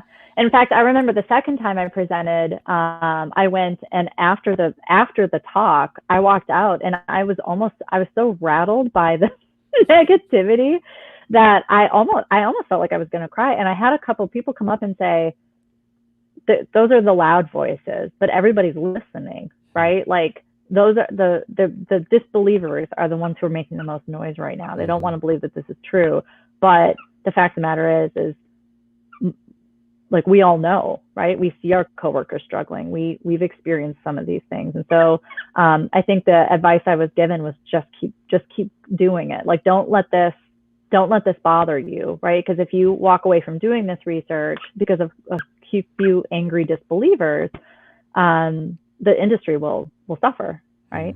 And I'm glad they said that to me, because I think there were a couple of times where I was like, oh, I don't know why I'm doing this work. Now, you go to a conference and there are entire, blocks of talks on PTSD. And there's a number of folks from the 911 industry who are traveling the country, Tracy Eldridge, Nicole Janey, who are talking about their experiences of PTSD in the industry. And people are finally talking about it, which is pretty amazing. So that kind of went off topic. I think agencies are starting to recognize it more. Working in agencies where it's not recognized, it can be really demoralizing. Sure. So. Yeah, I know the woman that's in our trailer. She said that it was so challenging, and she quit. She quit her job because they were like, "Oh, just you're okay. Don't be a baby about it." It was like, suck it up. Yeah, right. It's like, but I'm so it's encouraging to know that the tide is shifting toward toward recognizing this as a problem and providing some help for people who are dealing with this. What should be done on the front end in the training? What should be done there? Yeah, well, I mean, that's hopefully what, so we're doing these Saving Blue Lives trainings with law enforcement right now, although my goal is that to get other funders so that we're supported by a grant in Illinois that supports it just for law enforcement. But we're hoping to get training to be able to extend it to all areas of public safety. And really, it's just about kind of education, people learning what the signs and symptoms are, and knowing really kind of the coping methods that make it more likely to develop PTSD and have PTSD symptoms maintained over time. It's really all about avoidance. So when you work in public safety, you often have to rely on avoidance coping just to get through your day. Like, you can't, as a dispatcher, hang up the phone and take 20 minutes. You have to get back on a call if something upsets you. Yeah. So you have to develop some of that avoidance coping. But the problem with avoidance is the more that you avoid things that are distressing you, the more it actually reinforces the anxiety and symptoms of PTSD over time. So what I always say is, it's most of this is about avoidance. So learning the harms of kind of emotional suppression and denial are really important. That doesn't mean that you need to, go home from work every day and, cry for an hour and say everything that's happened to you. Oftentimes it can just be something really small, like having a peer in your agency where you're like, man, that call was really upsetting, and this is why. Just saying those words can go a long way, because then you don't get in this avoidance cycle over time. So a lot of it is, training on more healthy coping mechanisms, how to reach out to a peer, how to receive a peer who's trying to disclose something to you. I think that will go a long way in trying to reduce some of this. Mm-hmm. So, and you briefly mentioned this, the scenario of, taking one call and then immediately the phone rings again and you're taking the next call and you're just going from one to another. Yeah. That can be really challenging, I'm sure. And oh yeah. Yeah. Because if you think about like your sympathetic nervous system, right? Like you get activated, you're usually here, and then you get activated and you're here, and then you're just hanging out up here, right? At this high level of arousal. Well, we know that our bodies can actually become conditioned under those kind of circumstances. And so just being at this kind of chronically high level of nervous system arousal all day in and of itself can lead to hypervigilance and awareness of the system, and certainly physiologically, biologically has a profoundly negative effect. And that's different than law enforcement, where, certainly there are shifts where people are going from scene to scene to scene, but there's still a break, right? Like, you're still getting in a car potentially and going somewhere, or having a break here, or getting up and walking around. And you oftentimes have somebody sitting right next to you that's sharing this experience with you. And so that's another reason why I think, particularly for 911, it's a very high risk group. Wow. And do you think, so I had a question earlier with when you mentioned the obesity thing, challenge, is that a cause or a symptom? Sorry, my dog is right here That's eating okay. chew toy. I thought maybe it was. Our dog is probably doing the same thing upstairs. If I lock him out of the room, you will hear him tapping and barking. Sure. So this is a better No option. problem. Yeah. So the question was, is obesity a cause? Is it a symptom of the stress, or can it also cause the stress? Well, certainly being physically unwell enhances stress, right? I think, certainly that's a dual relationship. It's not just mental health affects physical health. It definitely informs each other. I think that 911 is primed to have weight-related concerns. Again, it's sedentary, the level of kind of emotional eating. It's difficult to have fresh food because you might have like fresh, good food sitting there, and then you get on calls, and then the next thing you know, so there's a lot of eating like prepackaged stuff. The shift work schedule and the lengthy hours increases reliance on things like caffeine. And there's a very caffeinated population, which reduces things like hydration, which is also very important in managing weight. I think there tends to be this belief sometimes with the dehydration that, oh, I'm hungry, but it's actually not that you're hungry, it's that you're thirsty. There's also some tendency to not want to drink a lot of water because then you're gonna have to get up and pee, right? But you're plugged in, right? Right, and you can't leave your station. Yeah, you can't leave, especially in really small stations. You simply might not be able to. But I think one of probably the biggest predictors for the obesity among this population is just sleep-related issues. So again, the shift work schedule, working overnights, working really long shifts. When you combine that with mental health, where, for example, a symptom of depression and PTSD is difficulty sleeping. We have a workforce that is just not sleeping well, not eating well, and oftentimes there are too many things getting in the way of being able to make healthier choices. So I don't know if you're a sleep expert, but what are some things we can do to sleep better? Oh, well, do as I say, not as I do, right? So, I mean, actually, it's people just like glare at me because I actually do most nights get 7 or 8 hours of sleep because for me, I recognize the importance of that. We know that, people often say like, oh, I can't sleep because I'm stressed. Well, you're probably somewhat stressed because you can't sleep. So we know there was this recent study. It was super cool. They followed all of these people over like a 2-week period. And what they found is that even when you take the person's average, their average number of sleep, so it's not like comparing people who get 4 hours to 8 hours, but you take the person's own average, if you reduce their sleep in any one night by 30 minutes, the next day they're reporting a great increase in negative affect. They're reporting being grouchier, crankier, more stressed, more easily frustrated. So we know sleep has a profound impact just on our emotional responding.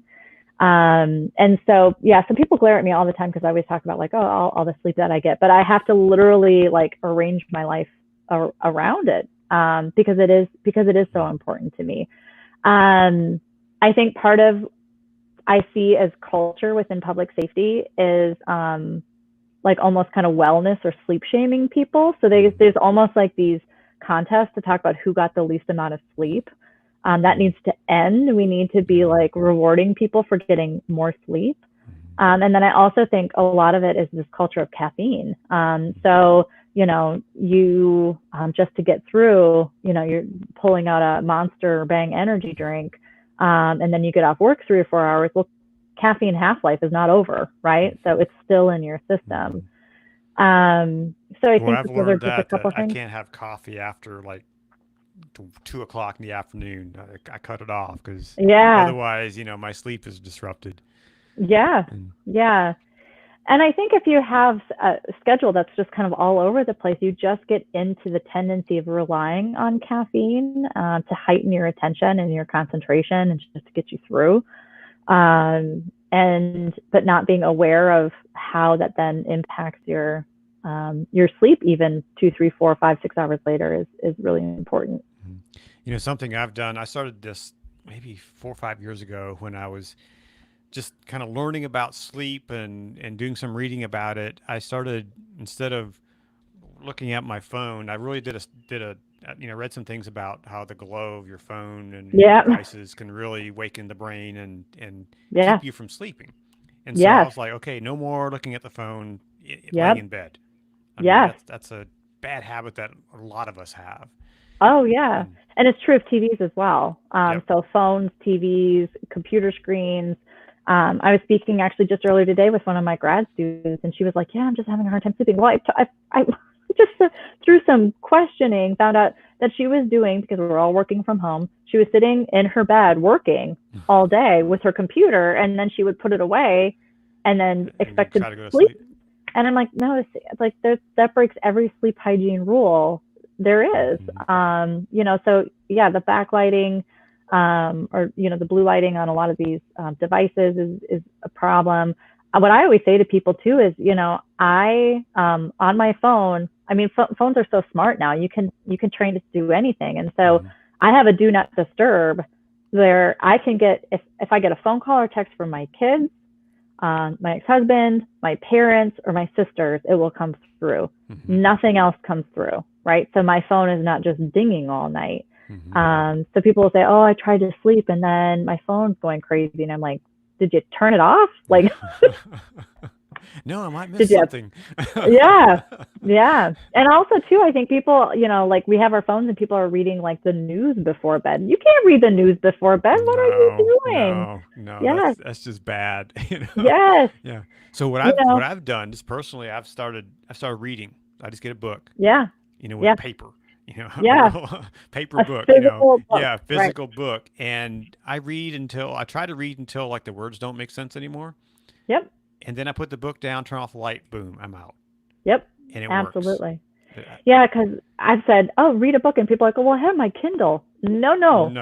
Pick up a physical book, and not only is that good for your brain, but it's also good for the publishing industry. So like exactly. Pick up a physical book, and then at the end of it you can give it away to somebody else. So and if you really want to go to sleep, find some boring research, not yours, but boring research. It is boring. I mean, these papers, it's like you can read the abstract and be done. There you go. Yeah. Well, it's been it's already been 24 minutes we've been on this call. Oh, I apologize. No, that's great. Well, it's been a great talking to you. We have a few more minutes before my next guest comes on. So in just a few minutes, we'll have Brad Shepard come on from the Warriors Rest Foundation. But what can you say directly to dispatchers who are maybe struggling? What should they do? What should their first step be? Get help, right? Acknowledge. I think, well, actually, you have to step back a little bit. Getting help does not make you weak. It actually makes you strong. My definition of bravery is confronting that which fears us. I think fear and stigma really hold people back from admitting that there's a problem. So they hide, right? But that's not my definition of bravery. My definition of bravery is running towards that which fears you. And that's something that public safety is really good at. They're really good at running towards things that everybody else runs away from. But there is some running away from scary feelings. But I think the biggest issue is just to accept when you're having those kind of scary feelings and reaching out for help. Mm-hmm. So where can people find you and your organization? I'm going to pull up that website.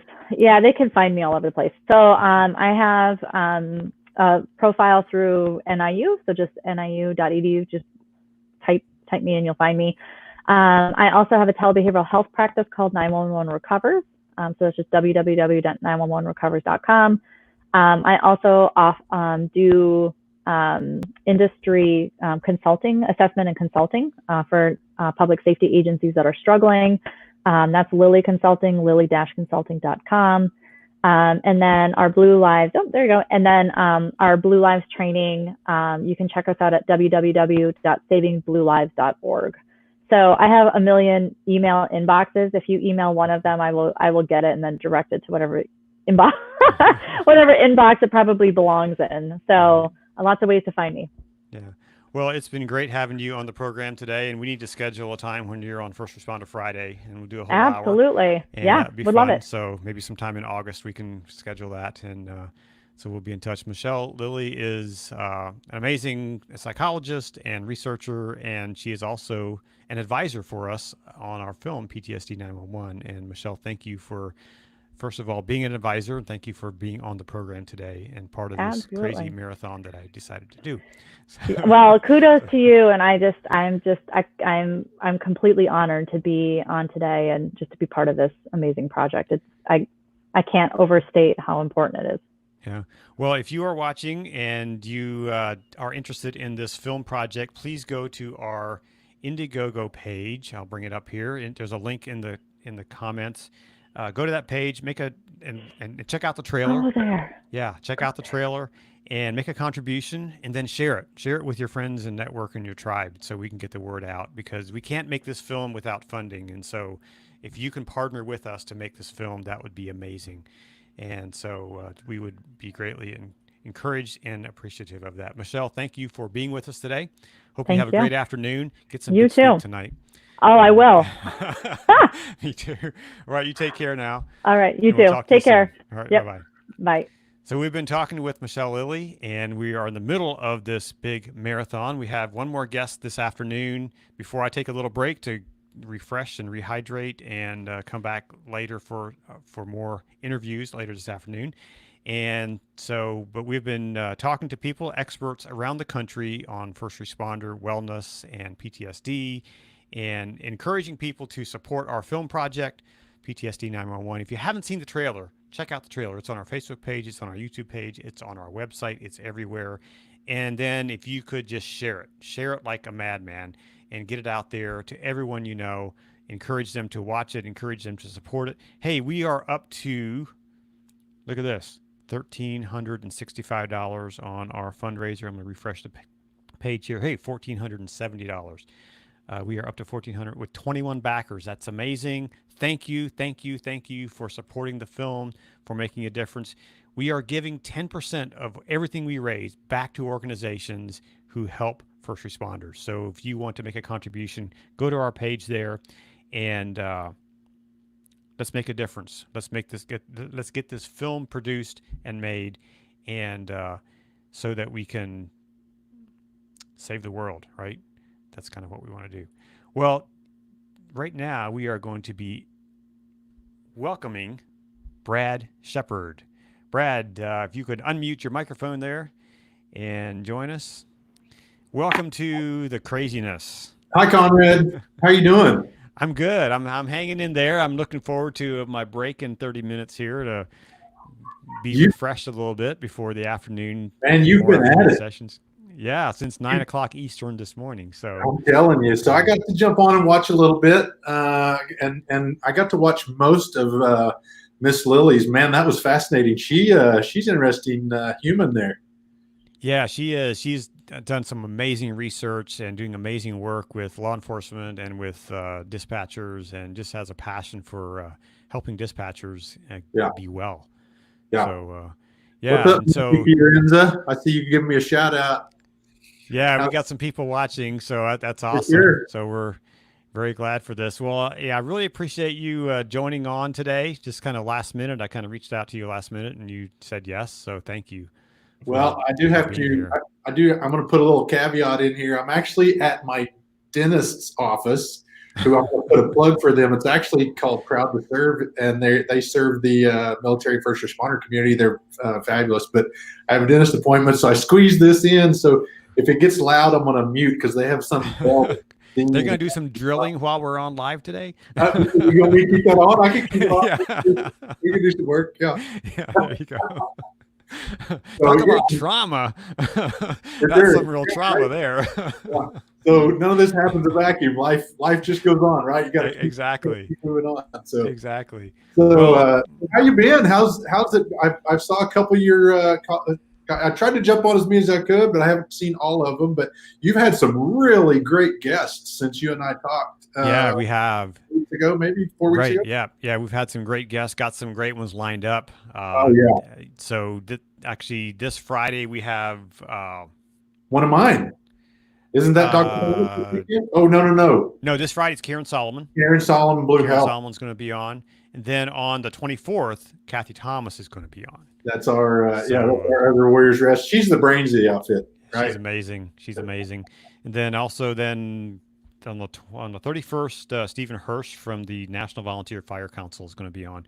So on First Responder Friday. And so Brad is are you a founder of the Warriors Rest Foundation? Yes, I am.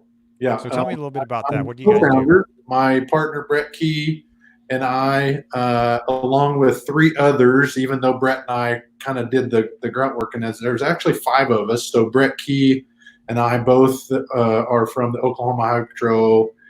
Gary Berryhill, who is retired from the U.S. Marshal Service. Gary ran the U.S. Marshals Critical Incident Response Team, national team, international team, actually. They served all manner of responses. And then Kathy Thomas is our clinical director, who you're going to hear on the 24th. She is an amazing human being. Really, she's one of many in the country that serve this community, but nearly 30 years of service in the first responder community. She has such a heart and passion, and her energy level is so high. She still is just banging away at this job and saving lives every day.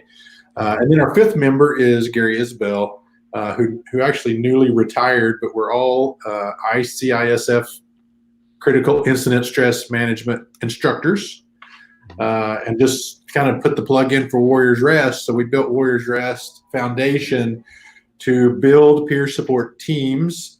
Conrad, we feel like, and even IACP this past fall, International Association of Chiefs of Police, said the healing process for first responder community to get mentally and emotionally healthy, the avenue by which we do that is peer support. That's the first step. And there's many steps, mental health professionals, resources like West Coast Trauma Retreat, post-critical incident seminars all over the United States, South Carolina LEAP, Oklahoma ERAP. There's all manner of resources available there. But again, what we feel, and it's agreed upon on some levels, is that this first step of healing really begins with the peer support process, which Jack DiGliani will tell you that there's 2 really kind of mechanisms of peer support, and I'm gonna paraphrase and dumb it down a little bit, but it's basically the trained and the untrained. So your untrained peer support are just people that you work with every day. Trained peer support is trained in some manner or mechanism of providing health and wellness, which it could be CISM, or it could be some other structure, critical incident stress management, or it could be some other structure of crisis intervention work.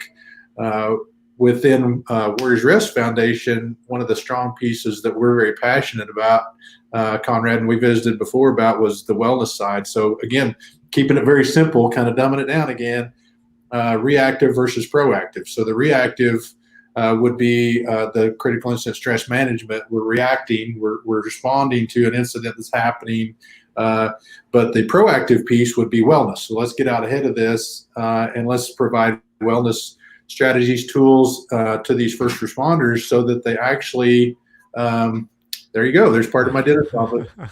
Say hi. Hi. Roots on her here. Hey, it's real life. It's real life here, right? Yeah, that's just life. Yeah. So part of the wellness piece would be giving them tools and strategies to provide resistance, resilience, avenues by which for recovery, and things like how do we eat right, nutrition. Are we working out properly? Are we drinking or taking in the right amount of fluids, water? mindfulness strategies, how breathing techniques, all those are little tools that you can get on the front end.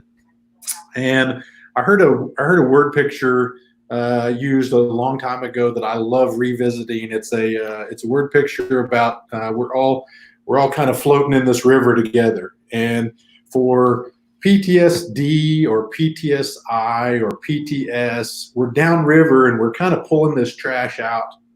We're pulling this trash out of the river. And what we really want to do is get way upstream of this. And where is the trash going in? Can we prevent or minimize the trash going into this river instead of downstream, which is what you're telling a story about, right, Conrad? You're telling a story of all this stuff that we're pulling out downstream, which is I heard Ms. Lilly talking about obesity and or why is it we're overeating or overspending or overindulging in these things, which is this downrange piece of the river. So anyway, I did a whole lot of talking there on the front end just to describe Warriors Rest, right? So yeah, well, I appreciate that. So do you guys work just in Oklahoma, or are you like working nationwide? No, sir. We are national. We're a national nonprofit 501c3 right out of the gate, and we build peer teams all across the country. We currently, since our opening the doors in 2018, we've had our hands in building about 31 different teams. I want to say in 15 different states.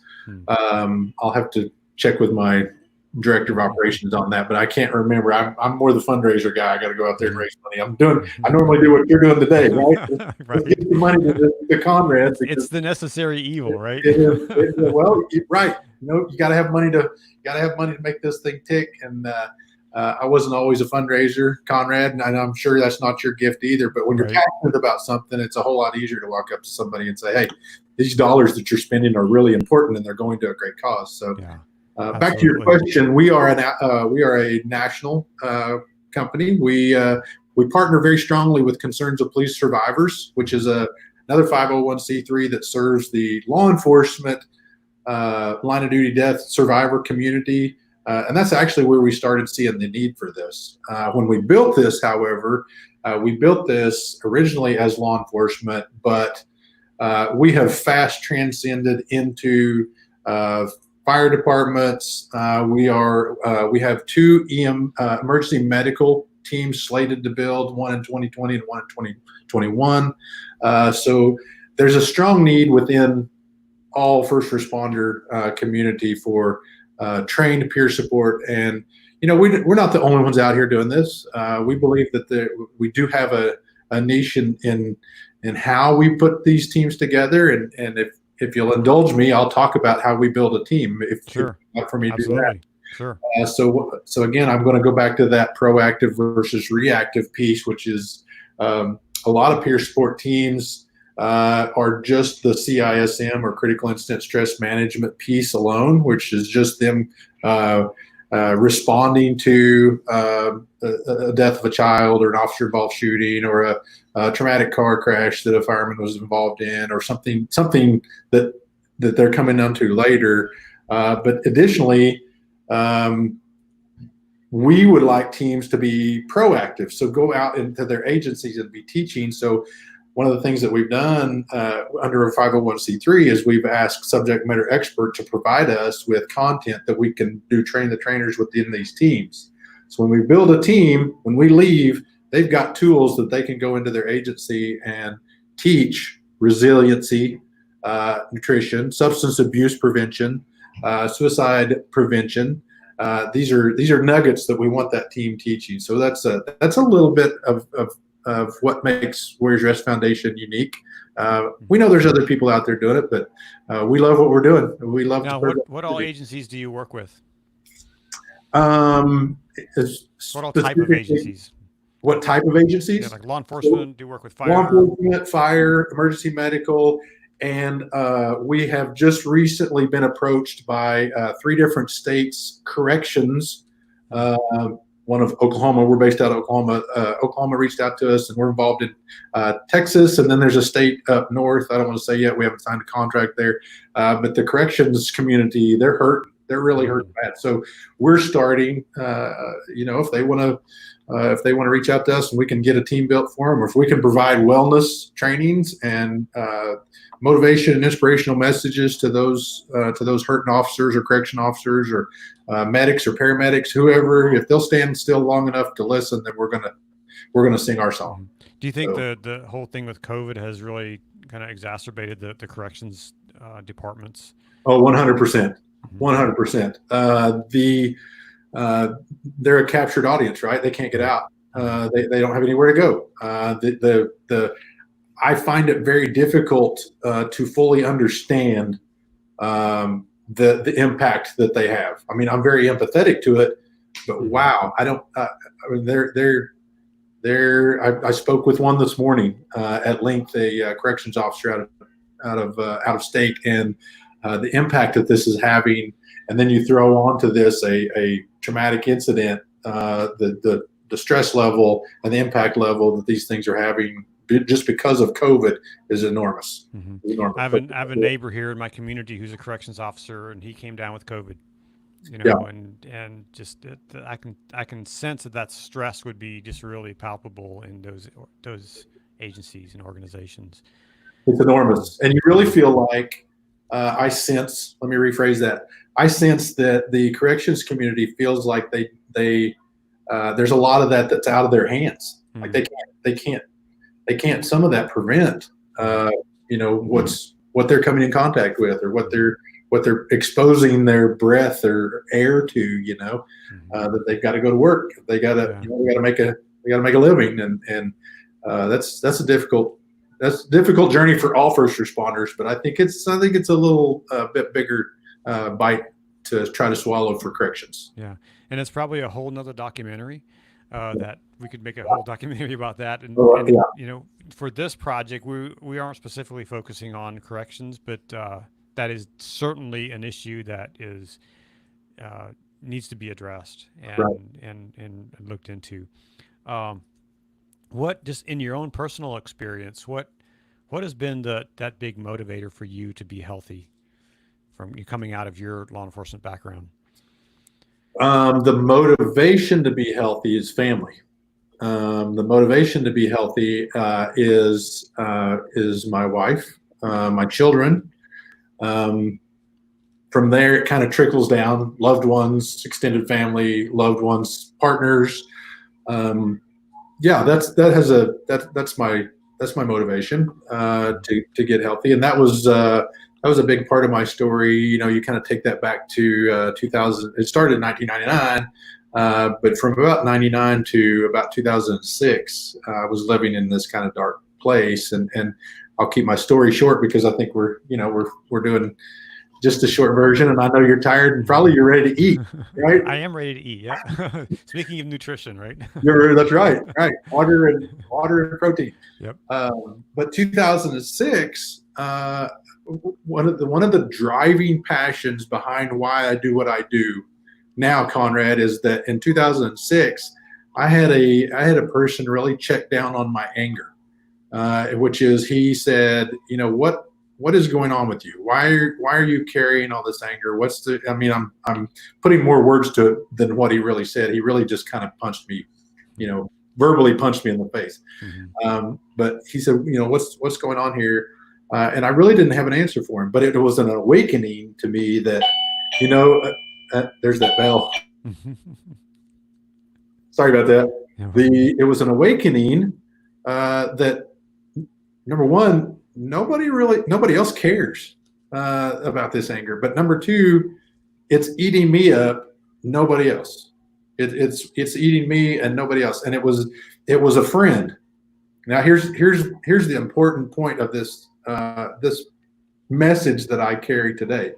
That friend wasn't in the first responder community. He wasn't a partner. That friend was a friend outside of law enforcement. He was a friend outside of the first responder community. And the reason I'm so passionate about peer support today is that we are not having these talks with each other. I can look across and see my partner struggling, and I need to engage in conversation with him. And there's a lot of reasons why I don't. It may be I don't know how. It may be, I don't know how to have that conversation. Okay, that's correctable. We can educate you. It may be that I'm embarrassed or afraid. I have a fear of going down that road. Okay, we can educate and get past that. Or it could be that I'm so upside down or unhealthy myself. It's like looking in the mirror. So if I say something to him, it means that I've got to get healthy myself, and I don't want to do that. So that's part of that PTS or PTSI or PTSD road that you've probably heard about already, which is this stigma of I don't want anybody talking to me. I don't want to talk to a mental health. I don't want anybody messing with me. And consequently, I don't want to mess with anybody else, because if I check down on them, they're going to check down on me. Okay, so go back to my friend checking down on my anger. Look, I was a part of a SWAT unit. I was a part of a bomb squad unit. I was a part of a special operations unit. I was a part of a Homeland Security unit. Out of all those people who they claimed, and I loved them all, great friends, but they all claimed to have my back. They all claimed to have my, that I'm doing it for you, which physically they did. I would go through the door with any one of them. But mental and emotional health-wise, they just weren't there. And that's the thing that I think we need to change. That's why I'm passionate about doing what I'm doing. That's why I'm passionate about getting on and talking to people like you, Conrad, or tomorrow I'm jumping on Cortico, webinar with Cortico, and I'm going to tell this same story to them that, hey, police officers need to be talking to each other and asking the questions, hey, you don't look like you're doing well. Tell me what's going on. Firemen need to sit across from each other at the coffee shop and say, man, you're not doing well in your relationship. Tell me what's going on here. Paramedics driving down the road in the same truck, they're not having these conversations. Hey, you've taken a turn. Are you thinking about suicide? Are you having dark thoughts? Are you thinking about harming yourself? Are you thinking about killing yourself? Man, those are really hard words to say. But Conrad, why is it so hard? Why is it so hard for us to have that kind of honest conversation with each other? I think there's a variety of reasons there. I think probably that's a great question for some clinicals, maybe Miss Lily or Week from Friday. You can ask that question of Dr. Kathy. My opinion is I'm not clinical. I'm just a crisis interventionist that has a passion to help other people. My opinion in that is if I ask Conrad, if I ask you that question, then I have to expect that you're going to ask me that question back. I may not want you to ask that of me, right? Especially if I'm in that dark place. So if I go back to 2006, when he asked me about that anger, I didn't have an answer. Except it was my anger, and I wanted to keep it right here, and I wanted to carry it with me all the time. It was my best friend. Except that day I dropped it like a hot rock, and it took me years to repair relationships. It took me years to kind of come back. It wasn't that everything changed that one day. There's a mental and emotional health road journey that I traveled, but I think, to your question, I think that's a great question that we should continue to ask over and over and over until we have a lot of people on the right path to health. So I think that if we can do that, then we can make a difference. Absolutely. I think what you're doing here, I think there's a trend happening in the first responder culture, a trend being an awareness, an advocacy for people that are actually doing what I'm doing, or I got to see Matt Fiorenza's talk that when he came on, you know what, we need people like that telling their story, because they are hero. Matthew, he's a hero. He's a hero, but he's flawed. He's human. As I. There's big bad SWAT guy, big bad bomb squad guy, but I got kicked out of both of those units. Right? There's a reason. In fact, I was prepping my talk tomorrow, and he put my bio up, and I was kind of laughing. I said, "Yeah, my story is I got kicked out of that one, got kicked out of that one, got kicked out of that one," and which brings me here today to just me having a voice and saying, if you're in a dark place, give us a call. If you're not in a dark place, look around to see who might be. We're responsible for each other, just as human beings. But in first responder culture, we are not only responsible but accountable to each other. So I think that's important to have these conversations. Yeah. And if we're not responsible to each other or for each other, it makes the job of helping, reaching out to the people that we're supposed to help as well, more difficult. Absolutely. And challenging, especially when you're faced with, I mean, I don't speak at this from experience, but just from looking in from the outside, when you're faced with things that you can't imagine, that's got to be really, really difficult. Yeah. And, when you're not healthy. So, well, I want to say thank you for what you're doing and for raising that bar of peer support. I think that is so vital. I wish every agency, every department would have a really strong peer support, because my goal, my dream would be for every agency in the country to be at that point where it's okay to raise your hand and ask for help. 100%. And I would kind of like to put this plug in while we're sitting here talking. There could be people that watch this either currently or maybe even later, or even the your movie kind of later on. But man, if you're hurting or you're in a dark place, please don't stay there. Call me. You can jump on our website. There's a go-to contact us on our website, Facebook. There's so many people out there within each respective discipline: law enforcement, fire, corrections. Yep, right up there in the contact us. I think at the bottom, if you'll scroll down the bottom of the page there, Conrad. Nope, it's not on that one. Sorry, on the contact us. Okay. There's a if you're needing, yep, there's a good way to contact us via email, and then there's an immediate help right there. Yep. Individuals in crisis right here. Individuals in crisis. And if you need, or if you know somebody, if you don't feel comfortable having that conversation and you've got a friend who's in a tight spot and you're thinking this person, she's thinking about suicide, or he's been talking about suicide for 2 weeks and I have no idea how to have that conversation. Guess what? I'll have that conversation for you. There's a lot of folks out here who would love to have that conversation. So anyway, just want to put that plug in, Conrad, because I think you're generating a lot of conversation pieces, and there's no doubt probably people on here listening and watching that could use the help or could use some direction. Absolutely. So, well, yeah, we want to continue to spread those links and let those people know where they can go for help and where they can, get those resources, because I think that's important for. I know it's important for first responders to be healthy. And so that's our mission with this film, is to tell that story, not to be an expose, but to tell that story so that the rest of us know, because most of us don't know and understand the things that you as first responders deal with on a daily basis. And if we can spread that word and let people know, then there can be more resources provided for first responders to be healthy. Because like I said earlier today, every community has first responders and they help take care of that community. And if they're not healthy, then our community is worse off for it.